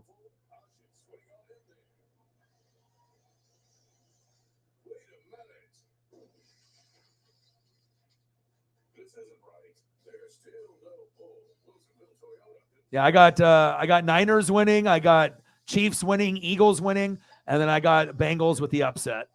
And I think the Bills could definitely win, but there's going to be one upset this weekend, and it's either going to be the Bengals or Dallas. And I think the Bengals have a better shot to win than Dallas does. I think Dallas is going to be very confident, and they're going to be good. But again, it's one thing to play the Buccaneers, and it's not the normal Buccaneer defense. So if you think Dallas fans, oh, we got 4 touchdown passes against Tampa. They have a good D. No, they don't. No, they don't. It's not the same as the year before and the year before. And, oh, he ran for a touchdown. Dak had 5. We're going to do that to San Fran. No, you're not.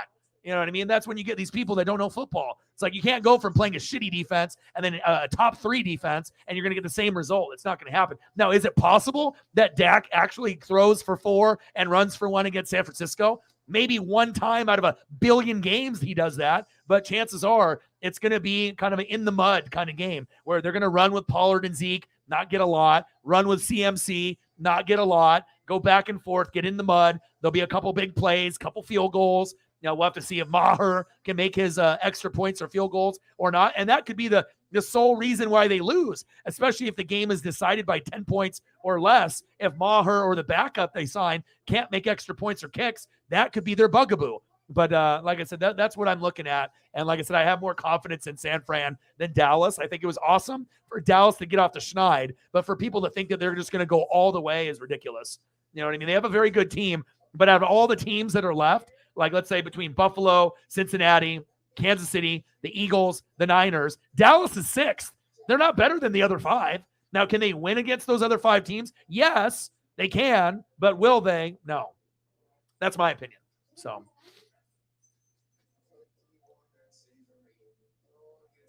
I mean, I don't, most people can't keep it real, but again, I do a lot more analytics and film. Like, I'm watching a lot every day. I highly doubt the big boys on YouTube are putting in the time and effort that I am. Yeah, they might be making uploads. Maybe they're editing, you know what I mean? But do they actually know information? Like, do they actually know the other teams as much as their own team? They don't. You can maybe know top players and follow a few teams, but most people don't have the commitment to really consider every team their own out of 32. And that's why I feel I have a good gauge, because I don't put, my heart into it. It's always here. If I'm making bets or if I'm saying something, I'm doing it here. I'm not letting my love for my players or my team get me carried away to make a wrong prediction or make someone make a bet where I know this is my team, so I have heart feelings for it. So I'm going to think that, but if I feel my heart is one way, but up here is like they're going to lose, but my heart says they're going to win, you have to go here, because this is your initial reaction for your gut feeling right here. That intuition, that first feeling that you have typically is correct. So if you have any doubt, right, chances are that you're doubting yourself for a reason. So we'll see how it goes. And like I said, there could be some upsets, but first round of the playoffs, 2 or 3. This round, 1. Next round, none. Super Bowl, none. So this is the last round where you're going to have an upset. And if the Bengals beat the Bills, is that really an upset? You know what I mean? Like the Bengals could be the best team in the AFC, but we're going to count it an upset because it's on the road. And everyone is like, Bills, Josh Allen. Oh, he threw 3 picks. Who cares? I care. You know what I mean? I want a guy that doesn't throw the football to the other team. And Burrow and Mahomes are much better at that. But for whatever reason, ESPN, Fox Sports, they all love just drinking the Josh Allen juice. They just, he could throw for 5 picks and they would make an excuse why it's not his fault. Oh, it's the center's fault. Oh, the wide receiver ran the wrong route. It's like, it's okay to be able to point the blame, at the big guys in the NFL. But I just find it really weird that Josh Allen never gets any hate, ever.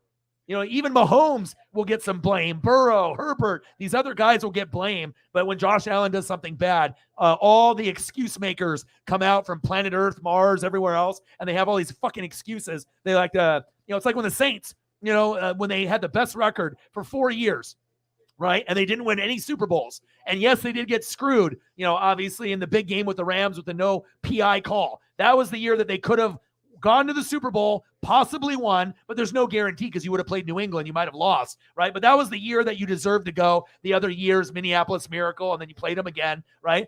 But then what would the Saints do? They couldn't say, you know what? It was Sean Payton. Oh, you know what? It was Drew Brees. You know what? It was our defense. No, they had to blame Roger Goodell, the referees, collusion, cheating, and that shit gets annoying as fuck. And that's when you lose friends and you lose people that you respect, because when all you hear about someone making excuses and not taking accountability, that's the type of shit that they do in their real life.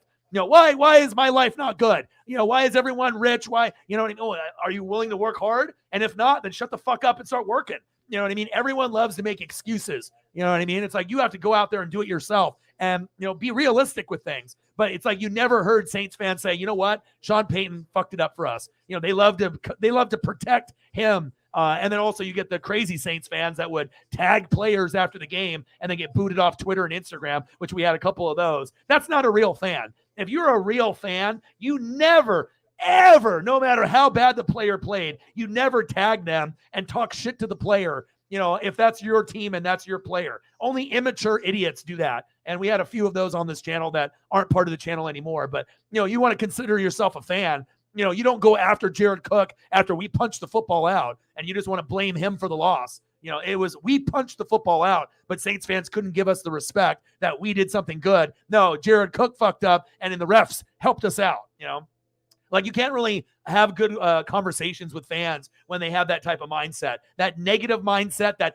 victim mindset. Fuck that. You know what I mean? You hear about all these people with that victim mindset, the fucking people that are narcissists, a victim, me. I'm the victim. Who the fuck wants to be friends with someone that always thinks they're a fucking victim? It's like, get the fuck out of here with that. Take some responsibility and understand that sometimes your team is good, but sometimes you do get screwed. But if you're living in the past, Saints fans, you're never going to be able to look forward. And that's why they never were able to win, because every time they got to the big game in the playoffs, they would always bring up, remember when we got screwed? Hey, remember when we got screwed? Roger Goodell cheating. The league is cheating. It's all bullshit, right? And they never could look at the end of the tunnel because they were always looking in the rearview mirror. So I don't really have any sympathy for them. You know what I mean? But again, that's how a fan base crumbles, when you're just so fucking negative all the time, and that's the reality. I've been a part of those people. I know that. So that's facts. And I know you guys see that shit too. It's annoying. No, I'm good. We're going to stay on for another 29 minutes. So like I said, I got 29 minutes and that gives us a little bit more time for a little bit more pictures and stuff. So yes, he loves you, right? He loves you, wants to spend some time with you. And so are you're going to the game with the Jags? Who are you going with? Are you going with your dad? Are you taking him? Does your dad and mom still have COVID? Because I obviously know the family had COVID, and hopefully your brother is good. I hope your dad and mom are good. Stupid. It's like, act like you've been there before. You know what I mean? But you can burn all the Mahomes jerseys that you want. They're not going to win the game. It's like, if you think that's gonna help you after the game is over to keep warm, that's fine. But seriously. Or you spend $150 and then the team loses and then you're burning the jerseys like Dak jerseys last year after the night. You know what I mean? Like, you're an idiot. You're not a real fan. Like, what are you trying to be? You're trying to get clout and you're trying to get clicks and views. Look at me. I spent $200 on a jersey and I'm burning it. Look at, like, do you think that makes you look cool? Makes you look like a fucking dumbass and an idiot that you're just blowing your money away. And you know what I mean? And it's like, especially if it's a jersey that you would wear next year or for the rest of your life. I've never understood the burning of jerseys. It's just all for social media. You know what I mean? It's so stupid. That's why sometimes social media is cool, where we can learn things and group together. But social media is so fucking toxic now too. So many fake people that are out there. All right, brother. Good talking to you.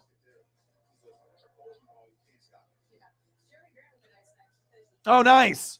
And I know she does things for Tom and stuff with like the artwork and the graphic design and certain things for him and Perna and whatnot. Yeah, she'll love that. You already made her dream come true once by taking her to a regular season game, and now you got a girlfriend that you can go to the game with and high five and enjoy that. So yeah, that's awesome. Good for you.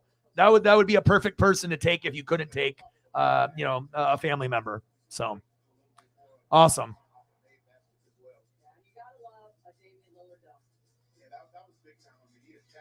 All right, so we got 24 minutes to go. What else do you want to see, Holly? You want corgis? Anything specific that you want to see, since you were the last one to probably donate for the rest of the night, unless we get someone coming in here late. But whatever you want for the rest of the 23 minutes is all you. So whatever you want, let me know. You want to type in a group of 4 or 5 things, type it in the chat, and then I'll pull up that for you. I got a couple more Tommies I'll throw up here for you. But this is the first year in the AFC where I don't really know what's going to happen. Like I have a feeling, you know what I mean? But legitimately, we could have the Bengals, the Bills, or the Chiefs in the Super Bowl, and I wouldn't be shocked whatsoever. You know what I mean? And normally I'm not like that. Normally it's like one team or maybe two, but never three. Never three teams this late. But that's what we get in the AFC. But in the NFC side, it's very clear. It's Eagles and Niners to me. So.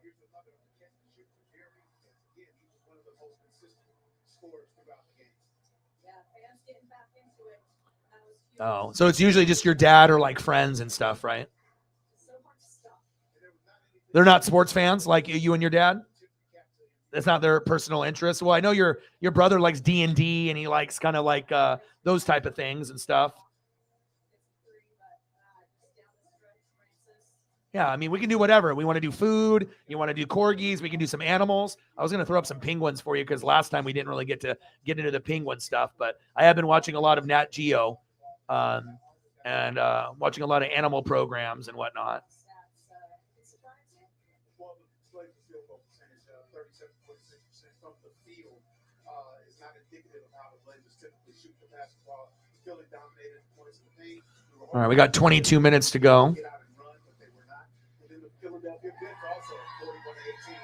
So it was just a real legitimate win for Philly. As you can see, the fans still here. They still love their team, and they really did get into it there in the fourth quarter, which really helped the Blazers cut that lead. But, we talked about it at halftime, Francis, that they're not used to seeing them shoot so poorly and that the tide would change, which it did a little bit, but just not enough, I guess I would say. Yeah, I mean, the shots didn't fall, but we've also talked in the open about. All right, we got Eagles Giants from earlier this year on NFL Network, so that's what I have on. Just started, so now I always like watching the matchups from earlier in the year to get a gauge on health and what we're seeing. And obviously, at this point, the Eagles are 11-1. But one thing that we have seen, I don't know if Daniel Jones is a franchise quarterback. I don't know if he's the guy for New York, but this season he's played better than expected. And a lot of it is with his legs. I don't think we ever anticipated Daniel Jones using his legs as a weapon, but Daniel Jones isn't great,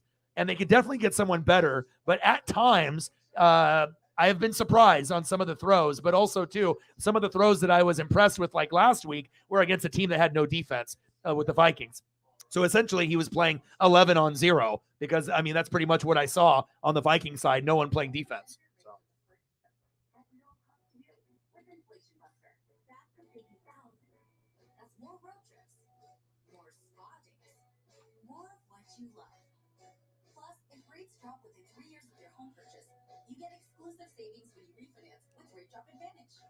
It's always good to end on like animals or food at the end of the day.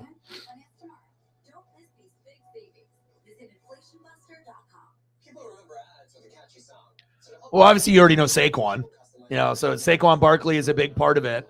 And then obviously the defense and Brian Daboll, the head coach, that's a big part of it. They really took on the identity of kind of a hard ass kind of guy. And obviously the main reason the success has been so good is Saquon, because if they didn't have Saquon throughout the whole year, they're not even in the playoffs. We're not even talking about them right now, but they had a healthy Saquon throughout the whole year, kind of like run CMC Christian McCaffrey from the Panthers to the Niners. And anytime you have a guy that's injury prone that ends up having a good year, right? We forget that, Saquon and Run CMC at one point were number one, number two running backs, but then they got hurt for like 2-3 years in a row. And then no one wanted to even touch them. They're like, fantasy, I don't know if you can stay healthy, but I took a chance on Saquon. It worked out, so same thing with Nick Chubb and Josh Jacobs. I had 3 of the top 4 running backs this year, but normally that doesn't happen. But Saquon has been a big driving force. Daniel Jones is still average, but sometimes he plays better than you think. And their defense actually has been pretty good this year for New York, like better than people have anticipated. Kayvon Thibodeau from Oregon was one of the draft picks there. And then obviously you had Andrew Thomas was the offensive line pick from the year before, and he's actually played pretty good. Offensive line has some pretty good players. Sometimes they play good. Sometimes they're a little shaky. But really, the game goes through Saquon. When he's out there, that's when you know that they have a shot. Saquon goes out, no chance to win whatsoever. So, oh, they hate crowds? No, I totally get it.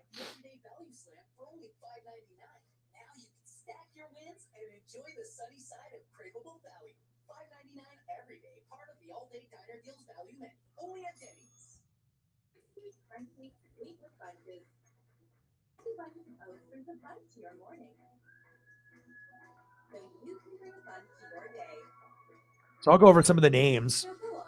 So you probably heard maybe, I know you're AFC, and sometimes AFC people don't follow NFC, or NFC people only follow NFC, not as much AFC. So they got Daniel Jones, Saquon Barkley, Isaiah Hodgins, Darius Slayton, he's okay. Richie James, So the receivers really aren't that good, but you got Andrew Thomas at left tackle. He's good. I like him. And then you got Evan Neal, the draft pick from Alabama, on the right side. So their left tackle and right tackle are excellent. They're very, very, very good. Okay. And then on defense, Dexter Lawrence has been having a good year. Kayvon Thibodeau. They have Leonard Williams, Adoree Jackson, Xavier McKinney. Fabian Moreau. So they have a couple guys. Most of it is Dexter Lawrence and Kayvon Thibodeau. So you got really like 2 or 3 guys on defense, Saquon, Darius Slayton, and then a couple tackles. So it's not like they really have a complete team, but they, if they can get 100 yards out of Saquon and the defense can get to the quarterback with, Leonard Williams, Dexter Lawrence, and Kayvon Thibodeau, that's how they're able to stay in games. And the Giants defense has actually been pretty good. So yeah, Hodgins is, he's been good, but if you said that name to a majority of the fan base in the NFL, I would say probably 90% have no idea who that is. You know what I mean? Like if you watch Giants games, but he might be playing good, but I don't think like he could go to another team and play well. I don't think he's that good. Isaiah Hodgins kind of is like an Isaiah McKenzie, like a third string option, but Hodgins, Slayton, James, and they even have Kenny Golladay, but they don't even play him, which is crazy, but it is what it is. So, but I don't think those guys are impact guys that they're going to take over the game and beat like the Eagles. Like Hodgins is going to score 3 times and win. I doubt it. Maybe he gets in the end zone once, but really it's the O-line, Saquon, and a couple of good defensive players. But obviously Hodgins hasn't been too bad. Darius Slayton is a better athlete to me. And Isaiah's from Oregon State too, which is kind of cool.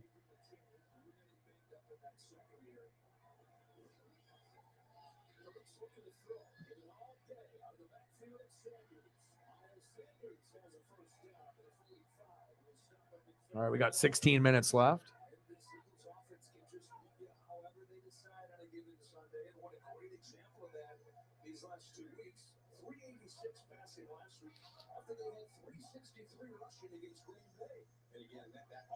Line is a key part of that, and when you have to go against an offense that way, and you gear your defense to take away that strength, it makes it so hard because you see those. Yeah, but you can definitely tell with people that watch like only their team. You know what I mean? Because like I said, they don't take in consideration of the others that the other team. They just think, well, this is my team and they're playing good, so they're going to do that. But there's a difference between playing a team that has no defense and a team that's got a top 3 defense. And if you're so bold to think that no matter who you play, you're going to throw up 30 a game, even a top 1, 2, or 3 defense. And obviously those people don't know football very well. They're just blind. They just think that, just because the team won the week before that they're going to win again.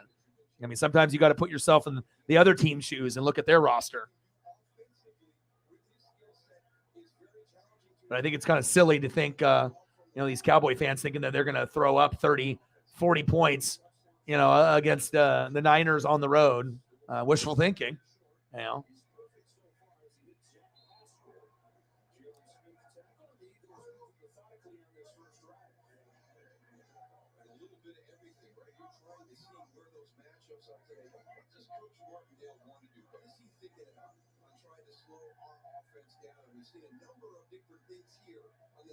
Yeah, the stream has been much, much better with you on it, Holly. I'm glad that you were able to come through even for a little bit. Same thing with Reflect. Like I said, we definitely were missing people yesterday, and it was like it was a low day. So and sometimes I have to keep grinding it out just in case someone comes through at the end. But normally we don't have 2 bad streams in a row or 3. So yeah, they should have never. They should just. It's just a wasted player just sitting there because Golladay actually has a good skill set, but I think him and the coach didn't really get along.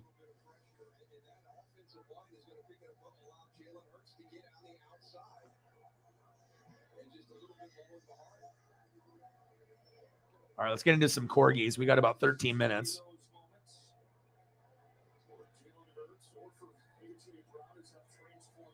offense coming over on the draft day trade.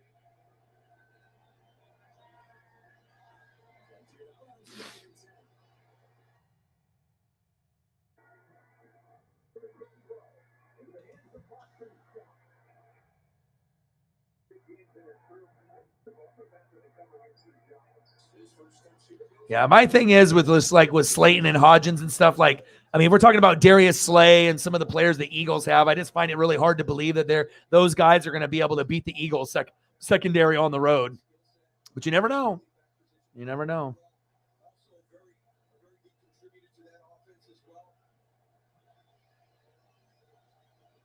That's why we watch football, right? To see the unexpected. And sometimes we get that.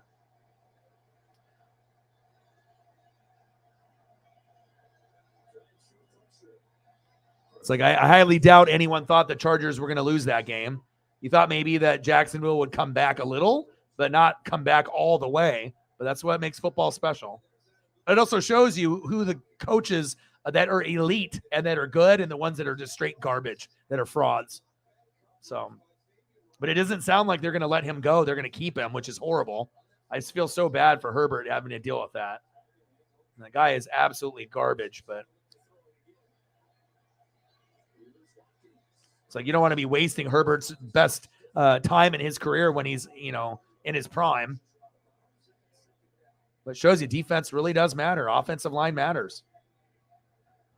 It can't just be like Herbert, Eckler, Mike Williams, and Keenan Allen, and then all of a sudden that's good enough to go all the way. It's not. And they've had very good weapons at quarterback, running back, wide receiver, and tight end. But again, that's not enough. You need more. Like a cat taco. You need more.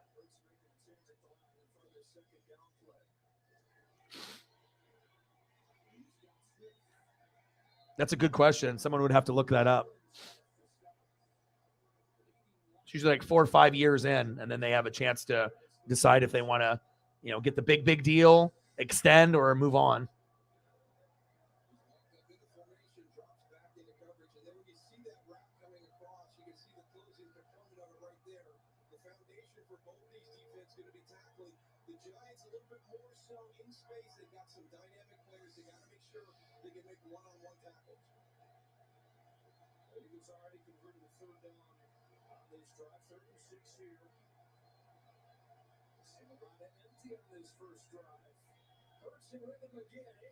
Palindrome, Taco Cat.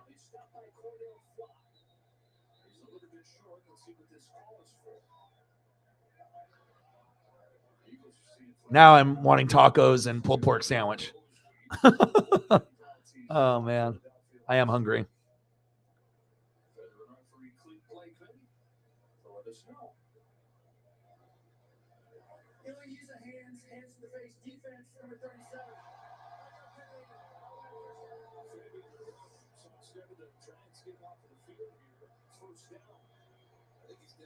Yeah, I just want him to get better coaching. I hate seeing them like waste his career.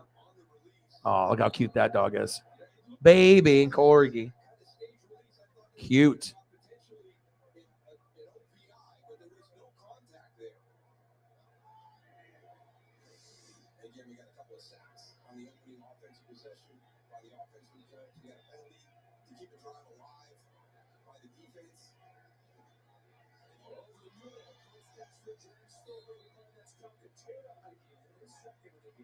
Oh, I hear Paisley. Paisley, hi. Hi, Paisley. She knows it's about that time. Hi. Hi. Daddy gave her a nice wash. Hi.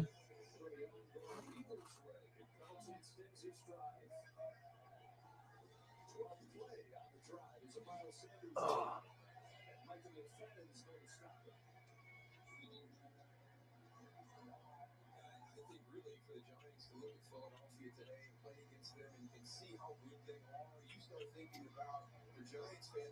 Okay. What they've accomplished so far to start the season is very impressive under year one with Brian Dable. This is year two for Coach Sirianni and this Eagles team. It's another year in the offense. It's another year in the defense. And you see the people that they've brought in, the talent that they've added to this roster in year two to get to this point.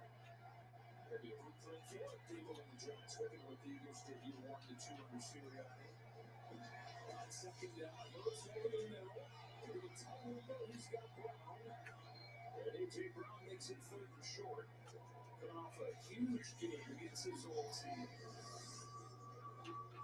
Yeah, just continue to be impressed by Jalen Hurts from the pocket. They've got that covered pretty well. You got a zone, but you got a triangle. It looks like a nice little window there. On third and short, Sanders up to get it in. Touchdown, Philadelphia. Well, at least we got a little bit of a Paisley appearance. Oh, she's getting so big. You have no idea. She's like 50 to 70 pounds now, I think. I don't know how much she weighs, but it's a lot bigger than the 5 pounds than we got her. But, yeah. Nothing makes me happier in life. You know, I could have problems here at home. I could have problems with friends or other, stuff that's going on or whatever. But, just that one constant, thing with like pitties and American staffies. They're always happy to see you, just like a lot of, dogs and cats. And it's just, it's really good for my mental health. Like I said, I feel that I'll still have mental health episodes once in a while, a couple times a year. But she definitely makes me get out of one sooner if I think I'm going to go down that path, which is nice. So it's my Paisley pup.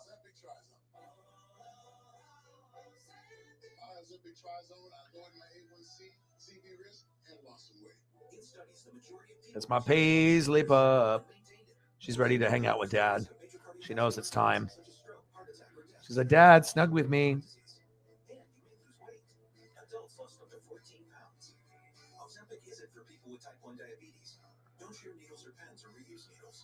Can't wait for the weather to get better just so I can take her back to like the beach and have her like walk around, run around in the water and chase like the seagulls and the animals. Boom. Paisley pup in the corner. There she is. There she is. The Paisley pup.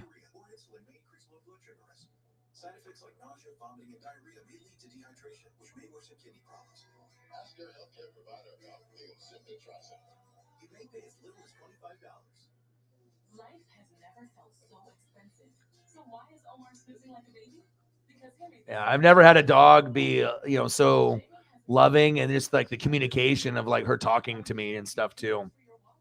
Like she'll like, like sometimes she'll go for like 5 seconds, 10 seconds, 15 seconds. I don't think that's normal. Like I've seen other friends, like people's dogs, where they'll talk like a little bit for like a second or two, but not like keep going on and on and on. Like it's I need to record more of it. I got one clip that I did, and it got quite a bit of views where she was talking for like 10 seconds or more a couple times. But a lot of times by the time I want to record her, she's already halfway through, and I'm not, on my phone for clout and trying to get like clicks and views on videos and whatnot. So yeah, she's getting big. And then like when we sleep, if I sleep on the couch sometimes, like if it's late, you know what I mean? And she already got kicked out of the bedroom, and we'll just be watching TV, and sometimes we naturally just fall asleep there, or if we go to the bedroom, but she'll lay on me, and obviously she can't do that with anyone else in the house, but since I'm a little bit bigger, but to have 50 to 70 pounds on you, you have to be able to be comfortable and find a good spot. Otherwise you're not going to be able to sleep. And she's definitely getting up there, but we're walking about twice a day. So I don't think she's fat or like overweight or anything like that, but I want to make sure that, she's toned, and I'm not trying to give her as many treats. I want to make sure that she doesn't get overweight and whatnot. And I got to take her to the vet and to get her some shots, that are on the timeline for her. So I got to do that. I don't know how much that's going to cost, but, hopefully it doesn't cost too much. It has been better the last couple days, but prior to that, we had about 10 days straight of rain. And that's when I got into my depression mode, because I wasn't able to exercise every day. And I can go out there in the rain, but I'd rather go out there with Paisley, and she'll go out there if it's sprinkling, but if it's like raining, she doesn't want to really go. But,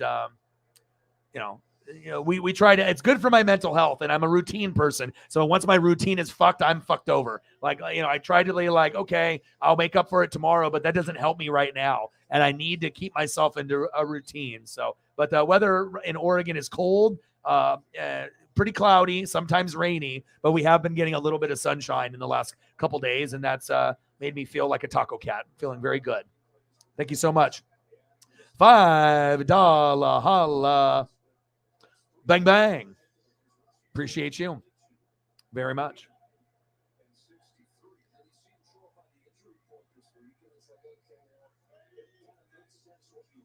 Yeah, she will do that. And she has all these different like sound effects that she makes with like her different wines. So it's like I'll know if she like went potty, if she pooped, if she peed, if she's hungry. She'll give me a look and she'll give me kind of a sound, and then I can kind of put it together. Or if I say, "Did you pee? Did you poo?" and she'll look at me and she'll respond either yes or no with a different kind of like row or different looks. But yeah, sometimes she'll go and she'll talk and it'll be loud and she'll go for like 5 seconds, 10 seconds, 15 seconds. It's like almost amazing that she does that. But yeah, I've never had a dog that's been that loving and that talkative ever. So 140, thank you so much.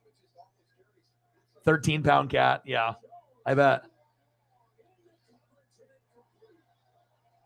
Yeah, you just got to make sure. I know for your mental health, getting out there and like I said, sometimes pushing yourself. But I think if you get into a routine where you don't look at going and exercising as a chore, you actually look forward to doing it because it's for mental health. I'm getting exercise and I'm getting music. So it's 2 birds, 1 stone. So once you get to a point where working out and doing something that you don't want to do becomes something that you actually look forward to doing, you change your mindset and then things get better for you. But again, sometimes, going outside and, thinking about having to do that hour walk or half-hour walk isn't ideal. But once you get it done and you reflect on it, you feel good. At least I know I do. Every time I actually do what I say I'm going to do, and then I go back, and even if I'm a little tired, but I'm really happy I pushed myself rather than just sitting there eating Cheetos, watching TV, and then all of a sudden I'm like, dude, I should have walked. What was I thinking? So, everyone has choices, though.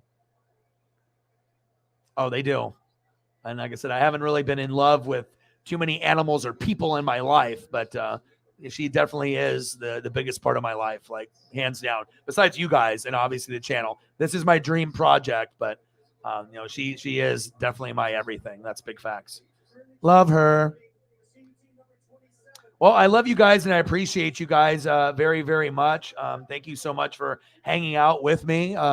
Had fun, being able to kind of watch the game. And then we also talked about Monster Jam and some other things in NASCAR. I was not expecting Brittany and a few people to I didn't know who was going to show up, honestly. And so since we had kind of a lower turnout yesterday, but it ended up being great today. And like I said, even if it's just a few people, as long as I get people that are talkative, that have something to say, then we don't get to a point where it's like, we feel like we're just sitting here, you know what I mean? And like, we want to keep the conversation flowing. So obviously with Holly and Reflect, I never have to worry about you guys being quiet unless you have something that you're doing. It ends up always being a very enjoyable stream. So thank you so much for all your guys' love and support and incredible donos. You guys are the best. Have a great rest of your night. And then I'll be back tomorrow, more than likely, unless we talk about it. And then we have a day off.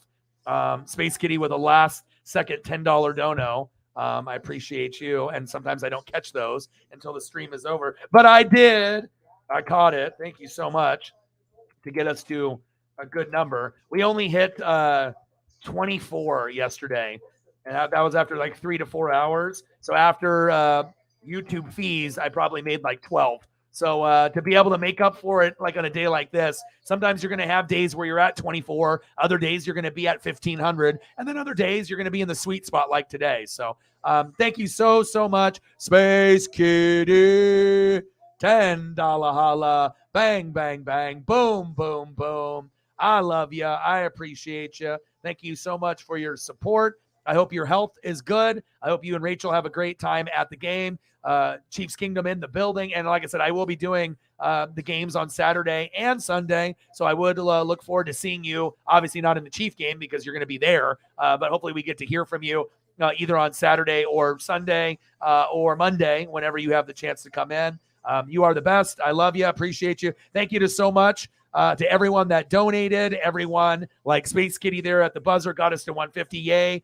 You guys are the best. I hope I helped with your mental health. I hope your brother is doing good. I hope your dad is doing good. I hope your mom is good. I hope the Taco Cat is good. And you guys are the best fans on planet Earth that a guy could ask for. And let me take the banner down. And here we go. And I love you guys. And I got one question for you. Who you know talk sports like us? Your boy Ryan, Northwest Sports Fanatics. I love you and I appreciate you. And I'm out. Gang.